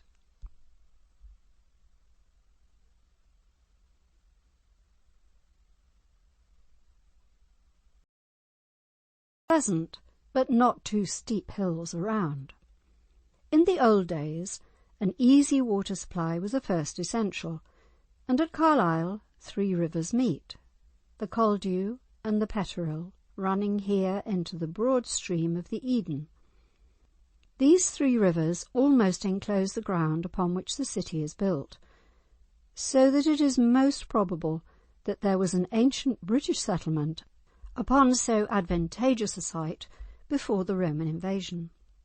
Our earliest record, however, goes back no further than Roman days, and it is certain there was then a Roman city here called Lugo Vallium, the Trench of the Legion. Even today, when new gas pipes are being laid in the ground, it is by no means rare to dig up Roman relics. The long Roman name became gradually corrupted into Luel or Leal, and the Britons added their word Caer, which means a city. Hence, Caer Luel, an earlier form of the modern Carlisle.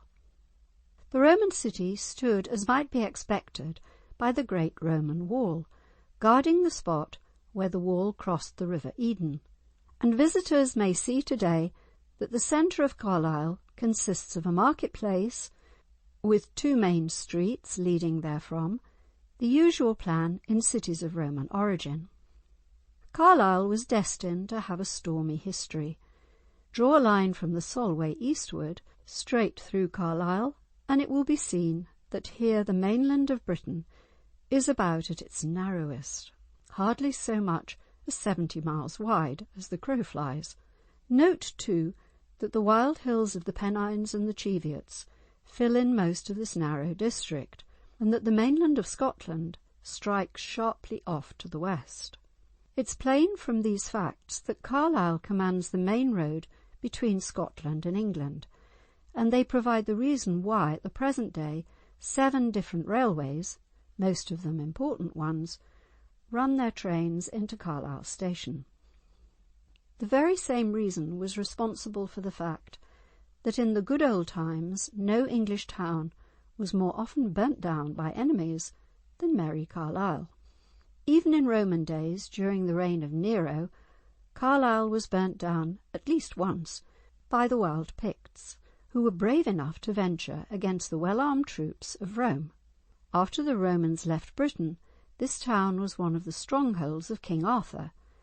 To be sure, nothing very definite is known about this romantic king, but the old ballads tell us that he was victorious over Gauls, Dacians, Spaniards, and Romans. This sounds very unlikely to those who do not realise that when Rome called home her best men for her own defence, she may have left behind many rough soldiers of various nations to guard the wall. Although we know nothing about King Arthur, save what is vague and legendary, we do know that the Roman legions were recruited from all the provinces of the empire. Cumberland had many connections with King Arthur. Within 20 miles of Carlisle, near Penrith, is a big round hill called King Arthur's Table, while nearer still, on the Penrith and Carlisle road, is shown the spot where stood Turn Waddling Lake and Castle, where King Arthur was bewitched and taken prisoner by the foul discourteous knight, only to be released, provided one of his men would consent to marry the hideous lady with hair like serpents. When at last Sir Gawain married this hag for his king's sake, she, of course, changed at once into a beautiful young woman. This doesn't sound very convincing, it is true, but in the old days many tales just as unlikely were told of famous men. At any rate, the ballad begins with the lilting line, "King Arthur lives in merry Carlisle." And all that concerns us at the moment is that perhaps he really did live there and did do some very real fighting along the debatable line of the wall. We next learn of Carlisle that King Egfrid of Northumbria rebuilt the city about the year 675, wherefore we can only suppose that it had suffered its somewhat usual fate, perhaps at the hands of that savage Saxon warrior called the Burner. But in any case, Carlisle never belonged to the Northumbrians for any considerable space of time, but was the capital of the Celtic or Welsh kingdom of Cumbria, from which the present name of Cumberland is derived. In 875 the Danes had a turn at pillaging and harrying Carlisle, which was again in sorry plight. Both Cumbria and Northumbria were faring very badly in the struggle between the various kingdoms which then divided up Britain, and for a while it looked as if the energetic kings of the Scots would annex both these Norman dominions.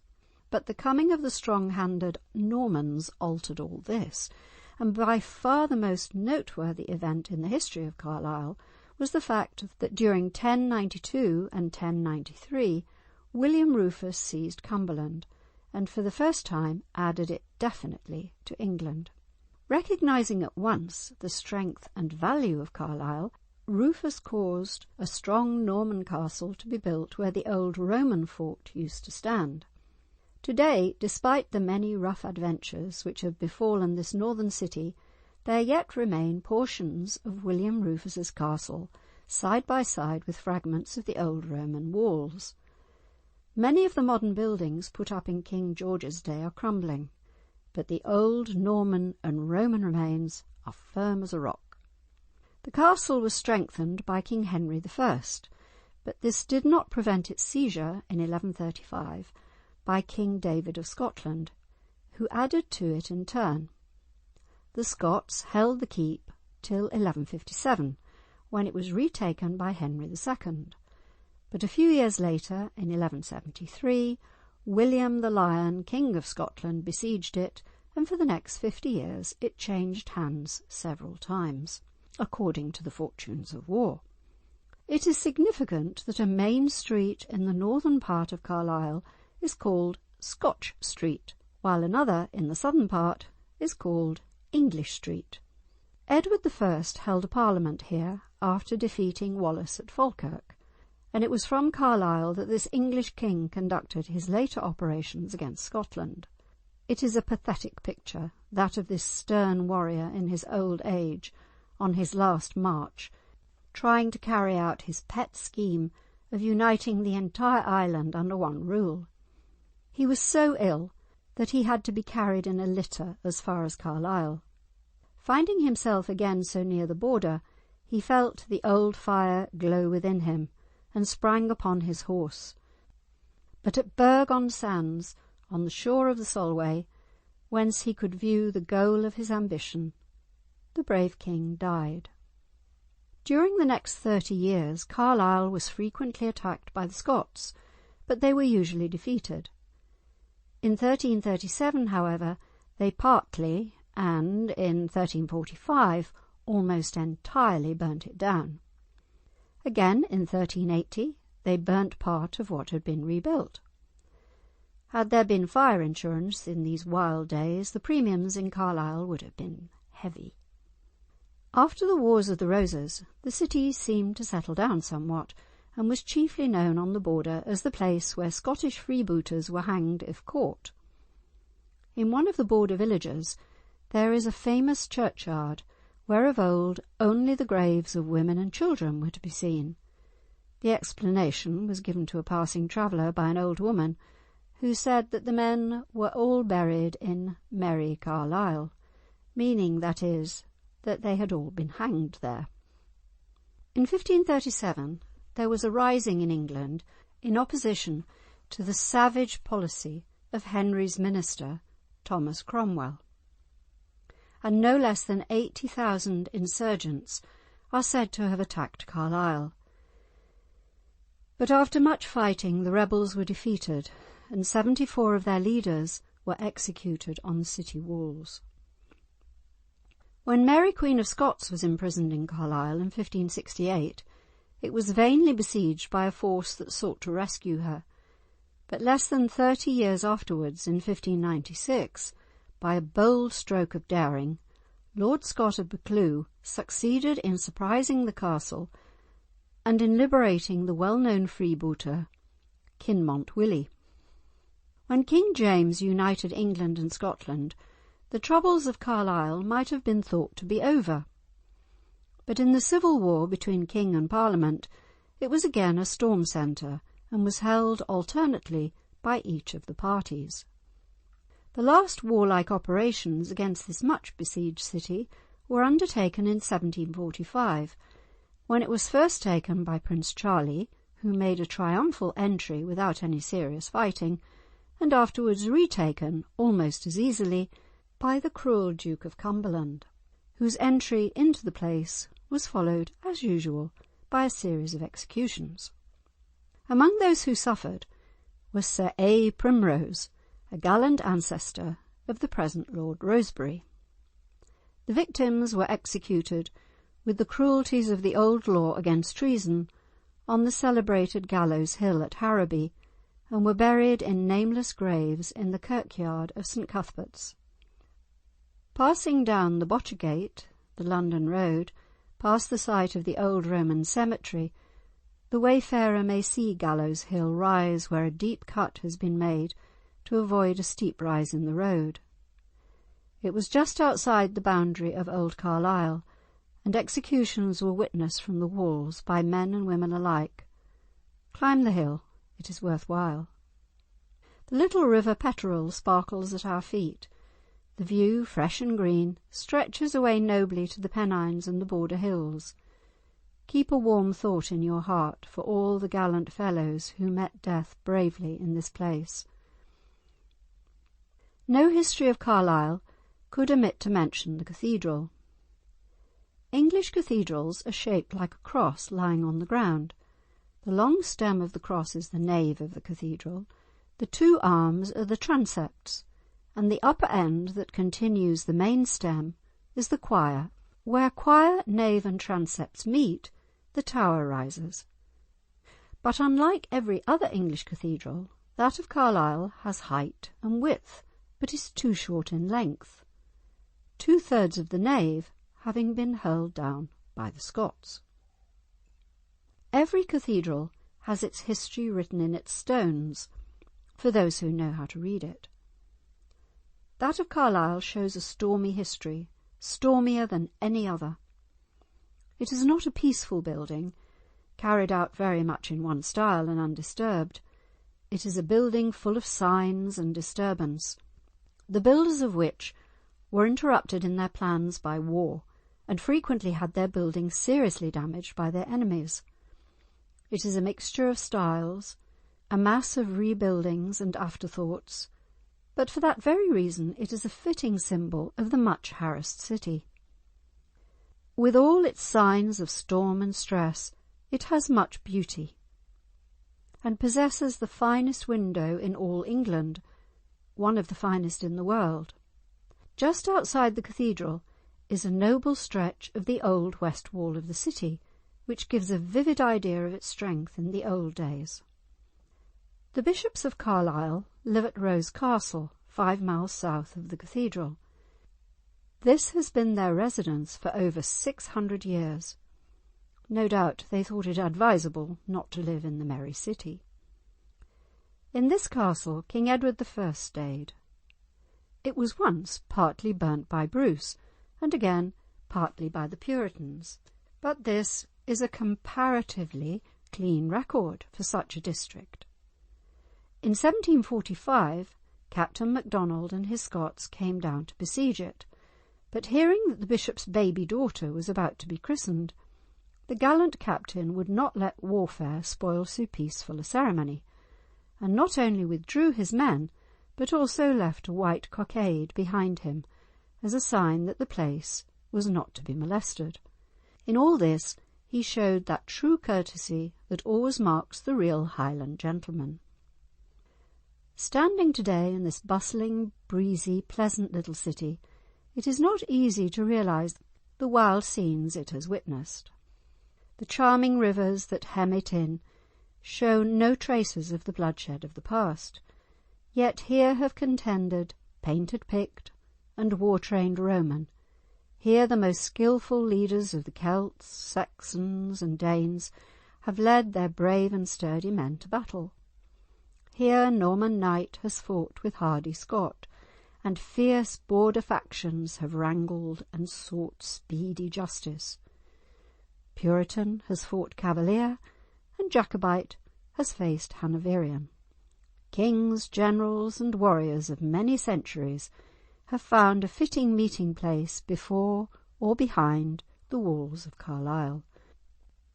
An open, airy, quaint city, there is not very much that is old in it, for the old was not allowed to stand long enough. But on the top of its principal hill, the tall, truncated cathedral presents a picturesque figure, and if we stand there or by the castle, the eye commands fine ancient walls and very delightful distances. It is a place of lingering memories, and if these are chiefly of strife and bloodshed, we do not forget that to the Border folk the city was merry Carlisle. End of section 29.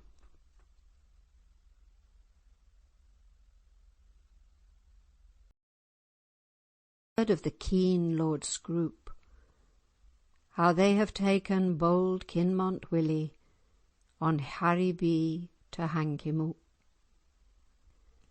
The story of this famous freebooter, William Armstrong of Kinmonth, belongs to the time of Queen Elizabeth, when Lord Scroope was warden of the Western Marches and Mr Sakelde of Corby Castle was his deputy. Kinmont Willie was a descendant of the famous Johnie Armstrong of Gilnockie, and his capture was a violation of the existing truce between Scroope and Buccleuch, the keeper of Liddesdale. Elizabeth was indignant at Buccleuch's action in rescuing Willie, and as the Scots at that time were very anxious not to offend her, Buccleuch was sent to England and came before the Queen, who asked him how he dared to undertake such an adventure. "What is it," answered he, "that a man dare not do?" "With 10,000 such men," said Elizabeth, turning to a lord-in-waiting, "our brother of Scotland might shake the firmest throne of Europe." The ballad tells of the capture of Kinmont Willie, and how the false Sakelde and his men treacherously seized him. They bound his legs beneath his horse, and tied his hands behind his back, and with 5 men on each side to guard him, brought him over Liddel Ford and through Carlisle sands to Carlisle Castle. When he arrived there, Willie addressed his captor in these words: "My hands are tied, but my tongue is free. Who will avow this deed or answer for it to bold Buccleuch? Hold thy tongue, thou rank robber. Never a Scot shall set thee free. Ye shall take farewell of me before ye cross my castle gate," said Scroope. "Fear ye not that, my lord," answers Willie, "for by the faith of my body, Never did I yet lodge in a hostelry, but that I paid my reckoning before I went." Word was sent to Branksome Hall, to the keeper of Liddesdale, that Lord Scroope had captured Kinmont Willie, whereupon the keeper smote the table with his hand till the red wine sprang on high. "A curse on my head," he cried, "if I be not avenged of Lord Scroope. Is my helmet a widow's cap, or my lance a twig from a willow tree, or my fist a lady's lily hand, that an English lord should appraise me so lightly? Have they taken Kinmont Willie in spite of the truce, and forgotten that the bold Buccleuch is keeper on the Scottish side? Have they taken Kinmont Willie so fearlessly, and forgotten that the bold Buccleuch can back a steed and wield a weapon? Were there but war between the lands, then would I slight Carlisle Castle, though it were built of marble. I would set it on fire and drench it with English blood. But since there is peace and not war, I'll set the Kinmont free, yet never harm English lad or lass." So Buccleuch called 40 bold marchmen, all of his own name and kin, except one, Sir Gilbert Elliot, Laird of Stobbs. They came spur on heel and armour on shoulder, with gloves of green and feathers of blue. 5 and 5 came first with hunting horns and bugles. 5 and 5 more came with Buccleuch, like warden's men arrayed for battle. 5 and 5 came like a gang of masons, carrying long high ladders, and 5 and 5 came like broken men, and so they reached Woodhouse Lee. When they had crossed to the English side, the first man they met was the false Sakelde. "Where are ye going, ye keen hunters?" quoth Sakelde. "We go to hunt an English stag that has trespassed on Scottish ground." "Where are ye going, ye martial men?" "We go to catch a rank robber that has broken faith with the bold Buccleuch." "Where are ye going, ye mason lads with all those long high ladders?" "We go to harry a Corbies' nest, not far from here." "Where are ye going, ye broken men?" said false Sakelde. But Dickie of Dryhope, leader of the broken men, had never a word of learning, and answered nothing. "Why trespass ye on the English side? Stand, ye raw-footed outlaws." "Never a word yet," said Dickie, but for answer ran his lance clean through the body of the false Sakelde. On then they went to Carlisle town, crossing the Eden at Staneshaw bank, nor lost they either horse or man, though the water was high in flood. When they reached Staneshaw bank, the wind was rising, and the laird ordered them to leave their horses for fear they should stamp and neigh. The wind blew loudly enough then, but when they came beneath the castle wall, there was wind and rain and flying sleet. On they crept on their knees and held their breath till they placed the ladders against the wall. Buccleuch himself mounted first, took the watchman by the throat, and flung him down upon the leads. "Thou hadst gone on the other side," said he, "had there not been peace between our lands." "Sound out the trumpets," quoth he. "Let's wake up Lord Scroope." Then loud blew the warden's trumpet, to the tune of "O wha dare meddle wi' me?" To work they went speedily, and cut a hole through the lead, gaining thus the castle hall. Those inside thought the castle had been taken by King James and all his men, yet it was only 20 Scots and 10 that had put 1,000 in such a stir. They hammered and banged at the bars until they came to the inner prison, where lay Kinmont Willie. "Do ye sleep or wake, Kinmont Willie, on the morn when ye shall die?" Oh, I sleep lightly and wake often. It's long since sleep was frightened from me. Give my service to my wife and bairns and all good fellows that inquire after me." Red Rowan, the strongest man in Teviotdale, lifted him up. "Stay now, Red Rowan, till I take farewell of Lord Scroope." "Farewell, farewell, my good Lord Scroope," he cried. "I will pay ye for my lodging when first we meet on the border." With shout and cry, Red Rowan bore him on his shoulders down the long ladder, the irons clanking at every stride. "Many a time," said Kinmont Willie, "have I ridden a horse both wild and unruly, but never have my legs bestrode a rougher beast than Red Rowan. Many a time have I pricked a horse over the furrows, but never since I backed a steed have I worn such cumbrous spurs." Scarcely had they won the Staneshaw bank when all the bells in Carlisle were ringing, and Lord Scroope was after them with 1,000 men on horse and foot. But Buccleuch has turned to Eden water, even where it flowed frae bank to brim, and he has plunged in wi' all his band, and safely swam them through the stream. He turned him on the other side, and at Lord Scroope his glove flung he. "And if ye like na my visit to merry England, in fair Scotland come visit me."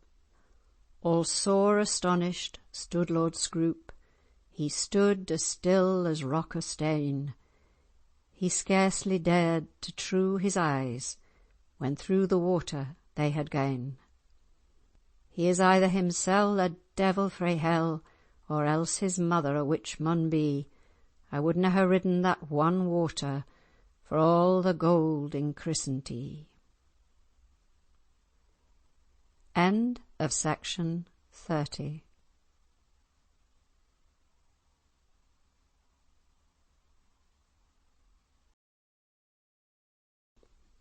The ballad of this name, a popular one in Liddesdale, relates, like that of Kinmont Willie, to the time when Lord Scroope was Warden of the West Marches and Governor of Carlisle. Dick o' the Cow seems to have been his fool or jester. Dickie, some years after the events described in the ballad, fell a victim to the vengeance of the Armstrongs. There had been no raids from Liddesdale for a considerable time, and no riding, and the horses had all grown so fat that they dare scarcely stir out of their stall. Then fair Johnie Armstrong said to his brother Willie, "Brother, we will go a-riding. We have long been at feud with England, and perhaps we shall find some spoil." So they rode to Hulton Hall and round about it, but the laird, a wise man, had left neither goods nor cattle outside to steal, except 6 sheep in a meadow. Said Johnie, "I'd rather die in England than take those 6 sheep to Liddesdale." "But who was that man we last met as we came over the hill?" "Oh, he's an innocent fool, and men call him Dick o' the Cow. That fool has 3 good cows of his own, and as good as there are in Cumberland. Betide me life or death, they shall go to Liddesdale with me." So they came to the house of the poor fool, broke down his thick wall, loosed his 3 cows, and took also 3 coverlets from his wife's bed. In the morning at daylight, when the loss was discovered, there were loud lamentations. "Hold thy tongue, wife," said Dickie, "and stop thy crying. I'll bring thee back 3 cows for each one thou hast lost." So Dickie went to Lord Scroope. "Hold thy tongue, fool," said Scroope. "I have no time for jesting." "A shame on your jesting, my lord," said Dickie. "Jesting agrees not with me. Liddesdale was in my house last night, and has taken my 3 cows. I can no longer dwell in Cumberland as your poor faithful fool, unless you give me leave to steal in Liddesdale." "I give thee leave, fool," said Scroope, "but thou speakest against me and my honour unless thou give me thy hand and pledge that thou wilt steal from none but those who stole from thee. There is my right hand and my pledge. May my head hang on Harry be, and may I never again cross Carlisle sands if I steal from any man who stole not from me." Dickie joyfully took leave of his lord and master, and went and bought a bridle and a pair of new spurs, which he packed up in the thigh of his breeches. Then he came on as fast as he could to Puddingburn House, where there were 33 Armstrongs. "Oh, what has come to me now?" said Dickie. "What great trouble is this? For here is but one innocent fool against 33 Armstrongs." Yet he went courteously up to the hall board. "Well may ye be, my good laird's jock, but the devil bless all your company. I'm come to complain of your man Johnie Armstrong, and of his brother Willie, that they came to my house last night and took away my 3 cows." Quoth fair Johnie Armstrong, "We'll hang him." "Nay," said Willie, "we'll slay him." But up spoke another young Armstrong, "We'll give him a thrashing and let him go." Then up spoke the good laird's jock, the best fellow in all the company. "Sit down a while, Dickie, and we'll give thee a bit of thine own cow's thigh." Dickie's heart was so sore that he couldn't eat a bit, but he went and lay down in an old peat house, where he thought to sleep the night, and all the prayers the poor fool prayed were, "I wish I had amends for my 3 good cows." Now it was the custom of Puddingburn House, and of the house of Mangerton, whose laird was chief of the Armstrong clan, that any who came not to the table at the first summons got no more meat till the next meal. So some of the lads, hungry and weary, had thrown the key of the stable above the door-head. Dickie took good notice of that to turn it to his own account, went into the stable where stood 33 horses, and tied 30 of them with St Mary's knot, tight to their stalls.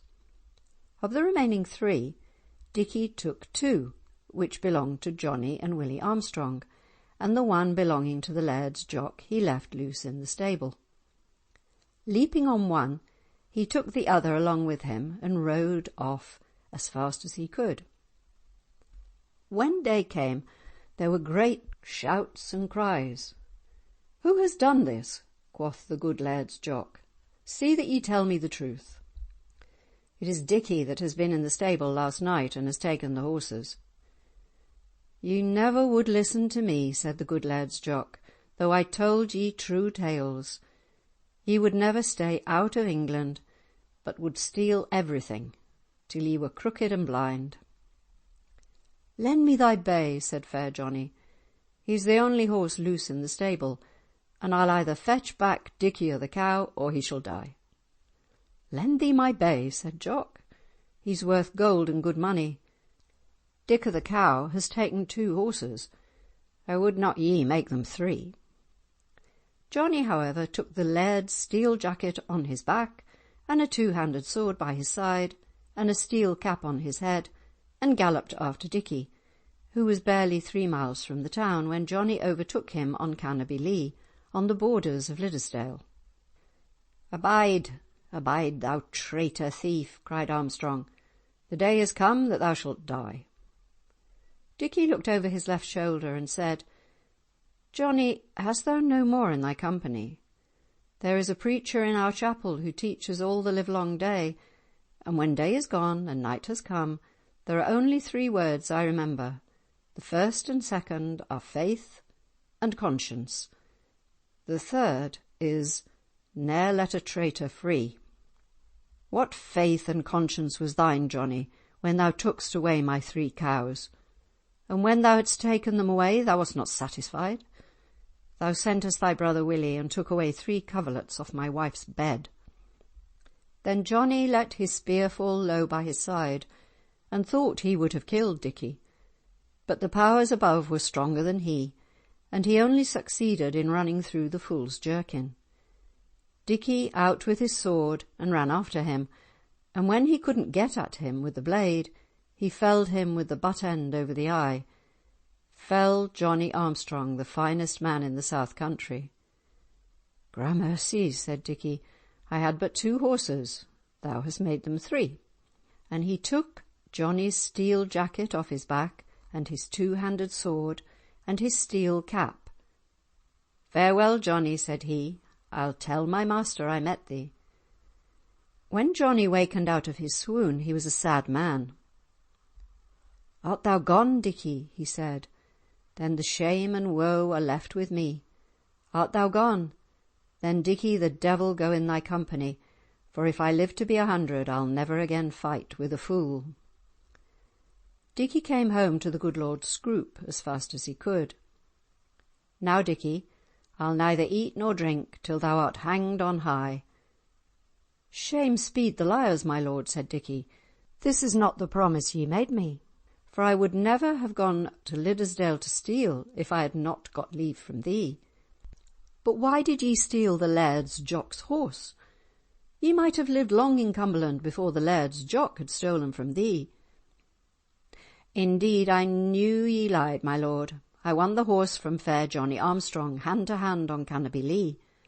There is the jacket that was on his back, and the 2-handed sword that hung by his side, and the steel cap that was on his head. I brought all these tokens to show thee. If that be true that thou tellest me, and I think thou durst not lie, I'll give thee 15 pounds for the horse, all told out in the lap of thy cloak.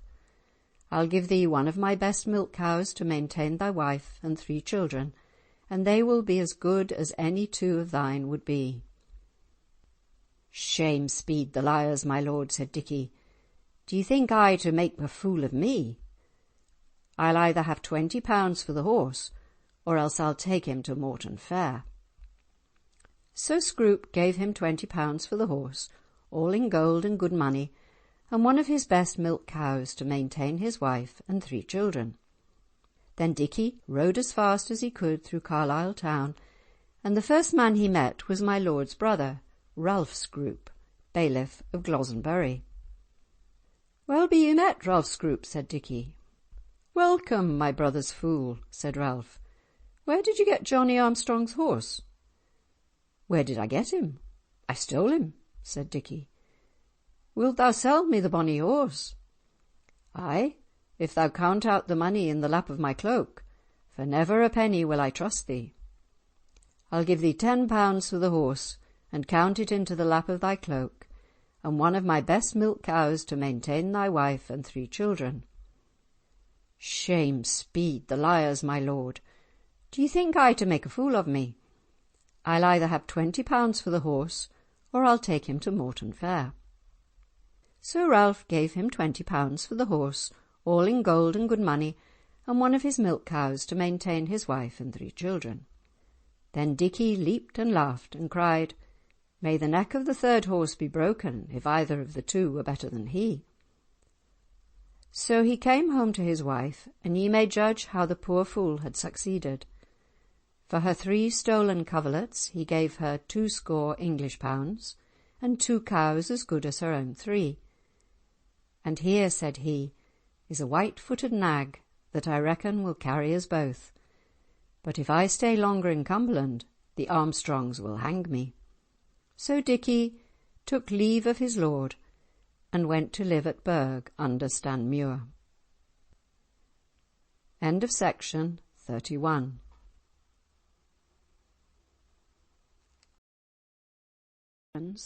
Of Robert Bruce while Lord of Allendale. Hence, as a royal fortress, the keeping of it was always granted to some powerful lord.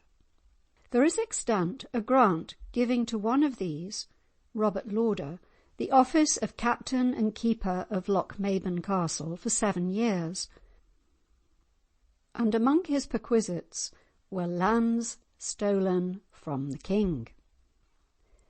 The inhabitants of 4 small villages near the castle have each still to this day a right to a small piece of ground. These people are descendants of Robert Bruce's retainers, to whom he assigned these portions of land in reward for faithful service, and there are still to be found some families, for example the Richardsons of Lochmaben, who hold their lands direct from the times of Bruce, without a break. O heard ye now o' the silly blind harper, how long he lived in Loch town, and how he would gang to fair England to steal the Lord Warden's wanton brown? But first he gaed to his good wife, wi' all the haste that he could thole. This work, quoth he, will ne'er gae well without a mare that has a foal.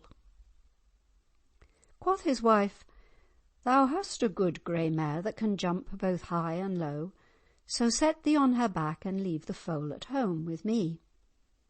Away went the harper to England as fast as he might, and when he came to Carlisle gate, who should be there but the Warden himself. Come into my hall, thou silly blind harper, and of thy harping let me hear. Oh, by my sooth, quo' the silly blind harper, I would rather hae stabling for my mare. The Warden looked over his left shoulder, and said unto his stable groom, Gae take the silly blind harper's mare, and tie her beside my wanton brown. So the harper harped and sang, the lordlings danced, and so sweet was the music that the groom forgot all about the stable door. Still the harper harped on, till all the nobles were fast asleep, when he quickly took off his shoes, crept softly down the stair, and hied wi' light tread to the stable door, which he opened and entered. He found there 33 steeds.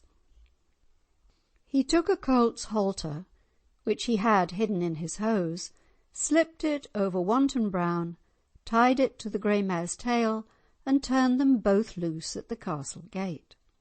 Away they went over moor and moss and dale, and the mare never let Wanton rest a moment, but kept him galloping home to her foal.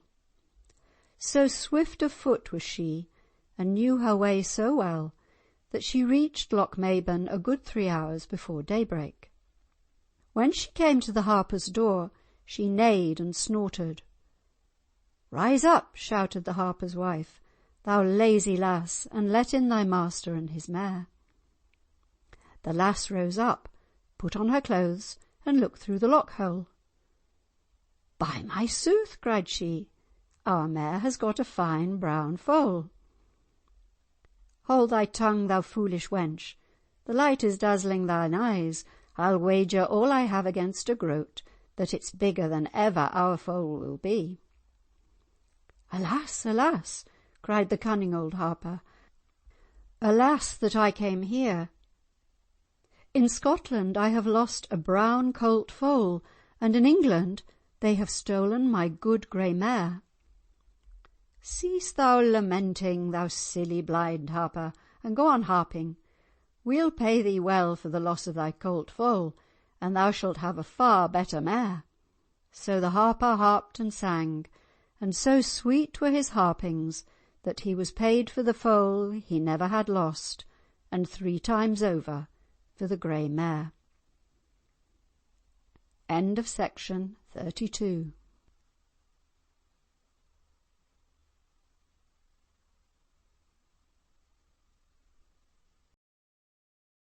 Denouncing the inhabitants of the Tyne Valley and all their companies thereabout as false thieves, minded to do mischief, and at their stealing stands not out.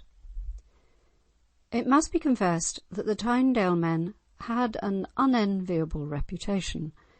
They were such lawless desperadoes, so addicted to rapine, that during more than 2 centuries the merchants of Newcastle regularly refused to take an apprentice born in that district. The date is December 1572. The rebel Earl of Northumberland, who had taken up arms for Mary Queen of Scots and for the old religion, had been betrayed by the Scots and beheaded at York. Owing to this rebellion, there was great confusion in the northern counties. Hence the time was well chosen by the limmer thieves of Tynedale to make a predatory raid on their neighbours. They gathered together the stoutest men of arms and the best in gear, 100 or more in number, and in the forenoon, about 11 o'clock, they came into a by fell and stopped for a meal, the last which some of them would eat. When they had eaten, they chose their captains, Harry Corbill, Simon Fell, and Martin Ridley. Then they rode on over the moss, with many a brank and whew, saying to one another that they were men enough. For Weardale men have a journey ta'en. They are so far out o'er yon fell, that some of them's with the 2 earls, and others fast in Bernard Castle. There shall we get gear enough, for there is nane but women at hame. The sorrowful fend that they can make is loudly cries as they were slain. They came in at Rookhope Head, which is the top of a rocky valley about 5 miles long, at the end of which Rookhope Burn empties itself into the river Wear. This valley is as wild and open today as it was then. In some 4 hours they gathered together about 600 sheep, and they were engaged in shifting the horses, when the hue and cry was raised by one Rowley, whose horse they tried to take. He was the first man to see them. The cry spread rapidly down Rookhope Burn and through Weardale, and word came to the bailiff's house at the east gate.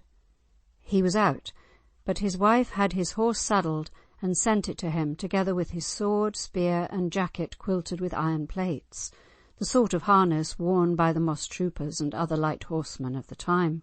The bailiff had already heard the bad news, and was sorely troubled thereby. His own brother had been attacked 3 days before by marauders, and lay sick with 19 wounds. Yet the bailiff shrank not at all, but hied fast after the sheep stealers, with as many of the neighbours as he could gather to bear him company. The pursuers overtook the thieves in Newton Clough, and gave them all the fighting they wanted. Not one of them ever thought to see his wife again. They bore 3 banners against the Weardale men, as if the world had been all their own. The fray lasted only an hour, but many a tall man lay weaponless and sore wounded before that hour was done, and 4 of the Northumbrian prickers were slain, including Harry Corbill, whom they had chosen to be their captain. 11 of them were taken prisoners. Only 1 of the Weardale men fell, but these Weardale men, they have good hearts. They are as stiff as any tree, for if they'd every one been slain, never a foot back man would flee. And such a storm amongst them fell, as I think you never heard the like, for he that bears his head on high, he oft times falls into the dyke. And now I do entreat you all, as many as are present here, to pray for the singer of this song, for he sings to make blithe your cheer. End of section 33.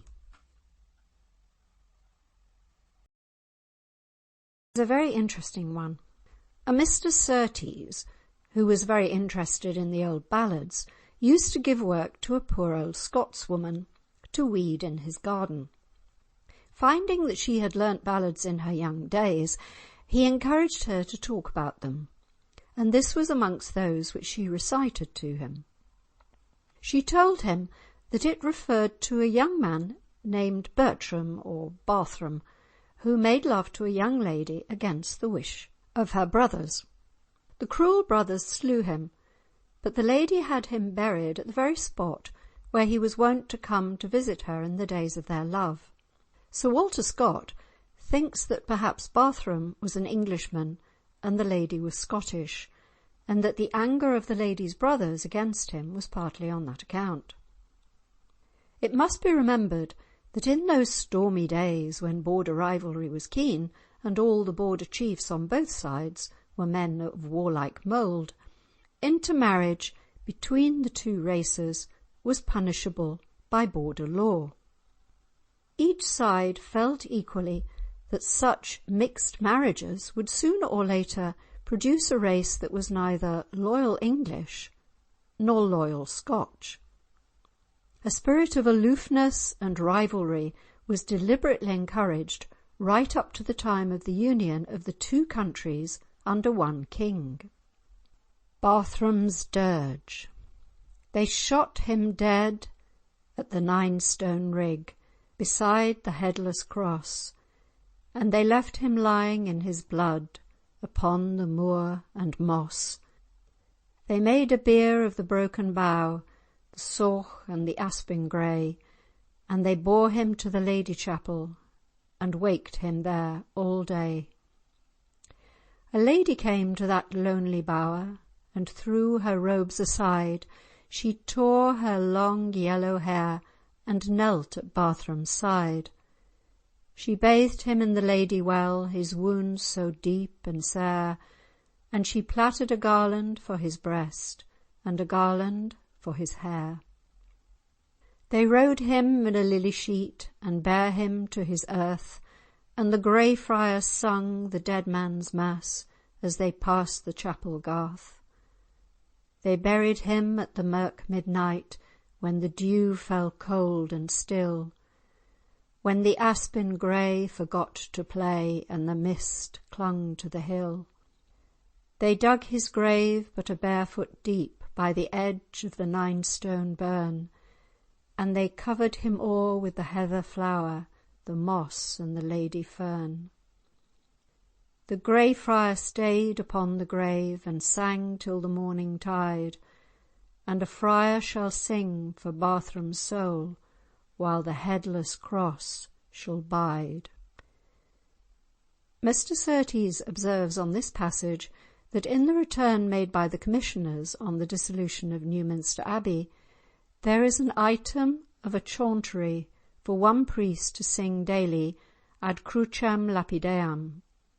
Probably many of these crosses had the like expiatory solemnities for persons slain there. They certainly did bury in former days near the 9-stone burn, for Sir Walter Scott found there, lying among the heather, a small monumental cross with initials, which he reverently placed upright. End of section 34.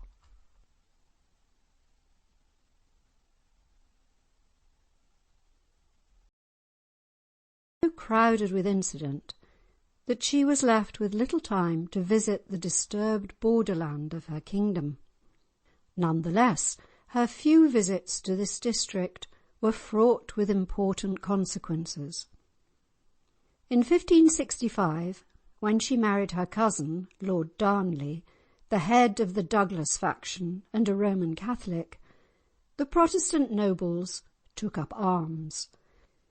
In her very honeymoon, she headed her soldiers, pursued the rebels to Dumfries, entered the town with a pistol in each hand, and laughed heartily at the fun of making her enemies skip like rabbits over the border. She was only 22 years old, a fearless, dashing, attractive woman with a clever head, a strong will, and a wild and lawless disposition. In the next year she again visited the border, but on a very different errand. Mary had developed an extreme fancy for that bold border lord, the Earl of Bothwell, whose castle of Hermitage commanded the picturesque and important valley of the Liddel. The Queen had given him authority to control the fierce borderers, and when the Earl was riding out, he met the most lawless of them, Jock Elliot, of whom the couplet, "My name is little Jock Elliot, and who dare meddle wi' me?" Bothwell fired straight at Elliot with his pistol, wounding him in the leg. Elliot aimed a mighty blow at Bothwell with his two-handed sword, giving the Earl so sore a wound that he was glad enough to gallop home while there was yet time to save his life. Mary was holding solemn court at Jedburgh when she heard of her favourite's danger. She straightway took horse and rode to Hermitage, a hard cross-country ride of 20 miles, through a district infested with reckless men. When she galloped back to Jedburgh, she was in high fever and nearly died. Later on, in the misery of her long imprisonment, she often said, "Would I had died at Jedburgh." Years later, a broken piece of a silver spur was found at Queensmire on this difficult and dangerous road, just where Queen Mary's horse was said to have come to grief. Yet another time Queen Mary came to the Border, this time to cross it after her imprisonment at Loch Leven, her escape, and the disastrous rout of her followers at Langside. Daring and resourceful as ever, she fled across the Solway in an open boat. Scotland had failed her. She sought the protection of England. She landed at Cockermouth and was led to Carlisle by Sir R. Lowther and kept there, in reality a prisoner, while Elizabeth was musing of the dangers of the position. The Earls of Northumberland and Westmoreland took up Mary's cause and attempted to rescue her, but the Warden of Carlisle, Lord Scroop, defended the town successfully against the two earls, and they were soon in flight eastward for their very lives. After this attempt at rescue, Mary was, for greater safety, sent down to Bolton Castle in Yorkshire. Leonard Dacre, a member of the powerful Cumberland family of the Dacres, seems to have played a treacherous part, first promising the earls his help and then betraying them to Elizabeth. He seized Naworth Castle, which properly belonged to his young niece, and collected together 3,000 men to the old Border war cry, "A red bull, a red bull," probably the nickname of some fierce red-haired Celtic champion. The defeated earls came to Naworth for shelter, and Dacre refused to harbour them. But by this time Elizabeth was convinced of Dacre's treason, and ordered Lord Hudson, the governor of Berwick, to arrest him.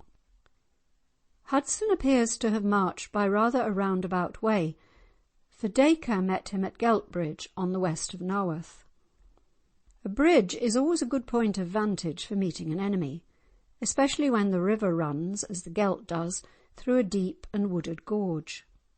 The enemy has only a narrow way by which to approach, and no doubt Dacre posted his archers behind the trees and among the great rocks.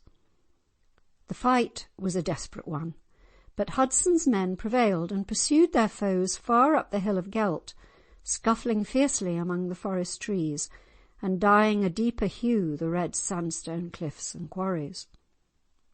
All the rebels who could escape fled across the border to Scotland, where the Borderers, who were till then their enemies, received them with that open and fair hospitality which was one of their many great qualities. Elizabeth demanded that the leading noblemen should be given up to her, but although the Scottish regent, Murray, made a pretence of trying to secure the Earl of Westmoreland, the Scots had too much sense of honour to allow him to proceed. The Earl of Northumberland was, however, betrayed to the Scottish regent by Hector Armstrong of Harelaw. But this the gallant Borderers held to be shameful, and Armstrong was a ruined man from that day forth. 2 years later, this earl was actually sold to Elizabeth and beheaded at York. Thus ended this small rebellion, called in history the Rising of the North, but which is known locally in Cumberland as Dacre's Raid. There is a little stream which rushes down a deep and beautiful glade to join the river Gelt above Geltbridge. This stream is known as Hellbeck, and villagers tell us that the reason for this name is that it was stained with blood for 2 whole days after some battle that took place there. The battle is probably the one spoken of here. A wicket gate by Geltbridge leads us to the path through Gelt woods. The noble gorge is deeply cleft through the grand red sandstone rocks. Below roars and dashes the impetuous river. The path winds, sometimes high, sometimes low, through wonderful weeds, carpeted with beautiful mosses, gemmed with delightful flowers. On one of the rocks is an inscription carved by a Roman soldier over 1,500 years ago. Follow the river up, till the little Hellbeck is seen trickling down from the east. Cross the little bridge and follow the streamlet on its opposite bank, along a path so little trod as to be scarcely visible. Wander among ferns along one of the loneliest glens in the whole of Britain, passing the great railway bridge, under if the stream be low, or over if it be high, till you join the main road again. There is no spot more beautiful or more peaceful, yet this is the Hellbeck, where men fought and hacked and slashed and slew among these woods, up and down these steep hillsides. These old trees, when young, have felt warm blood at their roots, and all because of a young, wild, wilful queen who fascinated men's hearts then, and the memory of whom fascinates them still. End of section 35.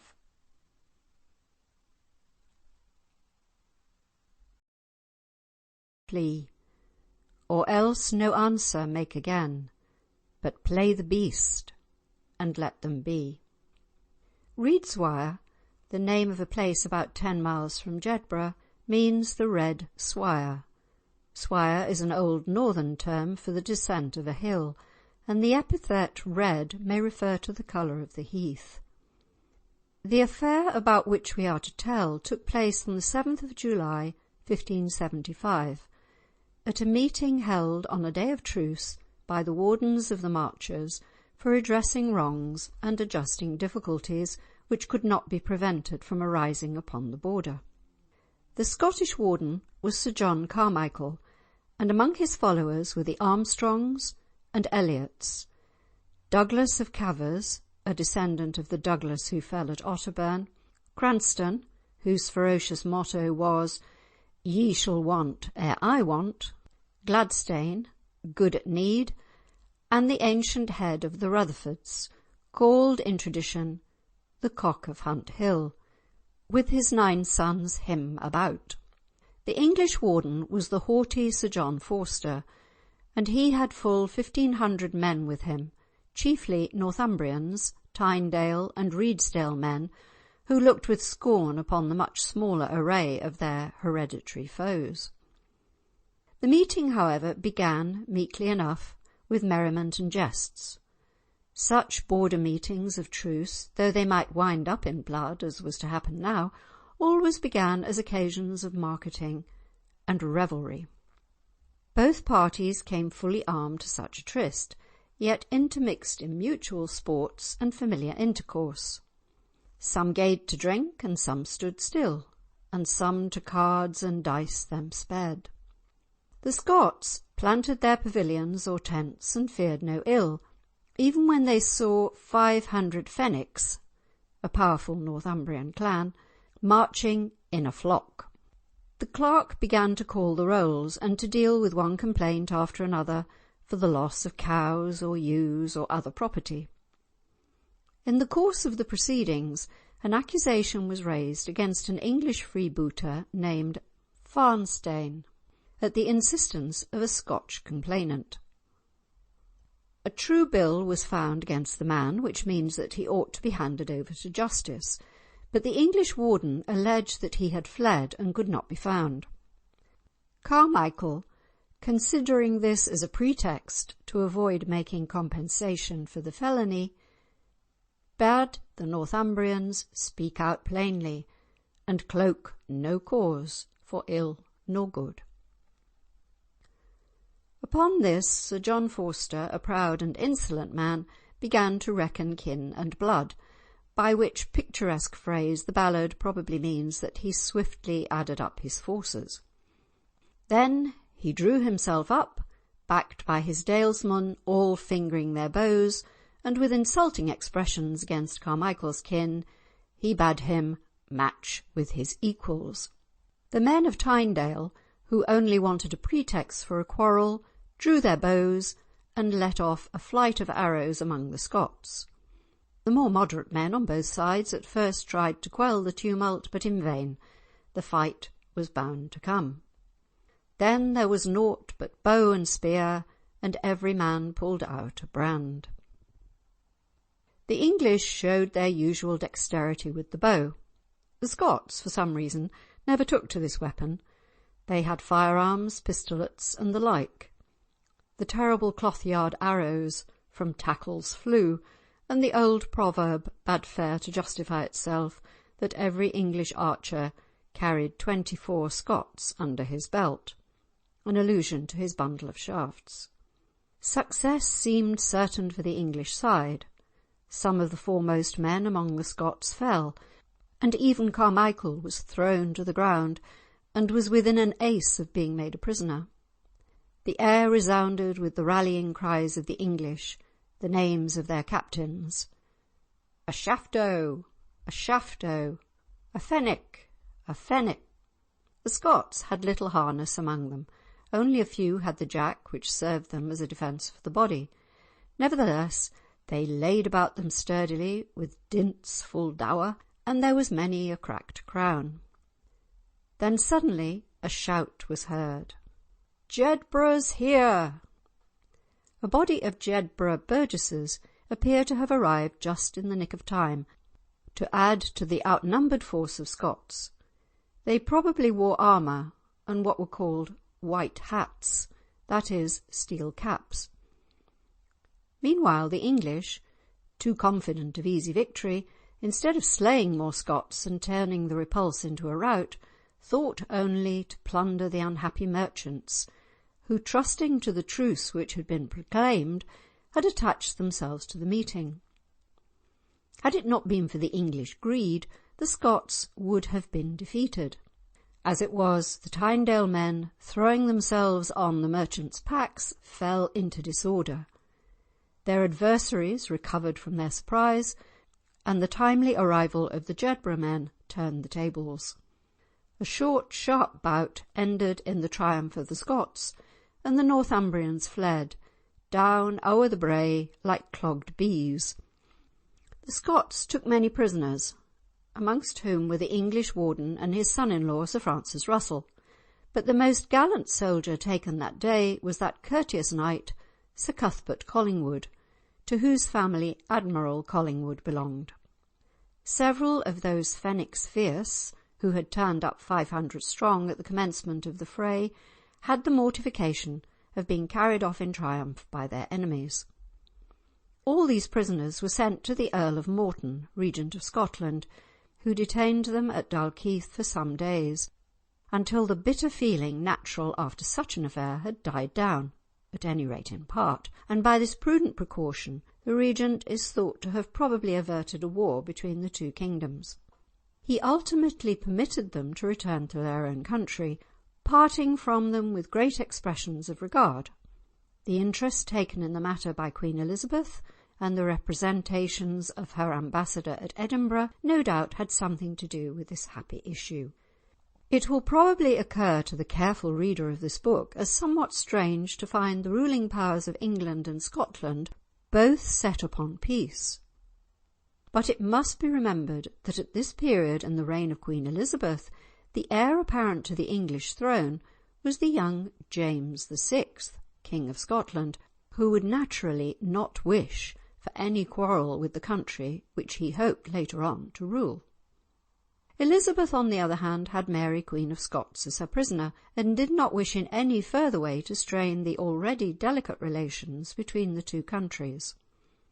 Carmichael, mentioned in this ballad, known in full as Sir John Carmichael of Edrom, Scottish warden of the Middle Marches, was afterwards murdered by one of the wild Armstrongs, who is said to have composed the night before his execution the following manly and pathetic "Good night." The third and fourth lines show clearly the disrepute into which this once honoured clan was falling. The seventh and eighth lines could only have been written by one who, despite his faults, had the true gallant instincts deep in his blood. Armstrong's Good Night. This night is my departing night, for here nae longer must I stay. There's neither friend nor foe o' mine but wishes me away. What I have done through lack of wit I never, never can recall. I hope you're all my friends as yet. Good night and joy be with you all. End of section 36. The subject of this ballad bears some resemblance to Kinmont Willie, and such adventures were not uncommon in those turbulent times. The events we are to relate originated in a raid ridden by the famous Liddesdale spearmen, the hardiest of the Scotch moss troopers, upon English ground. They had better have stayed at home, for the outcome was that one of their best men, Michael of Winfield, was killed, and Jock o' the Side, nephew to the Laird of Mangerton, was taken prisoner and promptly lodged in Newcastle jail. When the news reached Jock's mother, she kilted her coats up to her knee and ran down the water with the tears falling in torrents from her eyes. She ran to Mangerton House on the banks of the Liddel and told her brother, the good old lord, the bad news. "Michael is killed, and they have taken my son John." "Never fear, sister," quoth Mangerton. "I have 83 yokes of oxen. My barns, my byres, my folds are all filled. I'll part with them all ere Johnie shall die." Then he thought out his plan. 3 men I'll send to set him free, all harnessed in the best steel. The English loons shall feel the weight of their broad swords. The Laird's Jock shall be 1, the Laird's Wat 2, and Hobbie Noble, thou must be the 3rd. Thy coat is blue, and since England banished thee, thou hast been true to me. Now this Hobbie was an Englishman, born in Bewcastledale, the wildest district in Cumberland. Like numerous other English outlaws, he had made his own country too hot to hold him. His misdeeds had banished him to Liddesdale, and he was now in high favour with the Laird of Mangerton. The Laird gave the dauntless 3 orders to reverse the shoes of their horses, so that anyone crossing their trail might think they were proceeding in a contrary direction. He also warned them not to seem gentlemen, but to look like corn carriers, not to show their good armour, nor appear like men of war, but to be arrayed as country lads, with halter and cart collar on each mare. So Hobbie mounted his grey, Jack his lively bay, and Wat his white horse, and they rode for Tynewater.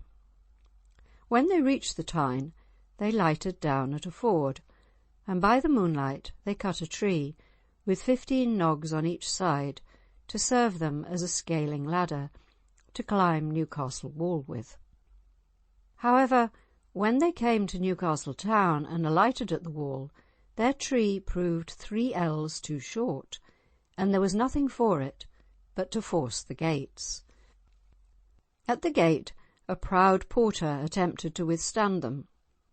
The Armstrongs wrung his neck, took his life and his keys at once, and cast his body behind the wall. Soon they reached the jail and called to the prisoner. "Sleeps thou, wakes thou, Jock o' the Side, or art thou weary of thy thrall?" Jock answered dolefully, "Often I wake, nay, sleep seldom comes to me, but who's this knows my name so well?" Then out and spoke the Laird's Jock, his cousin and namesake. "Now fear ye not, my billie," quoth he, "for here are the Laird's Jock, the Laird's Wat, and Hobbie Noble, the Englishman, come to set you free." Jock o' the Side did not think it possible that they could effect his release. "Now hold thy tongue, my good cousin," said he. "This cannot be, for if all Liddesdale were here the night, the morn's the day that I must die. They have laid full 15 stone of Spanish iron on me. I am fast bound with locks and keys in this dark and dreary dungeon." But the Laird's Jock replied, "Fear not that, faint heart never won fair lady. Work thou within, we'll work without, and I'll be sworn we'll set thee free." They loosed the first strong door without a key. The next chain door they split to flinders. The Laird's Jock got the prisoner on his back, irons and all, and brought him down the stairs with no small speed and joy. Hobbie Noble offered to bear some of his weight, but the Laird's Jock said that he was lighter than a flea. When they had all gone out at the gates, the prisoner was set on horseback, and they all joked wantonly. "Oh, Jock," they cried, "you ride like a winsome lady, with your feet all on one side." The night was wet, but they did not mind. They hied them on full merrily, until they came to the ford at Cholerford above Hexham. There the water was running mountains high. They asked an old man, "Honest man, tell us in haste, will the water ride?" "I've lived here 30 years and 3, replied he, "and I never saw the Tyne so big, nor running so like a sea." The Laird's Wat counselled them to halt. "We need not try it. The day is come, and we all must die." "Poor faint-hearted thief," cried the Laird's Jock, "there'll no man die but him that's fated. I'll guide you safely through. Lift the prisoner behind me." With that they took to the water, and managed to swim through. "Here we are all safe," said the Laird's Jock triumphantly.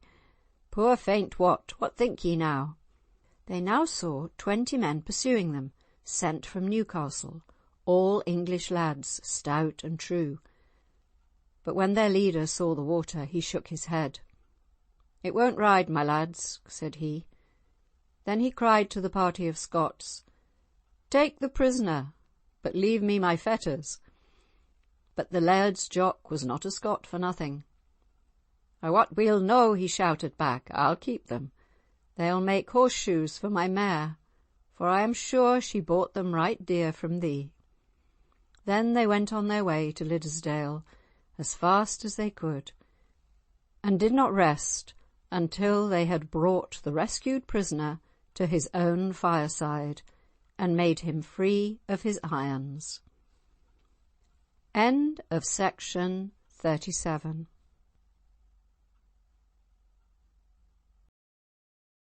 Golden gear he'll sell ye all. In the ballad of Jock o' the Side, we have seen Hobbie Noble act a distinguished part in the deliverance from captivity of Jock, cousin of the Laird of Mangerton, chief of the Armstrong clan. Now, in the following ballad, we shall learn how ungrateful the Armstrongs were for his faithful services. The Armstrongs were one of those outlawed or broken clans whose hand was against every man, and living as they did in what was called the Debatable Land on the frontier between Liddesdale and England, these stark cattle-lifters and arrant thieves levied tribute from English and Scotch alike. Halbert, or Hobbie Noble, was an Englishman, a Cumbrian born and bred, but his misdeeds were so great they banished him never to return, and he established himself among the Armstrongs. From their territory he continued his depredations upon the English, in resentment of which they at length offered a bribe to the Armstrongs to decoy him into England under pretence of inviting him to join them in a foray. At Kershope foot the tryst was set, Kershope of the Lily Lee. And the name of the chief traitor and leader of the gang was Sim o' the Mains. Hobbie harnessed himself both with the iron and with the steel, buckled spur on his heel and belted brand to his side, leapt upon his fringed grey, and rode down the banks of the Liddel.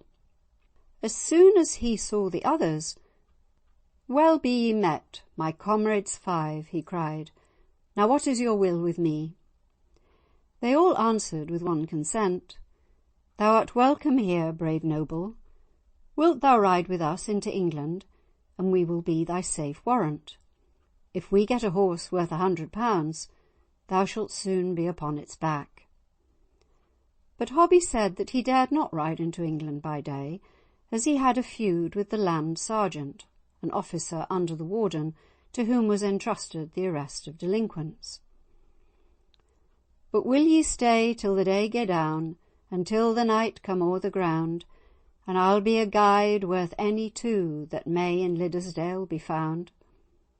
Though the night be black as pitch and tar, I'll guide ye o'er yon hill so high, and bring ye all in safety back, if ye'll be true and follow me."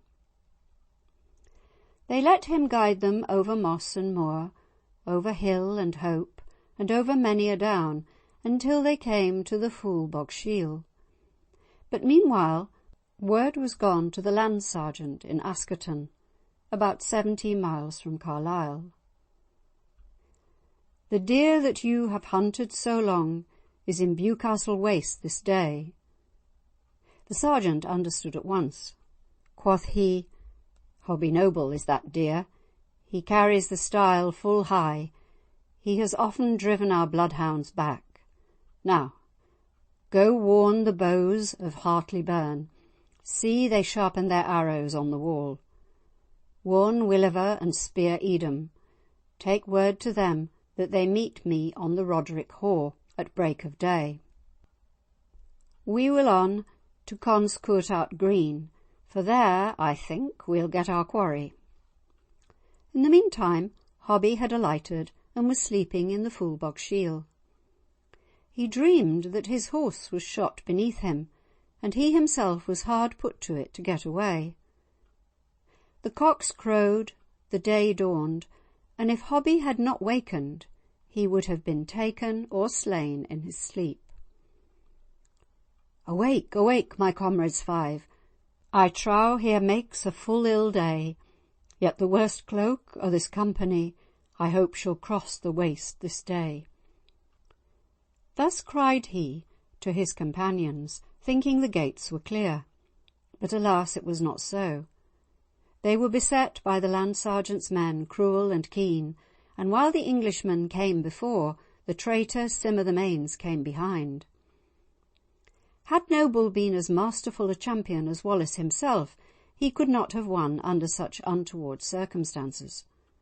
He had but a laddie's sword, but he did more than a laddie's deeds, for that sword would have cleared Conscourtart Green had it not broken over one of the English heads.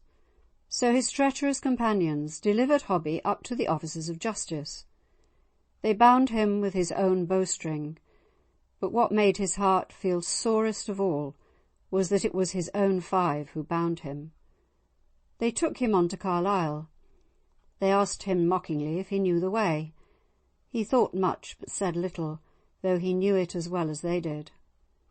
As they took him up the Carlisle streets, the old wives cast their windows wide, every woman whispering to another, "That's the man loosed Jock o' the Side."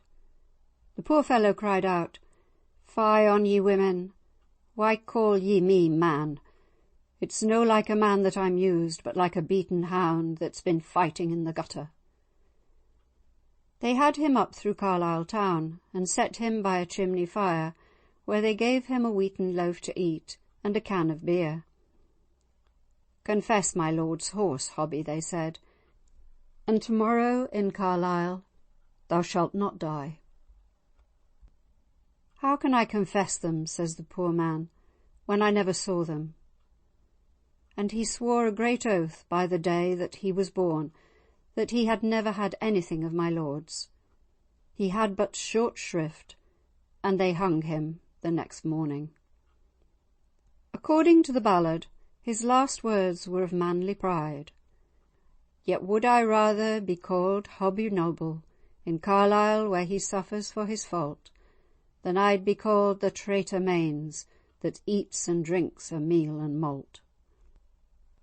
Thus died the doughty noble. It is proper to add, however, that the Armstrongs' chief Lord Mangerton, with whom Hobbie had been a favourite, took a severe revenge on the traitors who betrayed him. The contriver of the scheme, Sim o' the Mains, fled into England to escape the resentment of his chief, and was there caught by the English and himself executed at Carlisle 2 months after Hobbie's death in the same place. Such is, at least, the tradition of Liddesdale. End of section 38.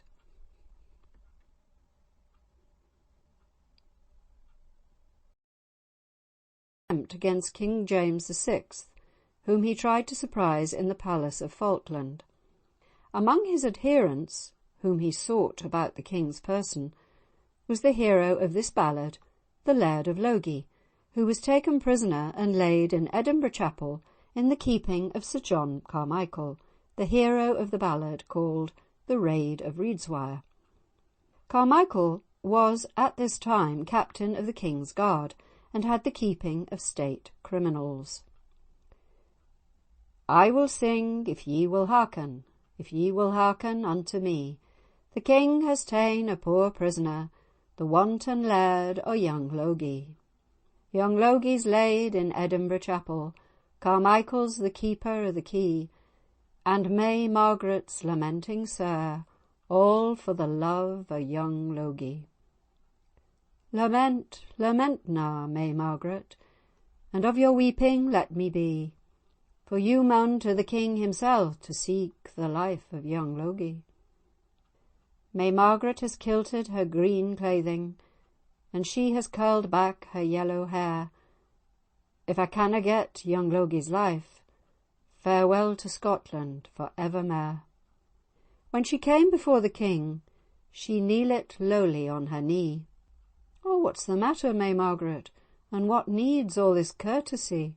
A boon, my noble liege, a boon I beg of thee, and the first boon that I come to crave is to grant me the life o' young Logie."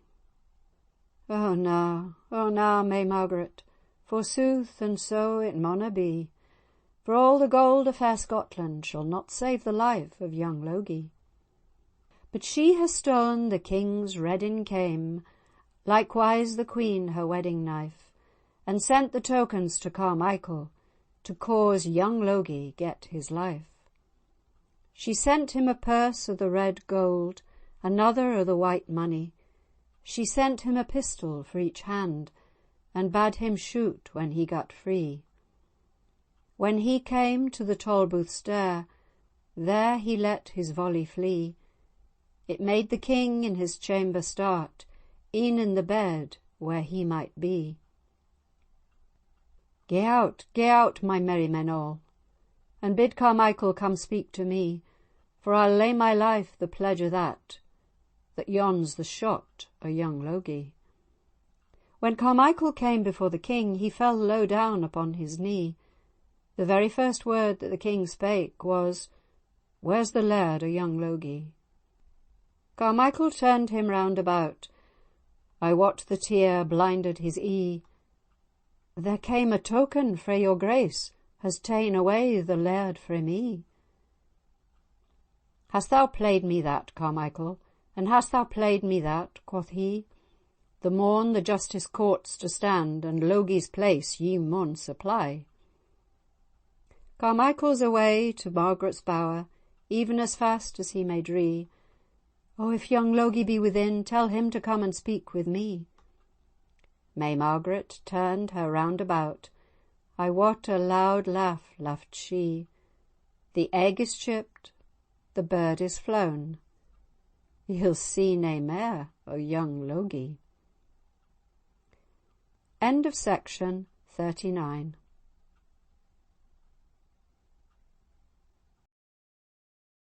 Of this ballad were originally a Norman family descended from the knight Taille Fer, Cut Iron, who came over with William the Conqueror. "'Tis I, Jamie Telfer of the fair Dodhead, and a harried man I think I be. There's nothing left at the fair Dodhead but a woeful wife and bairnies 3. About Martinmas time, when border steeds get corn and hay, the captain of Bewcastle rode over to Tividale to forage. And first he met a guide in hard horsewire, and next he met a guide low down in Borthwick water. What tidings, my trusty guide?" "No tidings have I, yet if ye go to the fair Dodhead, I'll let ye see many a cow's calf." Right hastily they came to the fair Dodhead, loosed the cows, and ransacked the house. Jamie Telfer's heart was sore when he saw this, and the tears ran down his cheeks, and he pleaded with the captain to give him back his gear, or else he would have revenge upon him. But the captain only laughed and said, "Man, there's nothing in thy house but an old sword without a sheath that could scarcely kill a mouse." The sun was not up, though the moon had gone down, and there was a sprinkling of new-fallen snow upon the ground, when Jamie Telfer ran 10 miles afoot between the Dodhead and Stobbs Hall. When he came to the Tower gate, he shouted aloud, and old Gibbie Elliot came out and asked the meaning of such disturbance. "It is I, Jamie Telfer of the fair Dodhead, and a harried man am I, for nothing is left at fair Dodhead but a sad wife and 3 bairnies." "Go and seek help at Branksome Hall, for ye shall get none from me. Seek help where ye paid blackmail, for man, never did ye pay me any." James turned him about, his eyes blinded with tears. "Never shall I pay blackmail again to Elliot. My hounds may all run masterless, my hawks may fly as they will from tree to tree, and my lord may seize the lands of his vassal, for never shall I see again the fair Dodhead." He turned him to Teviot side, and made as fast as he could for Coultart Kloof, and there he shouted aloud until out came old Jock Grieve and asked who it was that made such a noise. "It is I, Jamie Telfer of the fair Dodhead, and a harried man am I, for nothing is left at fair Dodhead but a weeping wife and 3 bairnies, and 6 poor calves stand in the stall crying aloud for their mothers." "Alack," quoth Jock Grieve, "alack, my heart is sore for thee, for I married the eldest of 3 sisters, and you married the youngest." So he took out his bonny black horse, right well fed with corn and hay, and set Jamie Telfer on his back to take his troubles to Catslock Hill. When he came to Catslock Hill, he shouted aloud until out came William's Wat to ask what was the matter. "It is I, Jamie Telfer of the fair Dodhead, and a harried man am I. The captain of Bewcastle has driven away my gear. For God's sake, rise and help me." "Alas and alack," quoth William's Wat, "my heart is sore for thee. Never did I yet come to the fair Dodhead and found thy basket bare." He set his 2 sons on coal-black steeds, and he himself mounted a freckled grey, and with Jamie they rode to Branksome Hall, where they shouted so loud and high that old Buccleuch came out to ask what was the matter. "It is I, Jamie Telfer of the fair Dodhead, and a harried man am I.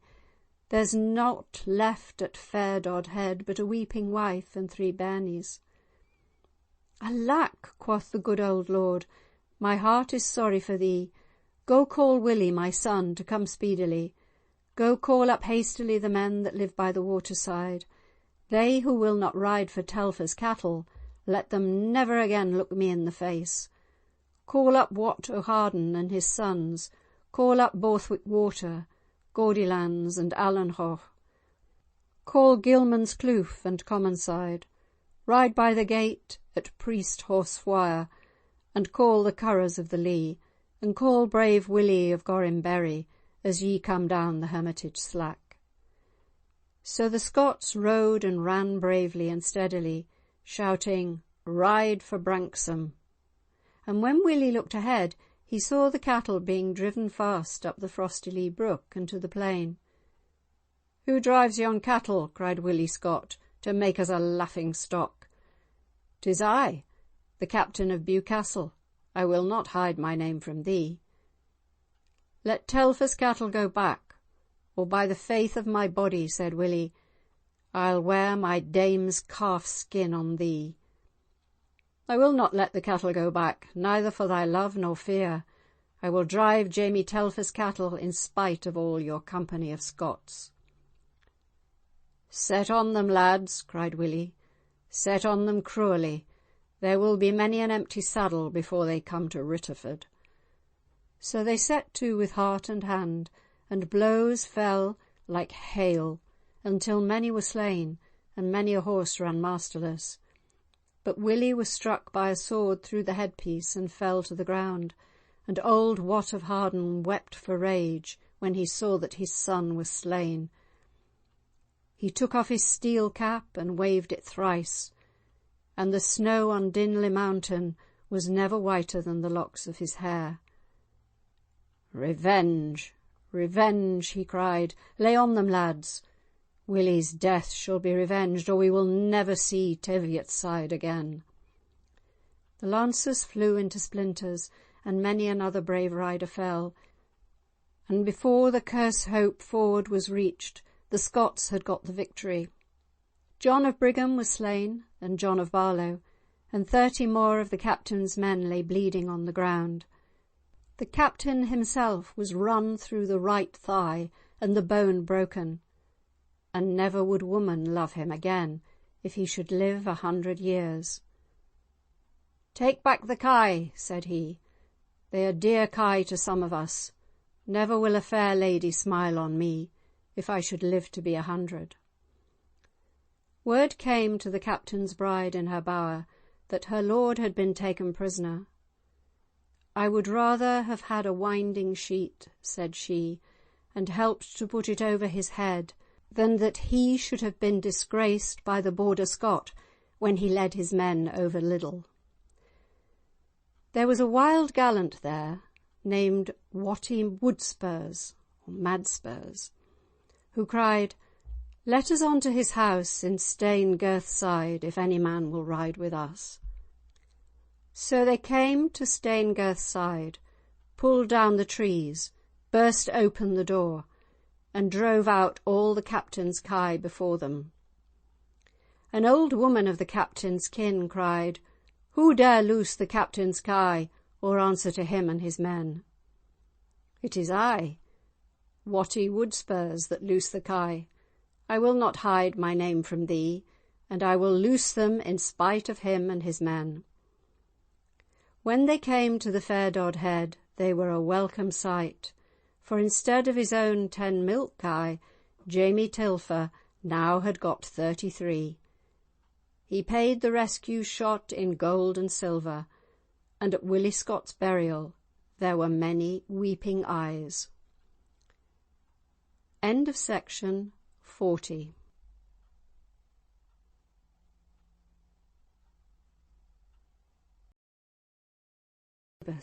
The bravest and strongest of them being the bold Lord of Buccleuch. His name is often mentioned in Border history, and so is that of another Scot, old Wat Scott of Harden. He was a fit man for these wild times, being both brave and canny. He married a beautiful Border lass, the flower of Yarrow, and it is surprising how many able men have descended from this marriage.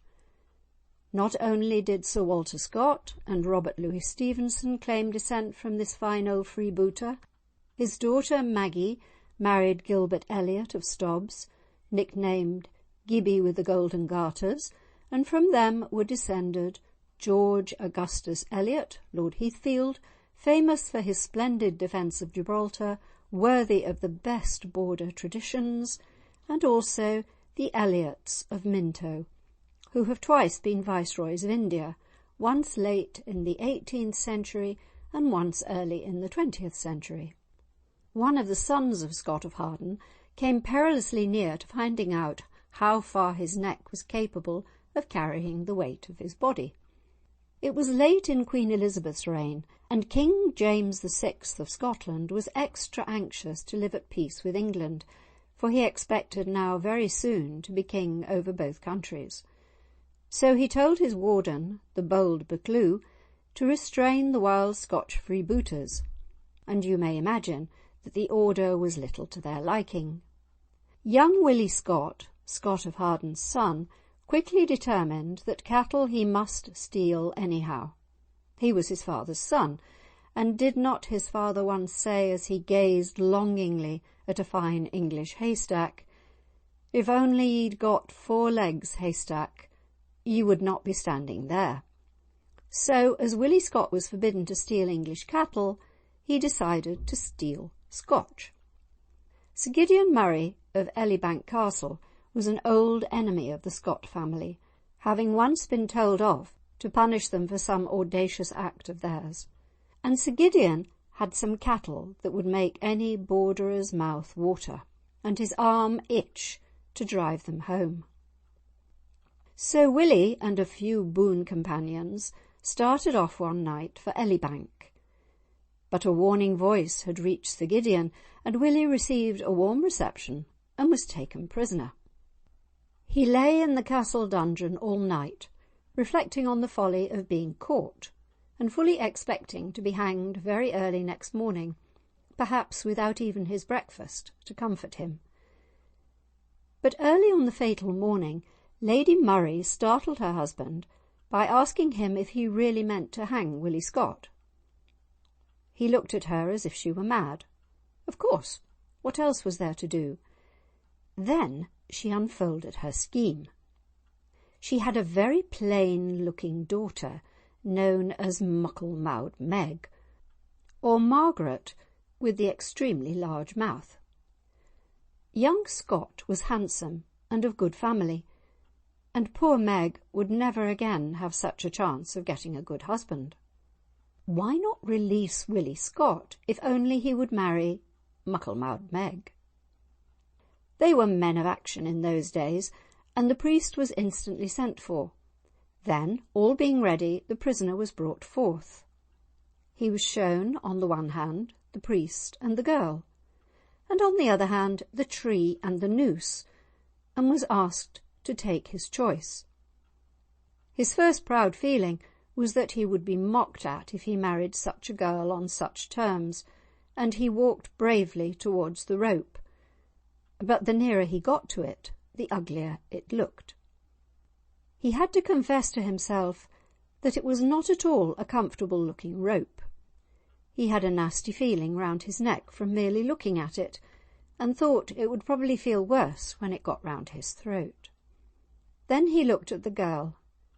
She certainly was not as beautiful as his mother, the lovely Flower of Yarrow, and a borderer loved a beautiful wife. But if he hanged, he would have no wife at all. Then he suggested that he should have 3 days to think it over, but Murray said no. Neither priest nor noose was prepared to wait. He must decide at once. Then he looked again at Meg, and saw a kind glance in her eye. She felt sorry for the handsome young fellow. Then he knew she had a good heart, and that decided the matter. He went up and kissed her with a good grace, and the priest married them straight away. Afterwards he became Sir William Scott, and an important man on the border. And best of all, Meg proved to be a real good wife to him, and he never regretted the day when he elected to suffer the knot to be tied by the priest instead of by the hangman. End of section 41.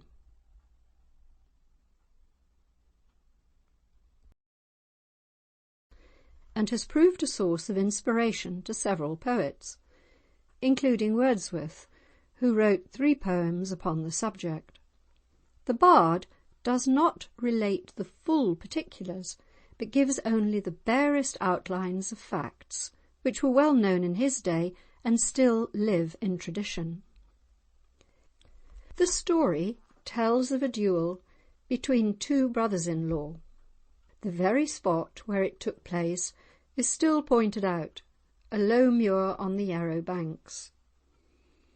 The slain knight was apparently Walter Scott, one of the ancestors of Lord Napier. His murderer was his brother-in-law, John Scott. Dowie means melancholy, and den is a word used to describe a narrow rocky valley, usually wildly beautiful. Late at e'en drinking the wine, and ere they paid the lawing, they set a combat them between, to fight it in the doing.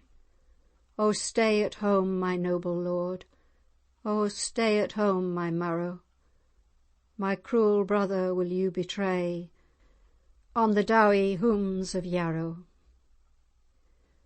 O fare ye well, my lady gay, O fare ye well, my Sarah, for I must go, though I ne'er return, from the dowie banks of Yarrow. She kissed his cheek, she combed his hair, as oft she had done before-o. She belted him with his noble brand, and he's away to Yarrow. And he gaed up the Tennies bank, I wot he gaed with sorrow, till down in a den he spied 9 armed men on the dowie houms of Yarrow. O come ye here to part your land, the bonny forest thorough, or come ye here to wield your brand on the dowie houms of Yarrow? I come not here to part my land, and neither to beg nor borrow, I come to wield my noble brand on the bonny banks of Yarrow. If I see all, ye're 9 to 1, and that's an unequal marrow, yet will I fight while lasts my brand on the bonny banks of Yarrow. 4 has he hurt and 5 has slain on the bloody braes of Yarrow, till that stubborn knight came him behind and ran his body thorough. Gae hame, good brother John, and tell your sister Sarah to come and lift her leeful lord, he's sleeping sound on Yarrow. Yestreen I dreamed a doleful dream, I fear there will be sorrow. I dreamed I pulled the heather green wi' my true love on Yarrow. O gentle wind that bloweth south from where my love repaireth, convey a kiss from his dear mouth, and tell me how he fareth. But in the glen strive armed men, they've wrought me dole and sorrow. They've slain the comeliest knight they've slain, he bleeding lies on Yarrow. As she sped down yon high, high hill, she gaed wi' dole and sorrow, and in the den spied 10 slain men on the dowie banks of Yarrow. She kissed his cheek, she combed his hair, she searched his wounds all thorough, she kissed them till her lips grew red on the dowie houms of Yarrow. Now hold your tongue, my daughter dear, for all this breeds but sorrow. I'll wed ye to a better lord than him ye lost on Yarrow. Oh, hold your tongue, my father dear, ye mind me but of sorrow. A fairer rose did never bloom than now lies cropped on Yarrow. End of section 42.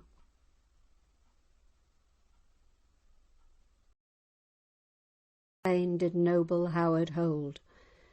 Unarmed by her side he walked, and much in courteous phrase they talked of feats of arms of old. Costly his garb, his Flemish ruff fell o'er his doublet, shaped of buff, with satin slashed and lined.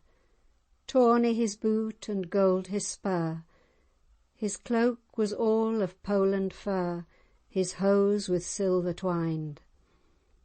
His bilboa blade by marchman felt, hung in a broad and studded belt. Hence in rude phrase the borderers still call noble Howard belted Will. Scott, Lay of the Last Minstrel.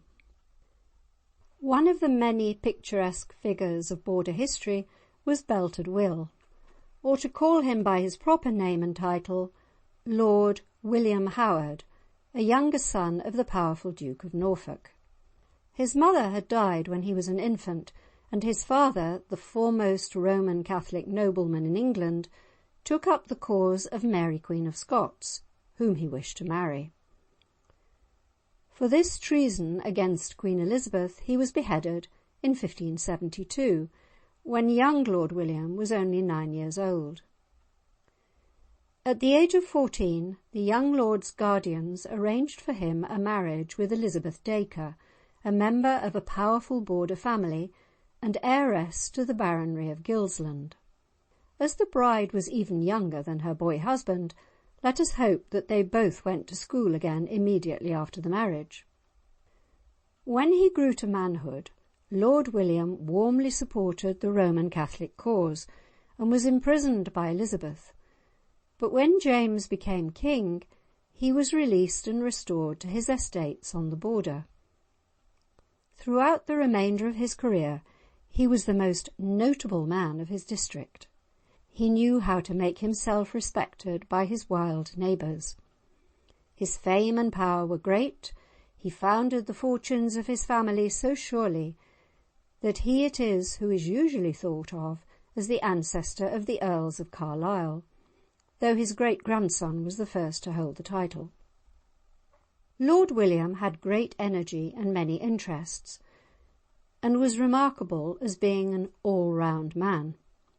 He was equally a leader of men and a lover of books. No detail in the management of his estates was too small for him to study. He was a good husband to his wife and a splendid father to his 15 children. He selected the most beautiful of his several castles, that of Naworth, and repaired and almost rebuilt it. He took there the fine old oak ceiling from the ancient castle of Kirkconnell, which was ornamented with portraits of all the kings of England. Visitors to Naworth can see today the Hall of Belted Will, by kind permission of the present Earl of Carlisle. He was something of a poet and very much of an antiquarian. His estates were full of interesting things, and none knew them better than he. There were miles of the Roman wall, still in excellent condition. There were many Roman altars and inscriptions, which he copied and translated. Quite near him, at Coombe Crags, was a Roman quarry, which can still be seen today, with marks of Roman tools on its stones. It stands in a beautiful wood by the side of the lovely river Irthing, and only a little further on, standing on a fine cliff overlooking the river, is the old Roman station of Bamburgh, a fort that covered 5½ acres, with walls that were once 5 feet thick, the main foundations of which are still standing, clear enough for anyone to trace them out. It is quieter there today than it was in Roman times, or in the stirring days of Belted Will. It is good to think that this broad-shouldered, gallant, powerful nobleman, who could ride, shoot, fight, and keep this wild district in order, was at the same time such a clever student and bookworm. They tell a story that he was once sitting in his library intent on a book, when his men brought in a robber whom they had caught red-handed and asked Lord William to try him. Belted Will, angry at being interrupted, cried out, "Don't disturb me! Hang him!" Half an hour later he rose and came down to try the man, but finding that he was already hanged, he went on with his book. It is only fair to add that robbers in those days expected no mercy when caught. One of the many clever things that Lord William did was to have figures carved in oak to represent soldiers. These he placed on the top of his high towers, and deceived the Scots into thinking that he had a large and very watchful garrison. These figures can still be seen at Naworth. Near Naworth Castle is Lanercost Priory, where King Edward I stayed on his way to Scotland. There is a secret passage from Naworth Tower which is supposed to run under the river to Lanercost. No one is allowed to go through it, as it is considered dangerous. The people of the district say that the last man to do so was Oliver Cromwell. Visitors to Naworth today should certainly go on to Gilsland itself, the picturesque, straggling little town which was the head of the baronry which Elizabeth Dacre brought to her boy husband. The Irthing at Gilsland runs through a wonderfully beautiful gorge, rocky and wooded, wild and romantic. Stand on the venturesome stepping stones near the old church, with the river rushing at your very feet, and see if this is an exaggeration of the beauties of the scene. Right in the midst of the glen you can see the Popping Stone, where Sir Walter Scott walked with the lady of his choice and asked her to marry him. Readers of Guy Mannering can see in Overdenton Church, near Gilsland, the grave of Meg Merrilees, who died here at the age of 98. The town is also interesting for the fact that the county border is at Gilsland, and there is an inn so built that it stands in both counties, and contains a bed in which you can sleep with your head in Northumberland and your feet in Cumberland.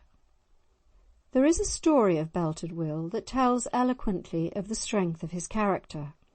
When he was released from prison by King James, he found his estates so ruined by careless management that he knew that great care was needed to put things right again. So until he got his affairs into order, all the pocket money that he would allow himself was 20 shillings per month. Bold William, Belted Will, gallant Lord Howard, as you will, died at Naworth in 1640, aged 77, 1 year after the death of his devoted wife. His descendants were, like himself, students and men of action. The present Earl of Carlisle is directly sprung from him, and is very proud of the fact. End of section 43.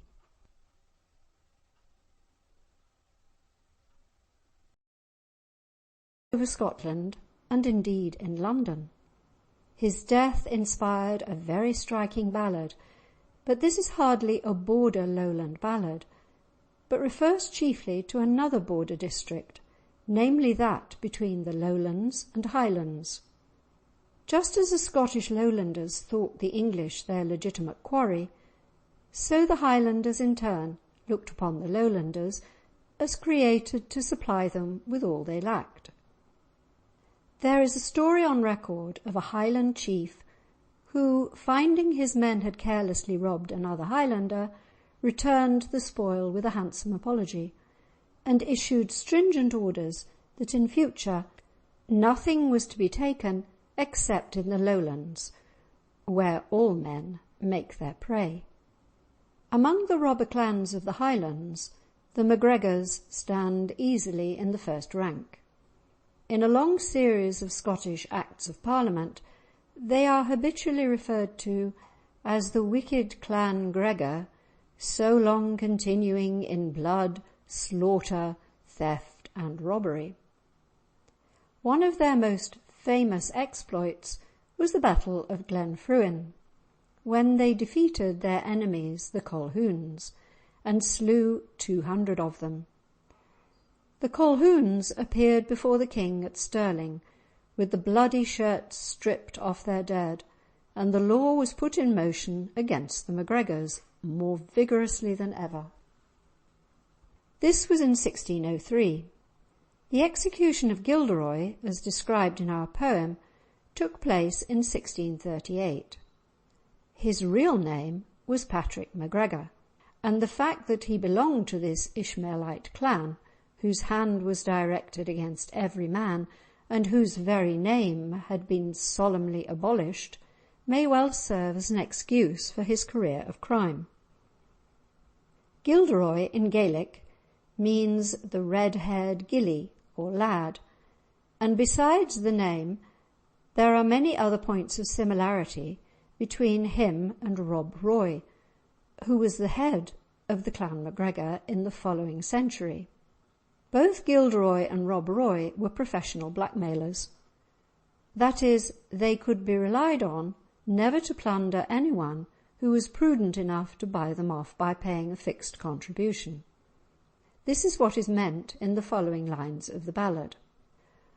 All these did honestly possess, he never did annoy, who never failed to pay their cess to my love Gilderoy. The cess is the blackmail or insurance against robbery.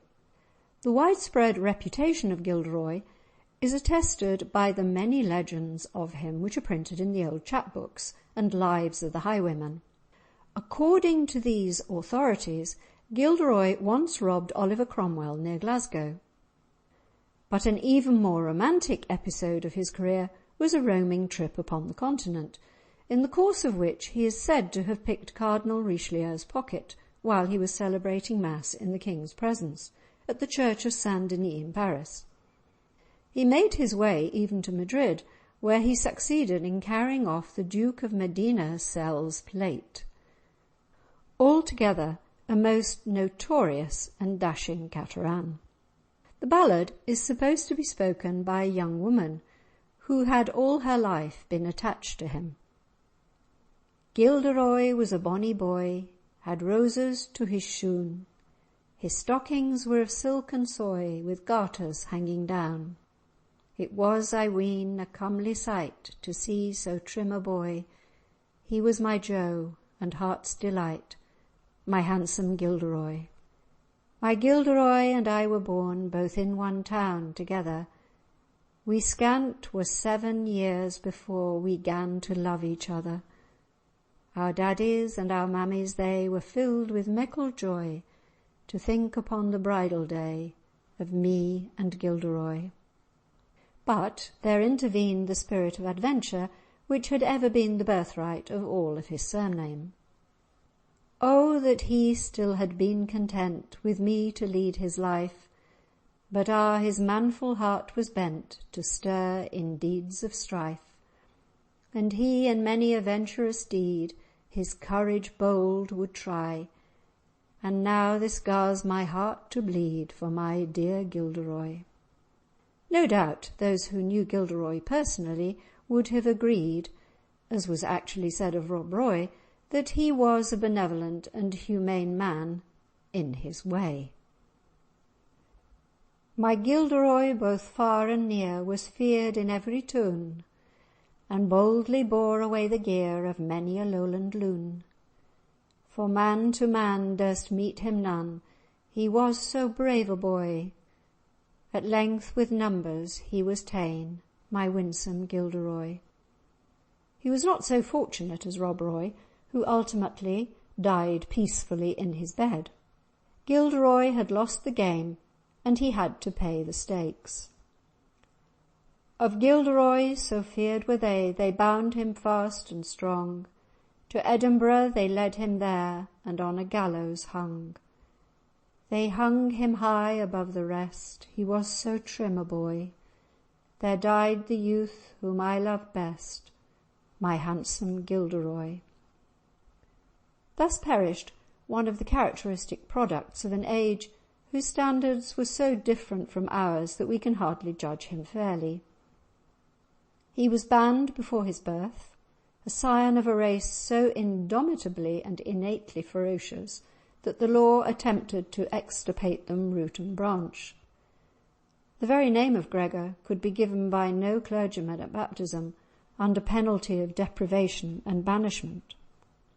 Cunning and politic neighbours were not slow to take advantage of the stubborn disposition of the MacGregors, and gradually stripped them of their once extensive lands in Argyll and Perthshire. Gilderoy might well consider that he was an honester man than stood on any of their shanks. and we may be excused for feeling a very lively sympathy with him, and for echoing in our inmost hearts the exquisitely feminine point of view expressed by the lady composer of the ballad. If Gilderoy had done amiss, he might have banished been. Ah, what sore cruelty is this, to hang such handsome men, to hang the flower of Scottish land, so sweet and fair a boy. No lady had so white a hand as thee, my Gilderoy. When he had yielded up his breath, I bare his corpse away, with tears that trickled for his death, I washed his comely clay. And sicker in a grave sae deep, I laid the dear loved boy, and now for ever maun I weep, my winsome Gilderoy. End of section 44.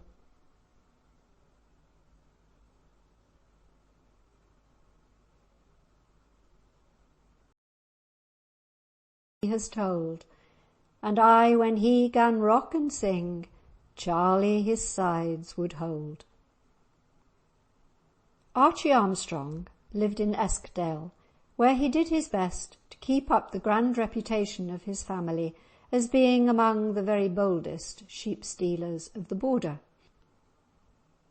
His house was at Stubham, where the walk up stream runs into the River Esk, near where the picturesque town of Langham now stands.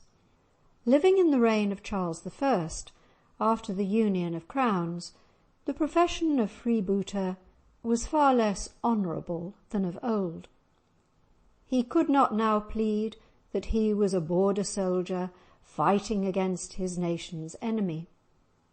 The wild border blood in him might cry out for the old adventurous career, but he could no longer hope for the aid of powerful border families. When cornered, his sole protector would be his own wits, and woe betide him if they failed. Archie's house was about 8 miles from the border, and he could not help strolling towards the fascinating line and tasting the sweetness of temptation. When the chance came that seemed to him sufficiently safe, he would go home in company, though he had walked out alone. The company being a good, fat English sheep. One night a shepherd had marked him lingering about, and had watched him and raised an alarm. Away went stout Archie at a marathon pace. Halfway home he passed Gilnockie Tower, where his ancestor bold Johnie Armstrong lived so gaily. Alas, thought Archie dolefully, he too was hanged in the end. He got home well in front of his pursuers, but his wife gave him small encouragement. With typical Scottish dourness she remarked to him, "Ye will be ta'en this night and hanged in the morning." But Archie put a braw face on it and declared that he would never hang for one silly sheep. Quicker than any butcher, he skinned and roughly trimmed the dead animal, throwing the rejected parts into the swift stream. Then, rejoicing in the fact that his child was away with its aunt, he put the carcass carefully in the cradle and began rocking it and singing a lullaby to it, as if he were the most loving father in all the British Isles. The pursuers now rushed in and began to accuse Archie triumphantly, but he rebuked them for making so much noise, telling them that his child was at death's door.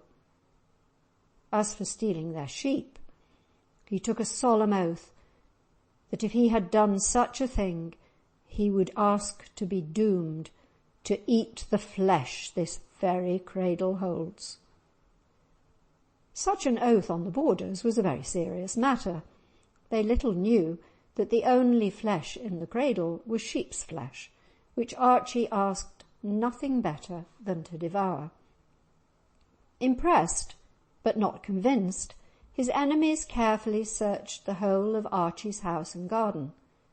It was only with very great unwillingness that they at last decided that they must miss the supreme pleasure of hanging him. They went away, saying that they must have been deluded by the devil or by witches, and the shepherd resolved to hang a branch of a rowan tree, mountain ash, by his fold, for that was well known to have the power to keep witches away. As soon as they were all on their way to England again, Archie skipped about like a dancing fiddler. "Wife," he said, "I never knew before that I would make such a good nurse." After this, Archie wandered down to London, and his wild jests becoming famous, he was made court jester by King Charles I. And many a time he acted the story to the king, rocking a pretended cradle and singing a persuasive lullaby, to the king's intense amusement. Nevertheless, Archie lost his place by his boldness. These were the days of Archbishop Laud, 1637, who was hated by the Scots. One day, as the Archbishop was about to say grace before dinner, Archie asked the king's permission to say grace instead. The king consented, and the jester's double-meaning words were as follows: "All praise to God, and little laud to the devil." The Archbishop, in many senses a little man, had Archie dismissed in disgrace, but such were the chances of these uncertain times, the Archbishop was executed in the end, while the sheep-stealer escaped that fate. End of section 45.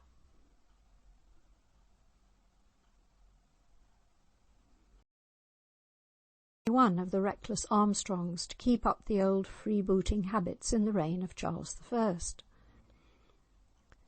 There lived at Gilnockie Tower, the old residence of the famous Johnie Armstrong, in the parish of Cannobie, a notorious Willie Armstrong, known as Christie's Will. Like Archie, he more than once owed his life to his ready wit. He was shut up in Jedburgh Gaol, when the Earl of Traquair, Lord High Treasurer, paid the prison an official visit. When he asked Will the cause of his being there, the freebooter answered, "For stealing 2 halters, my lord."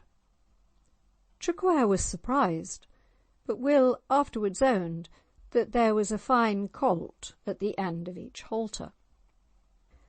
Traquair was amused and pleased by the boldness of the man, and had him set free. Some little time afterwards, Traquair was involved in a lawsuit which was set down to be decided by Lord Durie, who seems to have let it be known beforehand what his opinion was upon the case. Nothing would save Traquair's interests, except that Durie must be got out of the way before the case began. But how was it to be done? Christie's Will was appealed to, and merely said, "Leave it to me." It was the judge's habit to take horseback exercise on the sands of Leith without any attendant. One morning, whilst so riding, a well-dressed and gentlemanly stranger on a good horse happened to overtake him. A courteous greeting led to a friendly conversation, in which the stranger proved himself so affable and entertaining that the judge rode on by his side without suspicion. Suddenly, when they had come to a lonely spot, Lord Durie found himself seized by this muscular gentleman, smothered up in a big cloak, whisked off his horse and on to the strangers, who galloped off mischief knows where. It was Christie's Will, carrying out his promise. The judge's horse galloped home riderless. Search was made, but the judge could not be found. It could only be supposed that he had been thrown off into the sea. His successor was appointed, and Lord Traquair's case was heard and won. Lord Durie had languished for several months in a dreary underground vault. I wonder if he thought of the many poor wretches he had sentenced to a similar fate. Suddenly, at midnight, he was roughly awakened, muffled up as before, and carried away again by his captor on horseback. Next morning by the light of the newly risen sun, he found himself on the very spot by the sands of Leith from which he had been kidnapped. We will hope that everyone, including his successor, was glad when he thus came to life again. When the Civil War began, the Earl of Traquair was faithful to King Charles I. Having some papers of importance that he wished to have given into the king's own hands, he entrusted these to the bold freebooter. Christie's will did his errand, and received an equally important answer. But spies at court had given Cromwell word of the matter, and the command was sent up to Carlisle that Will Armstrong must be intercepted there. Not knowing his danger, Will halted in the town to refresh his horse, then pushed forward to the bridge which crossed the Eden on the northern boundary of the city. Cromwell's soldiers were waiting for him. The bridge was high and narrow. The broad Eden waters were swirling in high flood. Christie's Will, without 1 second's hesitation, spurred his horse over the parapet. He sank, he came up, he sank, he came up, he sank, he came up, this time at the very bank. He cut his heavy, dripping cloak from his shoulders. Relieved of the weight, his horse struggled to the land. Away went Will, away went the troopers after him. It was a hard race to the River Esk, and this also Will had to swim. But now he was in Scotland, and his friends were at hand. Gaily Will turned to his pursuers, who dared not cross the water. "Good friends," cried he, "come over and drink with me." But they showed him their backs and their horses' tails, and he saw no more of them. Such were the exploits of Christie's Will. He was the last of the freebooters, but he certainly knew how to live up to their boldest traditions. End of section 46.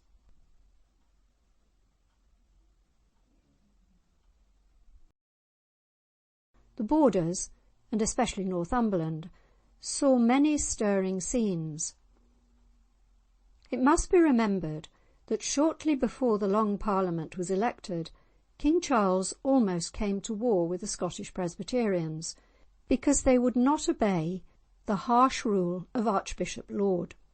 The Scots raised an army under the lead of shrewd General Alexander Leslie, the old, little, crooked soldier of great experience, trained by the great Gustavus of Sweden. In 1639, Charles sent ships up to the Forth, in reply to which Leslie marched his army to threaten the border. The old quarrel between the two countries began to blaze up again. King Charles led an army to the border and was received with splendid applause at Newcastle. Many joined his army and shouted with joy at the thought of meeting the Scots in battle. But they were an untrained, disorderly crew who fired off their guns at random and kept no military order whatever. Gallant Leslie marched his men down to Duns Law in South Berwickshire and was ready to fight. But King Charles would not trust his army that length. He made terms with his opponents, promising them the reforms they set their hearts upon, and the two armies melted away like schoolboys at the end of the term. Things were soon as bad as before. Lord Conway was sent by the king to put Newcastle into a strong defensive state. His greatest difficulty was to get money for the purpose, for the king's quarrel with his various parliaments had deprived him of supplies. The badly paid troops mutinied, and the ringleader was shot.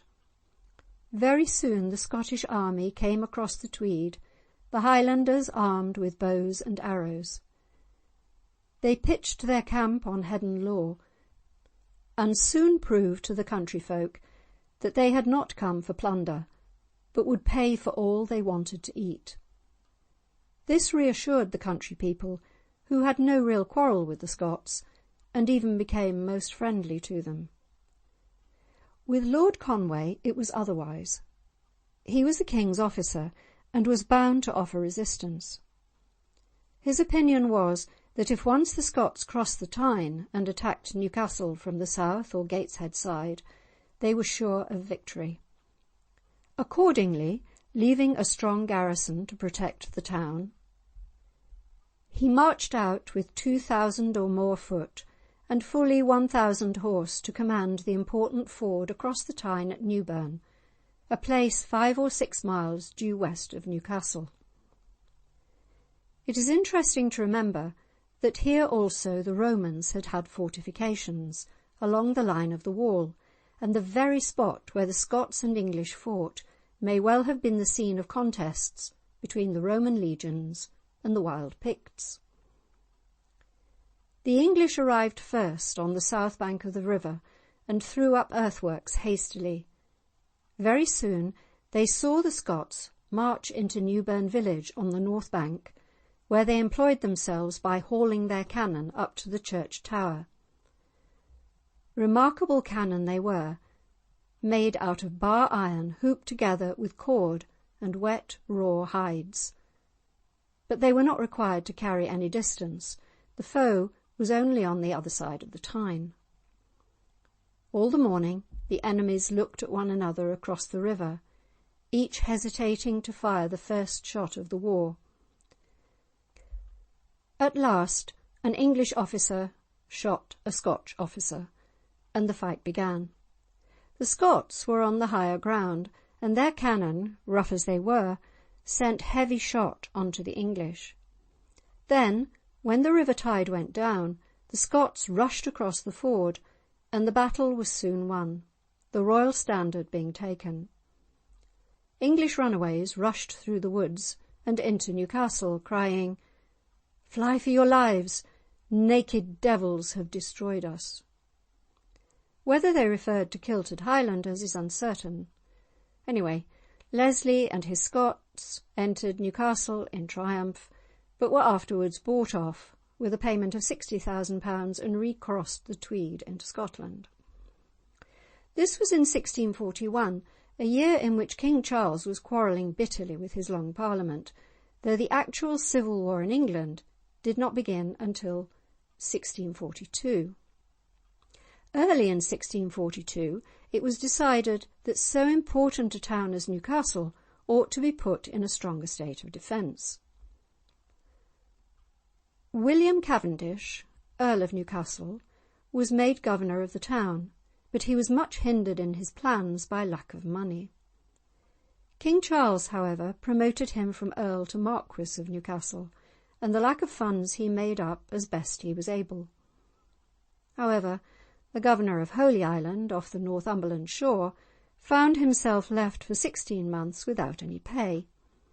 He wrote to the king's treasury a protest in verse, beginning, "The great commander of the cormorants, the geese and ganders of these hallowed lands, where Lindisfarne and Holy Island stands, these worthless lines sends to your worthy hands." The allusion in the first 2 lines is to the fact that Holy Island and the Farne Islands were then, and are still today, so thinly peopled that seabirds gather there in large numbers, adding greatly to the wild beauty of these islets and rocks. In January 1644, a serious struggle began. Leslie and his soldiers crossed the Tweed at Berwick Bridge and again entered Northumberland. General Bailey marched his men from Kelso across the frozen river and joined Leslie at Alnwick. Warkworth Castle, though it contained cannon and provisions, surrendered at once. The Scottish general gravely told Bemerton, the governor, that if he had learnt to fight as well as he had learnt to dance, his castle could never have been taken. The country districts of Northumberland had no quarrel with the Scots, and it was soon evident that the real fight would be at Newcastle, bravely held by the Marquis and by the Mayor, Sir John Marley. The Scottish "murthering pieces," as the cannon were called, were brought down by sea, and the obstinate conflict began. Despite the terrible weather of a very rough February, frequent skirmishes took place, while the Scots closed nearer and nearer round the gallantly defended town. Leslie soon found that the defences had been put into good order. The ditch round the town was dug deep and close to the walls. The walls themselves were strongly underpinned. The battlements were strengthened by stone and lime, but the top stones were loosened so as to slip if the enemy attempted to mount them. Every cannon was placed carefully to the best advantage. But the Marquis of Newcastle was called southwards by the needs of his king. With him were his 1,000 brave whitecoats, so called because they wore white coats, which they promised to dye in the blood of the enemy. But they met the terrible Ironsides at Marston Moor, and in a conflict of furious bravery on both sides, all of the gallant 1,000 except 30 were slain on the field of battle. This was in July of 1644, but it did not affect the siege of Newcastle, which still dragged obstinately on under the skilful guidance of the dauntless mayor. By October, Sir John Marley was so buoyed up by his success that he sent a letter to General Leslie to ask if he was still alive. This the Scots took to be an insult, and a grand assault was begun. The Scots were furious and the defence was desperate. The roar of the cannon and the rattle of the musketry were succeeded, as the assault got nearer and nearer to its aim, by the clashing of swords and the clanging of pikes. At last the regiments of Loudoun and Buccleuch succeeded in forcing their way into the town. In vain the defendants made their last gallant charge. Their cause was now hopeless, and soon the market-place was filled with fugitives, who flung down their arms and cried aloud for quarter at the hands of the triumphant Scots. In these days the defender was often made to feel the anger of the victors, who, in the flush and cruelty of victory, avenged their dead only too terribly upon the losing tide. Not so at Newcastle.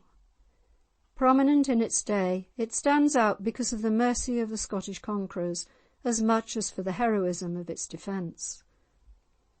In this, the last great struggle on English ground between Scots and English, it is pleasing indeed to recall facts that redound to the high honour of both parties. End of section 47.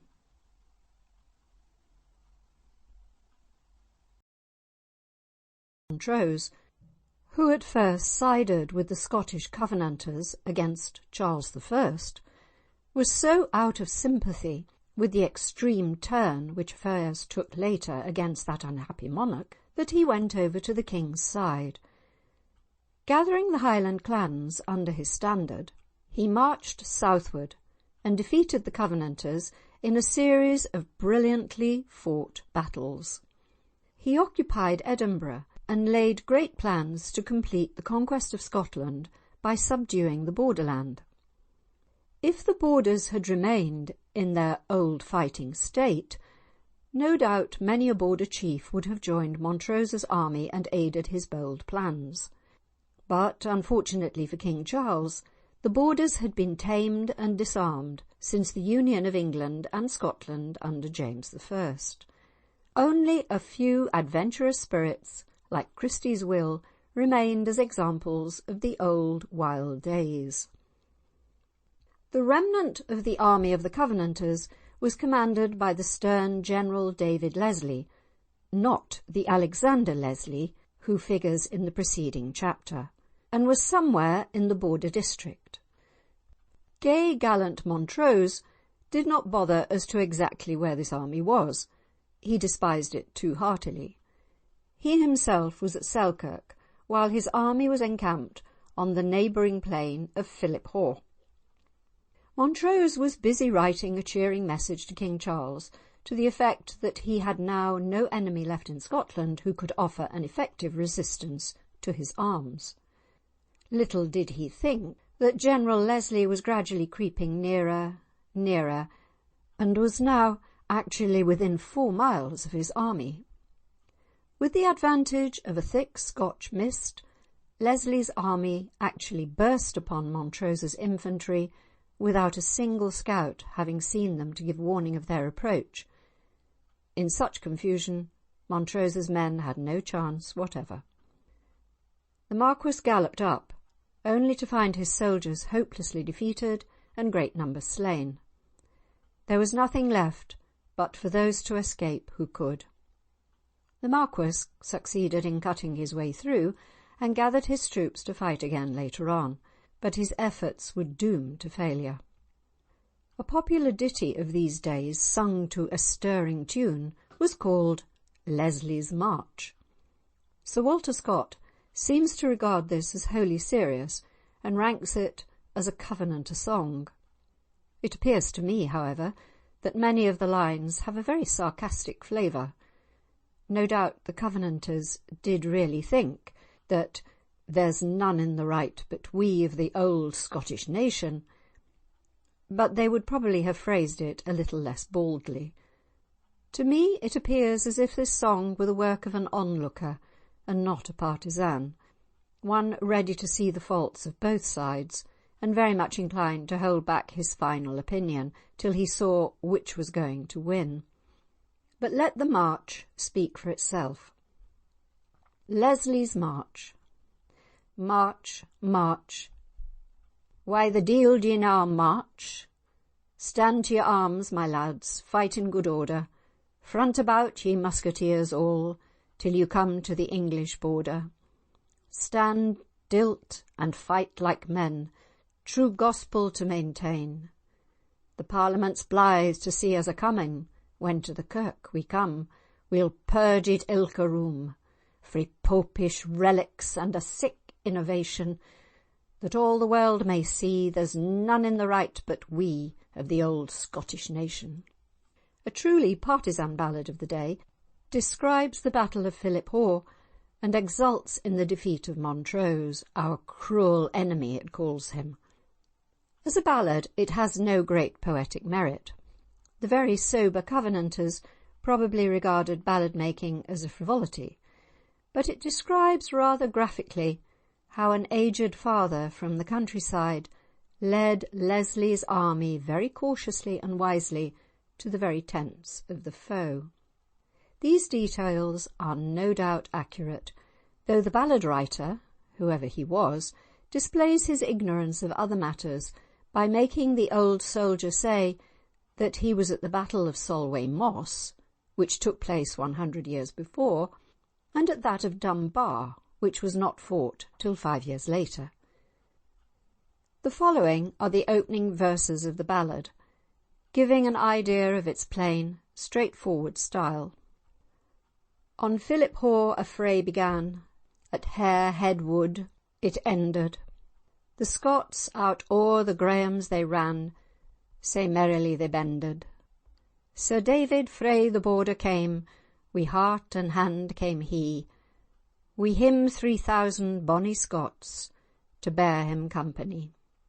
Wi' him 3,000 valiant men, a noble sight to see, a cloud o' mist them weel concealed, as close as e'er might be. When they came to the shore burn, said he, "Sae weel we frame, I think it is convenient that we should sing a psalm." It is not necessary to quote more of it, but it may be remarked that in place of the last line, as given here, the unregenerate substituted that we should take a dram. In point of actual fact, both versions are probably true. End of section 48.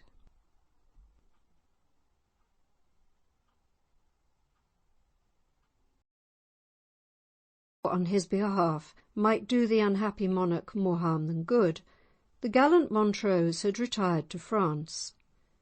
His bright military fame, his courteous manners and manly bearing made him friends everywhere, and when he visited Germany, the Emperor conferred on him the rank of Marshal. Hearing of the execution of Charles I, Montrose at once placed himself at the disposal of Charles II, now a fugitive in Holland. This prince named him Captain General of Scotland, and the daring hero set out for the Orkney Islands with about 500 paid soldiers, mostly adventurous Germans and Dutchmen. Only a reckless spirit like Montrose would have undertaken so wild a commission. Scotland was heartily sick of war, and learnt with consternation of the arrival of this firebrand. Leslie was sent forward with 4,000 men to attack Montrose's 500. Colonel Strachan led the advanced guard, which fell unexpectedly upon the invading army, and after a brief, fierce struggle, totally defeated it. Montrose, disguised as a peasant, entrusted his life to one he believed to be his friend, Mou'd, Laird of Assault. But this unworthy man betrayed him to his bitterest enemy, General Leslie. Thus, at last, this brilliant commander was in the hands of the bitter Covenanters, into whose hearts his brilliant victories had once spread such terror. Their treatment of him is a black stain upon their memory. For days he was led about in the peasant's disguise which he had put on. He was carted through the streets of Edinburgh, accompanied by such insults that the populace cried shame upon his captors. When tried before the Scottish Parliament for treason, he made a most eloquent defence, one of the most notable of his assertions being that he had never stained his victory by slaughtering his foes in cold blood after the battle. In this he was far above his enemies, who had disgraced their victory of Philip Hoare by many an execution, and who were now bent upon taking the life of Montrose himself. The sentence against him was probably decided before his defence had been heard. It ran thus: that James Graham should next day be carried to Edinburgh Cross, and there hanged on a gibbet 30 feet high for the space of 3 hours. Then to be taken down, his head to be struck off on a scaffold and affixed to the prison, his arms and legs to be stuck up on the 4 chief towns of the kingdom, his body to be buried in the place set aside for common criminals. To this sentence the great Marquis haughtily replied that he would rather have his head so placed than his picture in the king's bedchamber, and that he wished he had limbs enough to be dispersed into all the cities of Christendom to prove his dying attachment to his king. And in the one evening of life that still remained to him, this accomplished and fearless nobleman employed his time in turning these loyal sentiments into verse. Despite the fact that he triumphed undaunted over all the mean inventions of their malice, his enemies persisted to the end. The executioner tied mockingly round his neck the book that had been published describing his victories. Montrose thanked him, saying that he wore it with more pride than he had ever worn the Garter of Honour. He uttered a short prayer, then asking them what more indignities they had prepared for him, he patiently and with unbroken spirit yielded his life to the hangman at the too early age of 38. Whatever opinions we may have as to the rights and wrongs of this quarrel, this brutal killing of a gallant soldier and accomplished gentleman can only rank as a hideous blot upon all concerned in it. Every insult hurled at Montrose has returned in the verdict of time with redoubled force against the malice of those who stooped to such vindictiveness. The execution of a soldier who has violated no rule of war is at any time a thing that revolts the human conscience, and a sentence hoarse with the vile taunts of its utterers has so far lost all semblance of justice that it is needless to argue upon it. In the verdict of history, the great Marquis of Montrose, whether right or wrong in his political views, lived and died like a man of honour. The ballad of the gallant Grahams, written about this time, reflects very sincerely and touchingly the devotion and affection surrounding the great Marquis, accompanied by the very Scottish feeling that in addition to his own personal power and genius, he was also the head of the great border family of Grahams. The gallant Grahams. Now fare thee well, sweet Ennerdale, baith kin and country I bid adieu, for I maun away, and I may not stay, to some uncouth land which I never knew. To wear the blue I think it best of all the colours that I see, and I'll wear it for the gallant Grahams that are banished from their country. I have no gold, I have no land, I have no pearl, no precious stone, but I will sell my silken snood to see the gallant Grahams come home. In Wallace days when they began, Sir John the Graham did bear the gree through all the lands of Scotland wide. He was lord of the south country. And so was seen full many a time, for the summer flowers did never spring, but every Graham in armour bright would then appear before the king. They were all dressed in armour sheen upon the pleasant banks of Tay. Before a king they might be seen, these gallant Grahams in their array. At the Gowk head our camp we set, our leaguer down there for to lay, and in the bonny summer light we rode our white horse and our grey. Our false commander sold our king unto his deadly enemy, who was the traitor Cromwell then, so I care not what they do with me. They have betrayed our noble prince and banished him from his royal crown, but the gallant Grahams have ta'en in hand for to command those traitors down. In Glen Prosen we rendezvoused, marched to Glenshee by night and day, and took the town of Aberdeen, and met the Campbells in their array. 5,000 men in armour strong did meet the gallant Grahams that day, at Inverlochy where war began, and scarce 2,000 men were they. Gallant Montrose, that chieftain bold, courageous in the best degree, did for the king fight well that day. The Lord preserve his majesty. Then woe to Strachan and Ilacket baith, and Leslie, ill death may thou die, for ye have betrayed the gallant Grahams, who aye were true to majesty. And the Laird of Asant has seized Montrose, and had him into Edinburgh town, and frae his body taken the head, and quartered him upon a throne. And Huntly's gone the self-same way, our noble king is also gone. He suffered death for our nation, our mourning tears can ne'er be done. But our brave young king is now come home, King Charles II in degree. The Lord send peace into his time, and God preserve his majesty.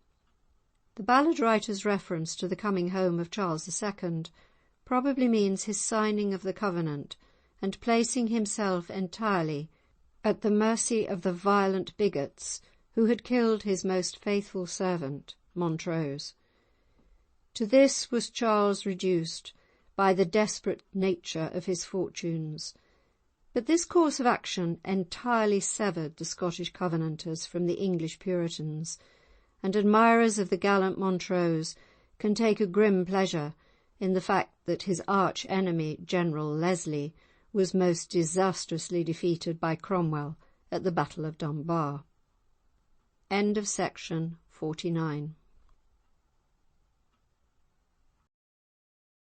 Stuart cause. Two of these, Lord Derwentwater and Viscount Kenmure, were beheaded on Tower Hill for their part in the unsuccessful rising of 1715, and another, Lord Nithsdale, was only saved from the same fate by the courage of his wife. This brave woman travelled in the depth of winter from Scotland, but when she reached York, the snow was so deep that the stagecoach could go no further.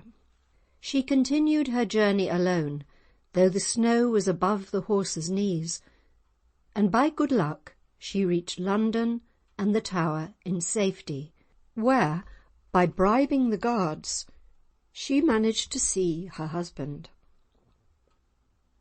She then resolved to petition the king for his life, and she herself tells in a letter to her sister how she waited in the anteroom to see the king, George I, and how she threw herself at his feet to present the petition. The king tried to get away from her, but she seized hold of his coat and was dragged on her knees along the floor. This scene produced no result, and as other efforts to procure Nithsdale's release also failed, the Countess determined to save him by a stratagem. She again bribed the guards to let her in, telling them she had joyful news for her husband about the petition. She dressed him in woman's clothes, which she had smuggled in for the occasion, and painted his face and brought him out, speaking to him as to the woman friend who had accompanied her, but who had already left the prison, calling him Mrs. Betty, and asking him for the love of God to go as quickly as he could to her lodging and fetch her maid, as she wished to go and present her final petition for the release. All went well, and Nithsdale escaped to France, but the king was highly incensed and declared that the Countess cost him more trouble than any woman in Europe. Her adventures were not yet over, however. In spite of the fact that the king had wished for her arrest, she travelled to Scotland to fetch her son, and the valuable papers which she had taken the precaution to bury underground on her departure for London. She was successful in this second journey, and after concealing herself and her son until no further search was made for them, this noble and enterprising woman escaped to France and joined her husband. They afterwards went to Rome, where they lived happily for many years. In an old ballad called Lord Nithsdale's Dream, he is described as dreaming in the Tower the night before his execution, after having said farewell to his beloved wife. "Farewell to thee, Winifred, pride of thy kind, sole ray in my darkness, sole joy in my pain." He listens for the last sound of her footfall, and catches the last glimpse of her robe at the door, and then all joy and gladness depart out of his life, and he prays alone in his dungeon, thinking of the dreadful dawn that awaits him. He falls asleep and dreams that he is a frolicsome boy again, playing among the bracken on the braes of the Nith, bathing in its waters and treading joyfully the green heather. Or again he is riding to the hunt on his gallant grey steed, with a plume in his bonnet and a star on his breast, chasing the red deer and the wild mountain roe.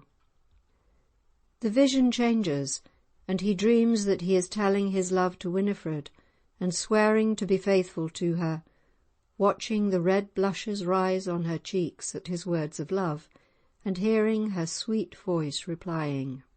Again he is riding at the head of his gallant band, for the pibroch was heard on the hills far away, and the clans were all gathered from mountain and glen, for the darling of Scotland their exile adored. They raised the loud slogan, they rushed to the strife. Unfurled was the banner, unsheathed was the sword, for the cause of their heart that was dearer than life. And now the darksome morn has come. The priest is standing by his side, saying the prayers for the dead. He hears the muffled drum and the bells tolling his death knell. The block is prepared, the headsman comes, and the victim is led bareheaded from his cell. Waking, he turns on his straw pallet and sees by the pale, misty light of a taper the form of his wife. "'Tis I, thy Winifred," softly she said. "Arouse thee and follow. Be bold and never fear. There was danger ahead, but my errand has sped. I promised to save thee, and lo, I am here." Then she puts woman's garb upon him, and together they pass the unsuspecting guards and weary sentinels. When the peasantry on the Nithsdale estates heard of their lord's escape, their joy was unbounded. One of the songs published and sung everywhere at the time begins, "What news to me, Carlin? What news to me? What news, quo' the Carlin, the best that God can gie." The speaker asks if the true king has come to his own, and the Carlin answers, "Our ain Lord Nithsdale will soon be 'mang us here." Then the speaker says, "Brush me my coat, Carlin, brush me my shoon. I'll awa and meet Lord Nithsdale when he comes to our toon." "Alack a day," says the Carlin, "he has escaped to France with scarce a penny." "Then," says the first speaker, "we'll sell our corn and everything we have, and send the money to our lord, and we'll make the pipers blow and lads and maidens dance, and we'll all be glad and joyful, and play 'The Stuarts back again,' and make the Whigs go mad." Lord Derwentwater's fate was not so happy as that of Lord Nithsdale, though Lady Derwentwater made a desperate effort to save him. It was she, indeed, who had urged him to throw in his lot with the Stuarts, saying that it was not good that he should hide his head when other gentlemen were mustering for the cause. The peasantry still think that Lady Derwentwater sits on her ruined tower, lamenting the evil counsel she gave her husband, and they hasten by in fear when they see her lamplight flickering. Derwentwater is described in the old ballads as a bonny lord, with hair of gold and kind love dwelling in his hawk-like eyes. He passionately loved his beautiful home in Tynedale, the foundations of which may still be seen. The wooded glen below the castle, with the little burn running through it, spanned by a grey bridge, is romantically beautiful. His farewell to all this beauty is pathetic. "Farewell to pleasant Ditson Hall, my father's ancient seat. A stranger now must call thee his, which gars my heart to greet. Farewell each kindly, well-known face my heart has held so dear. My tenants now must leave their lands or hold their lives in fear. No more along the banks of Tyne I'll rove in autumn grey. No more I'll hear at early dawn the lavrocks wake the day. Then fare thee well, brave Witherington, and Forster ever true. Dear Shaftesbury and Errington, receive my last adieu. And fare thee well, George Collingwood, since fate has put us down. If thou and I have lost our lives, our king has lost his crown. Farewell, farewell, my lady dear, ill, ill thou counsellest me. I never more may see thy babe that smiles upon thy knee. And fare thee well, my bonny grey steed, that carried me aye so free. I wish I had been asleep in my bed the last time I mounted thee. The warning bell now bids me cease, my troubles nearly o'er. Yon sun that rises from the sea shall rise on me no more. Albeit that here in London town it is my fate to die, O carry me to Northumberland, in my father's grave to lie. There chant my solemn requiem in Hexham's holy towers, and let 6 maids of fair Tynedale scatter my grave with flowers. And when the head that wears the crown shall be laid low like mine, some honest hearts may then lament for Radcliffe's fallen line. Farewell to pleasant Ditson Hall, my father's ancient seat. A stranger now must call thee his, which gars my heart to greet. Before his death, Earl Derwentwater signed a paper acknowledging King James III as his sovereign, and saying that he hoped his death would contribute to the service of his king. He is said to have looked closely at the block and to have asked the executioner to chip off a rough place that might hurt his neck. Then, pulling off his coat and waistcoat, he tried if the block would fit his head, and told the executioner that when he had repeated, "Lord Jesus, receive my soul," for the third time, he was to do his office, which the executioner accordingly did at one blow.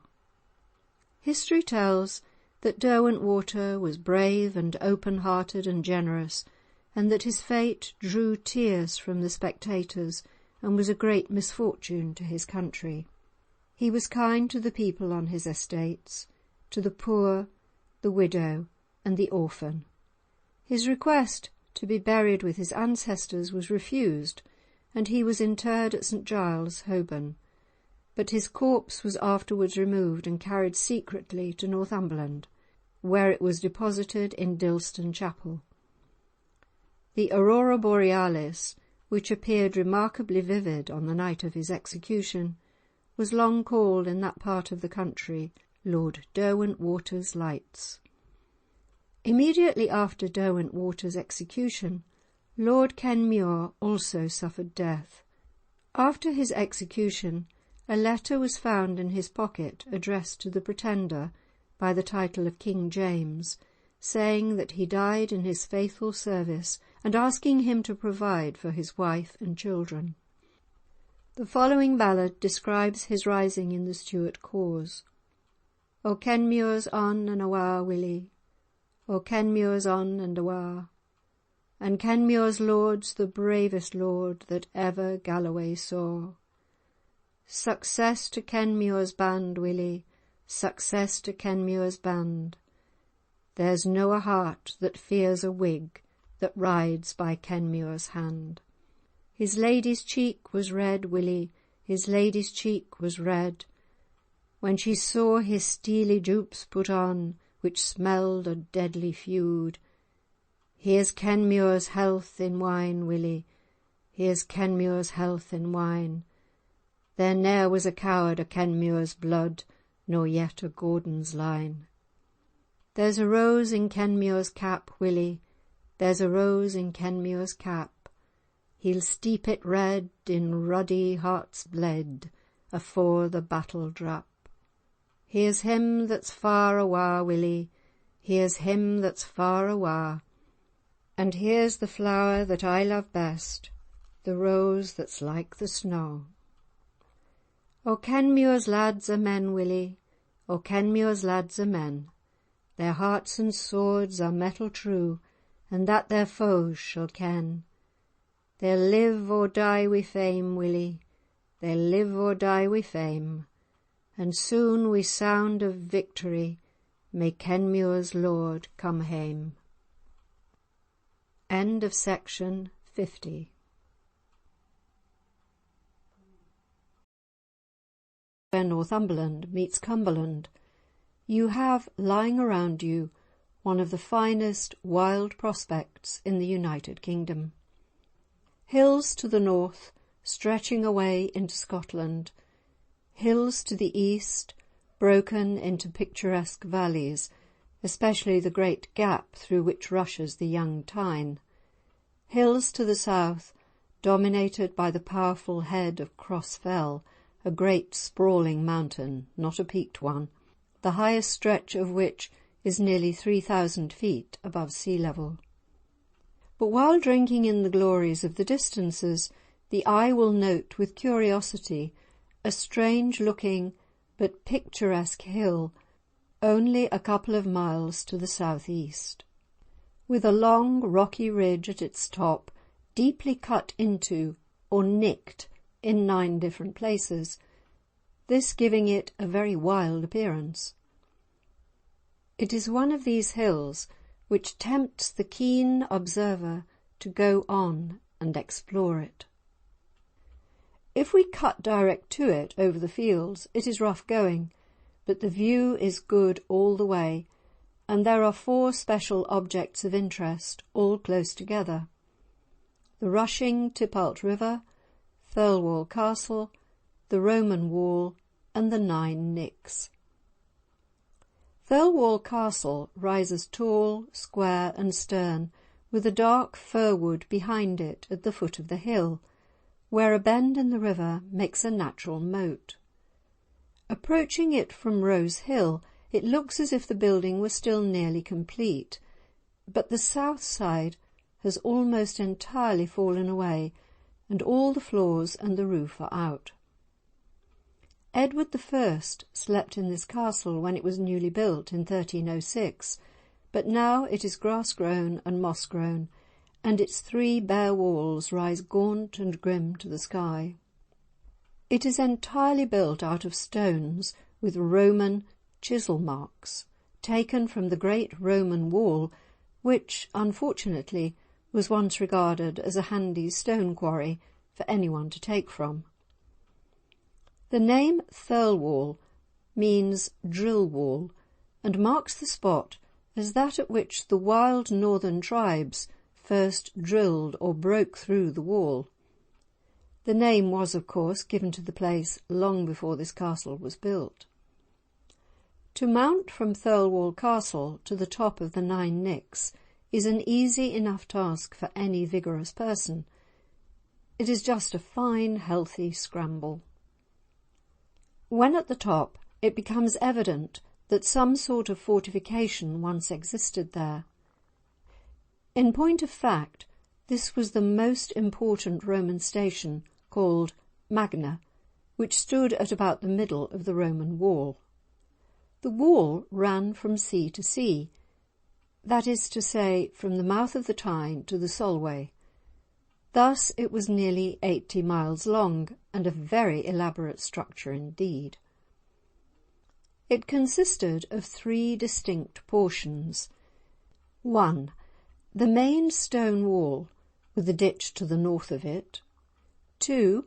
An earthwork to the south of this, consisting of either 2 or 3 ramparts, about 70 feet apart, with a ditch between. 3. Stations, castles, and watchtowers. Sometimes these were to the north of the wall, sometimes in the middle, sometimes south, according to the nature of the country. The height of the main wall was from 16 to 20 feet, including battlements.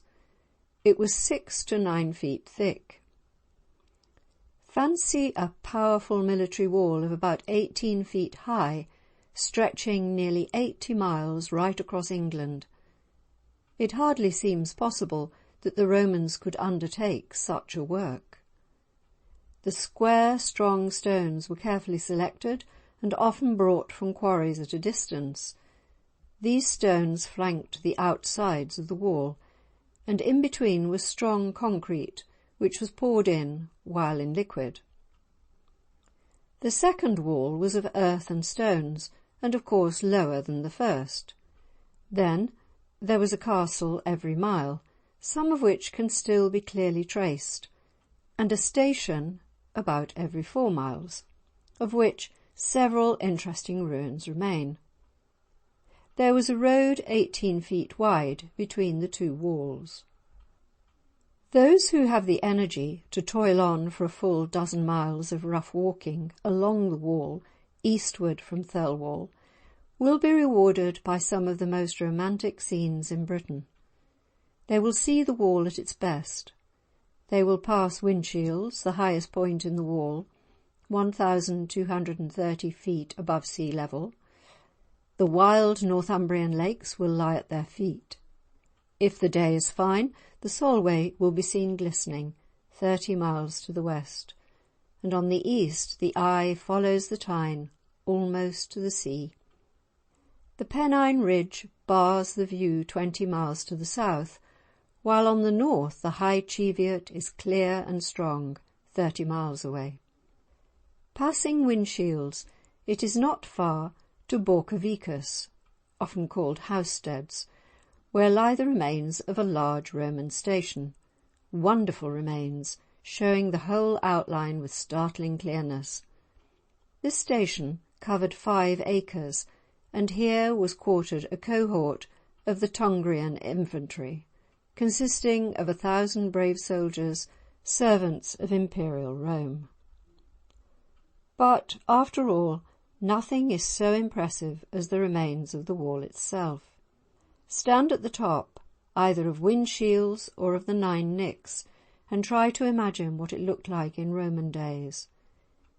Eastward along the Tyne Valley and westward along the Irthing Valley ran this wonderful work, this powerful girdle of stone. The very spot was chosen with great judgment, for these valleys gave the Romans a district protected by the bleak hills, where they could live and where they could keep cattle and grow grain. But the hilly nature of the ground must have added to the difficulty of the builders. The wall had to run up steep hillsides and cling to the edge of cliffs and precipices. It had to be carried by bridges over roaring torrents, and when it reached low-lying ground, it had to avoid the treacherous swamps and morasses. And yet, despite every obstacle, the great wall ran on its direct way, as strong and persistent as the great people who built it. It withstood the shock of war. It was not flung down by soldiers marching against it, but to the people who wanted to build castles or houses or farms, or even to mend roads, the wall offered a mass of material ready to hand, and it suffered not from man's energy so much as from his laziness. Century after century it was robbed of its stones. Today a series of long grass-grown mounds, a few feet high, running across the meadows, are nearly all that remain of one of the most wonderful pieces of building that was ever erected in Great Britain. Even today, in its decay, it is one of the most romantic features of a highly romantic district. End of section 51.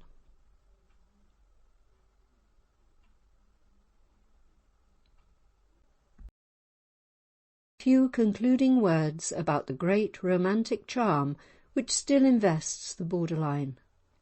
Let us, for example, make a brief survey of some of the haunting spots in wild Northumberland. We will pass over such towns as Warkworth, Alnwick, Alnmouth. Beautiful as they are, they have moved with the times and are too modern to be more than mentioned here. But in a place like Holy Island, we feel the call of the old days and the charm that was theirs. This island was the scene of the first efforts of Christianity to curb the wild and warlike Northumbrians. St Aidan and St Cuthbert, both men of remarkable genius and great influence, taught their lessons of peace and justice, without which every warlike state would descend into mere savagery. The island is about 2 miles square, and at low tide it is easy to walk across the sands to or from the mainland of Northumberland.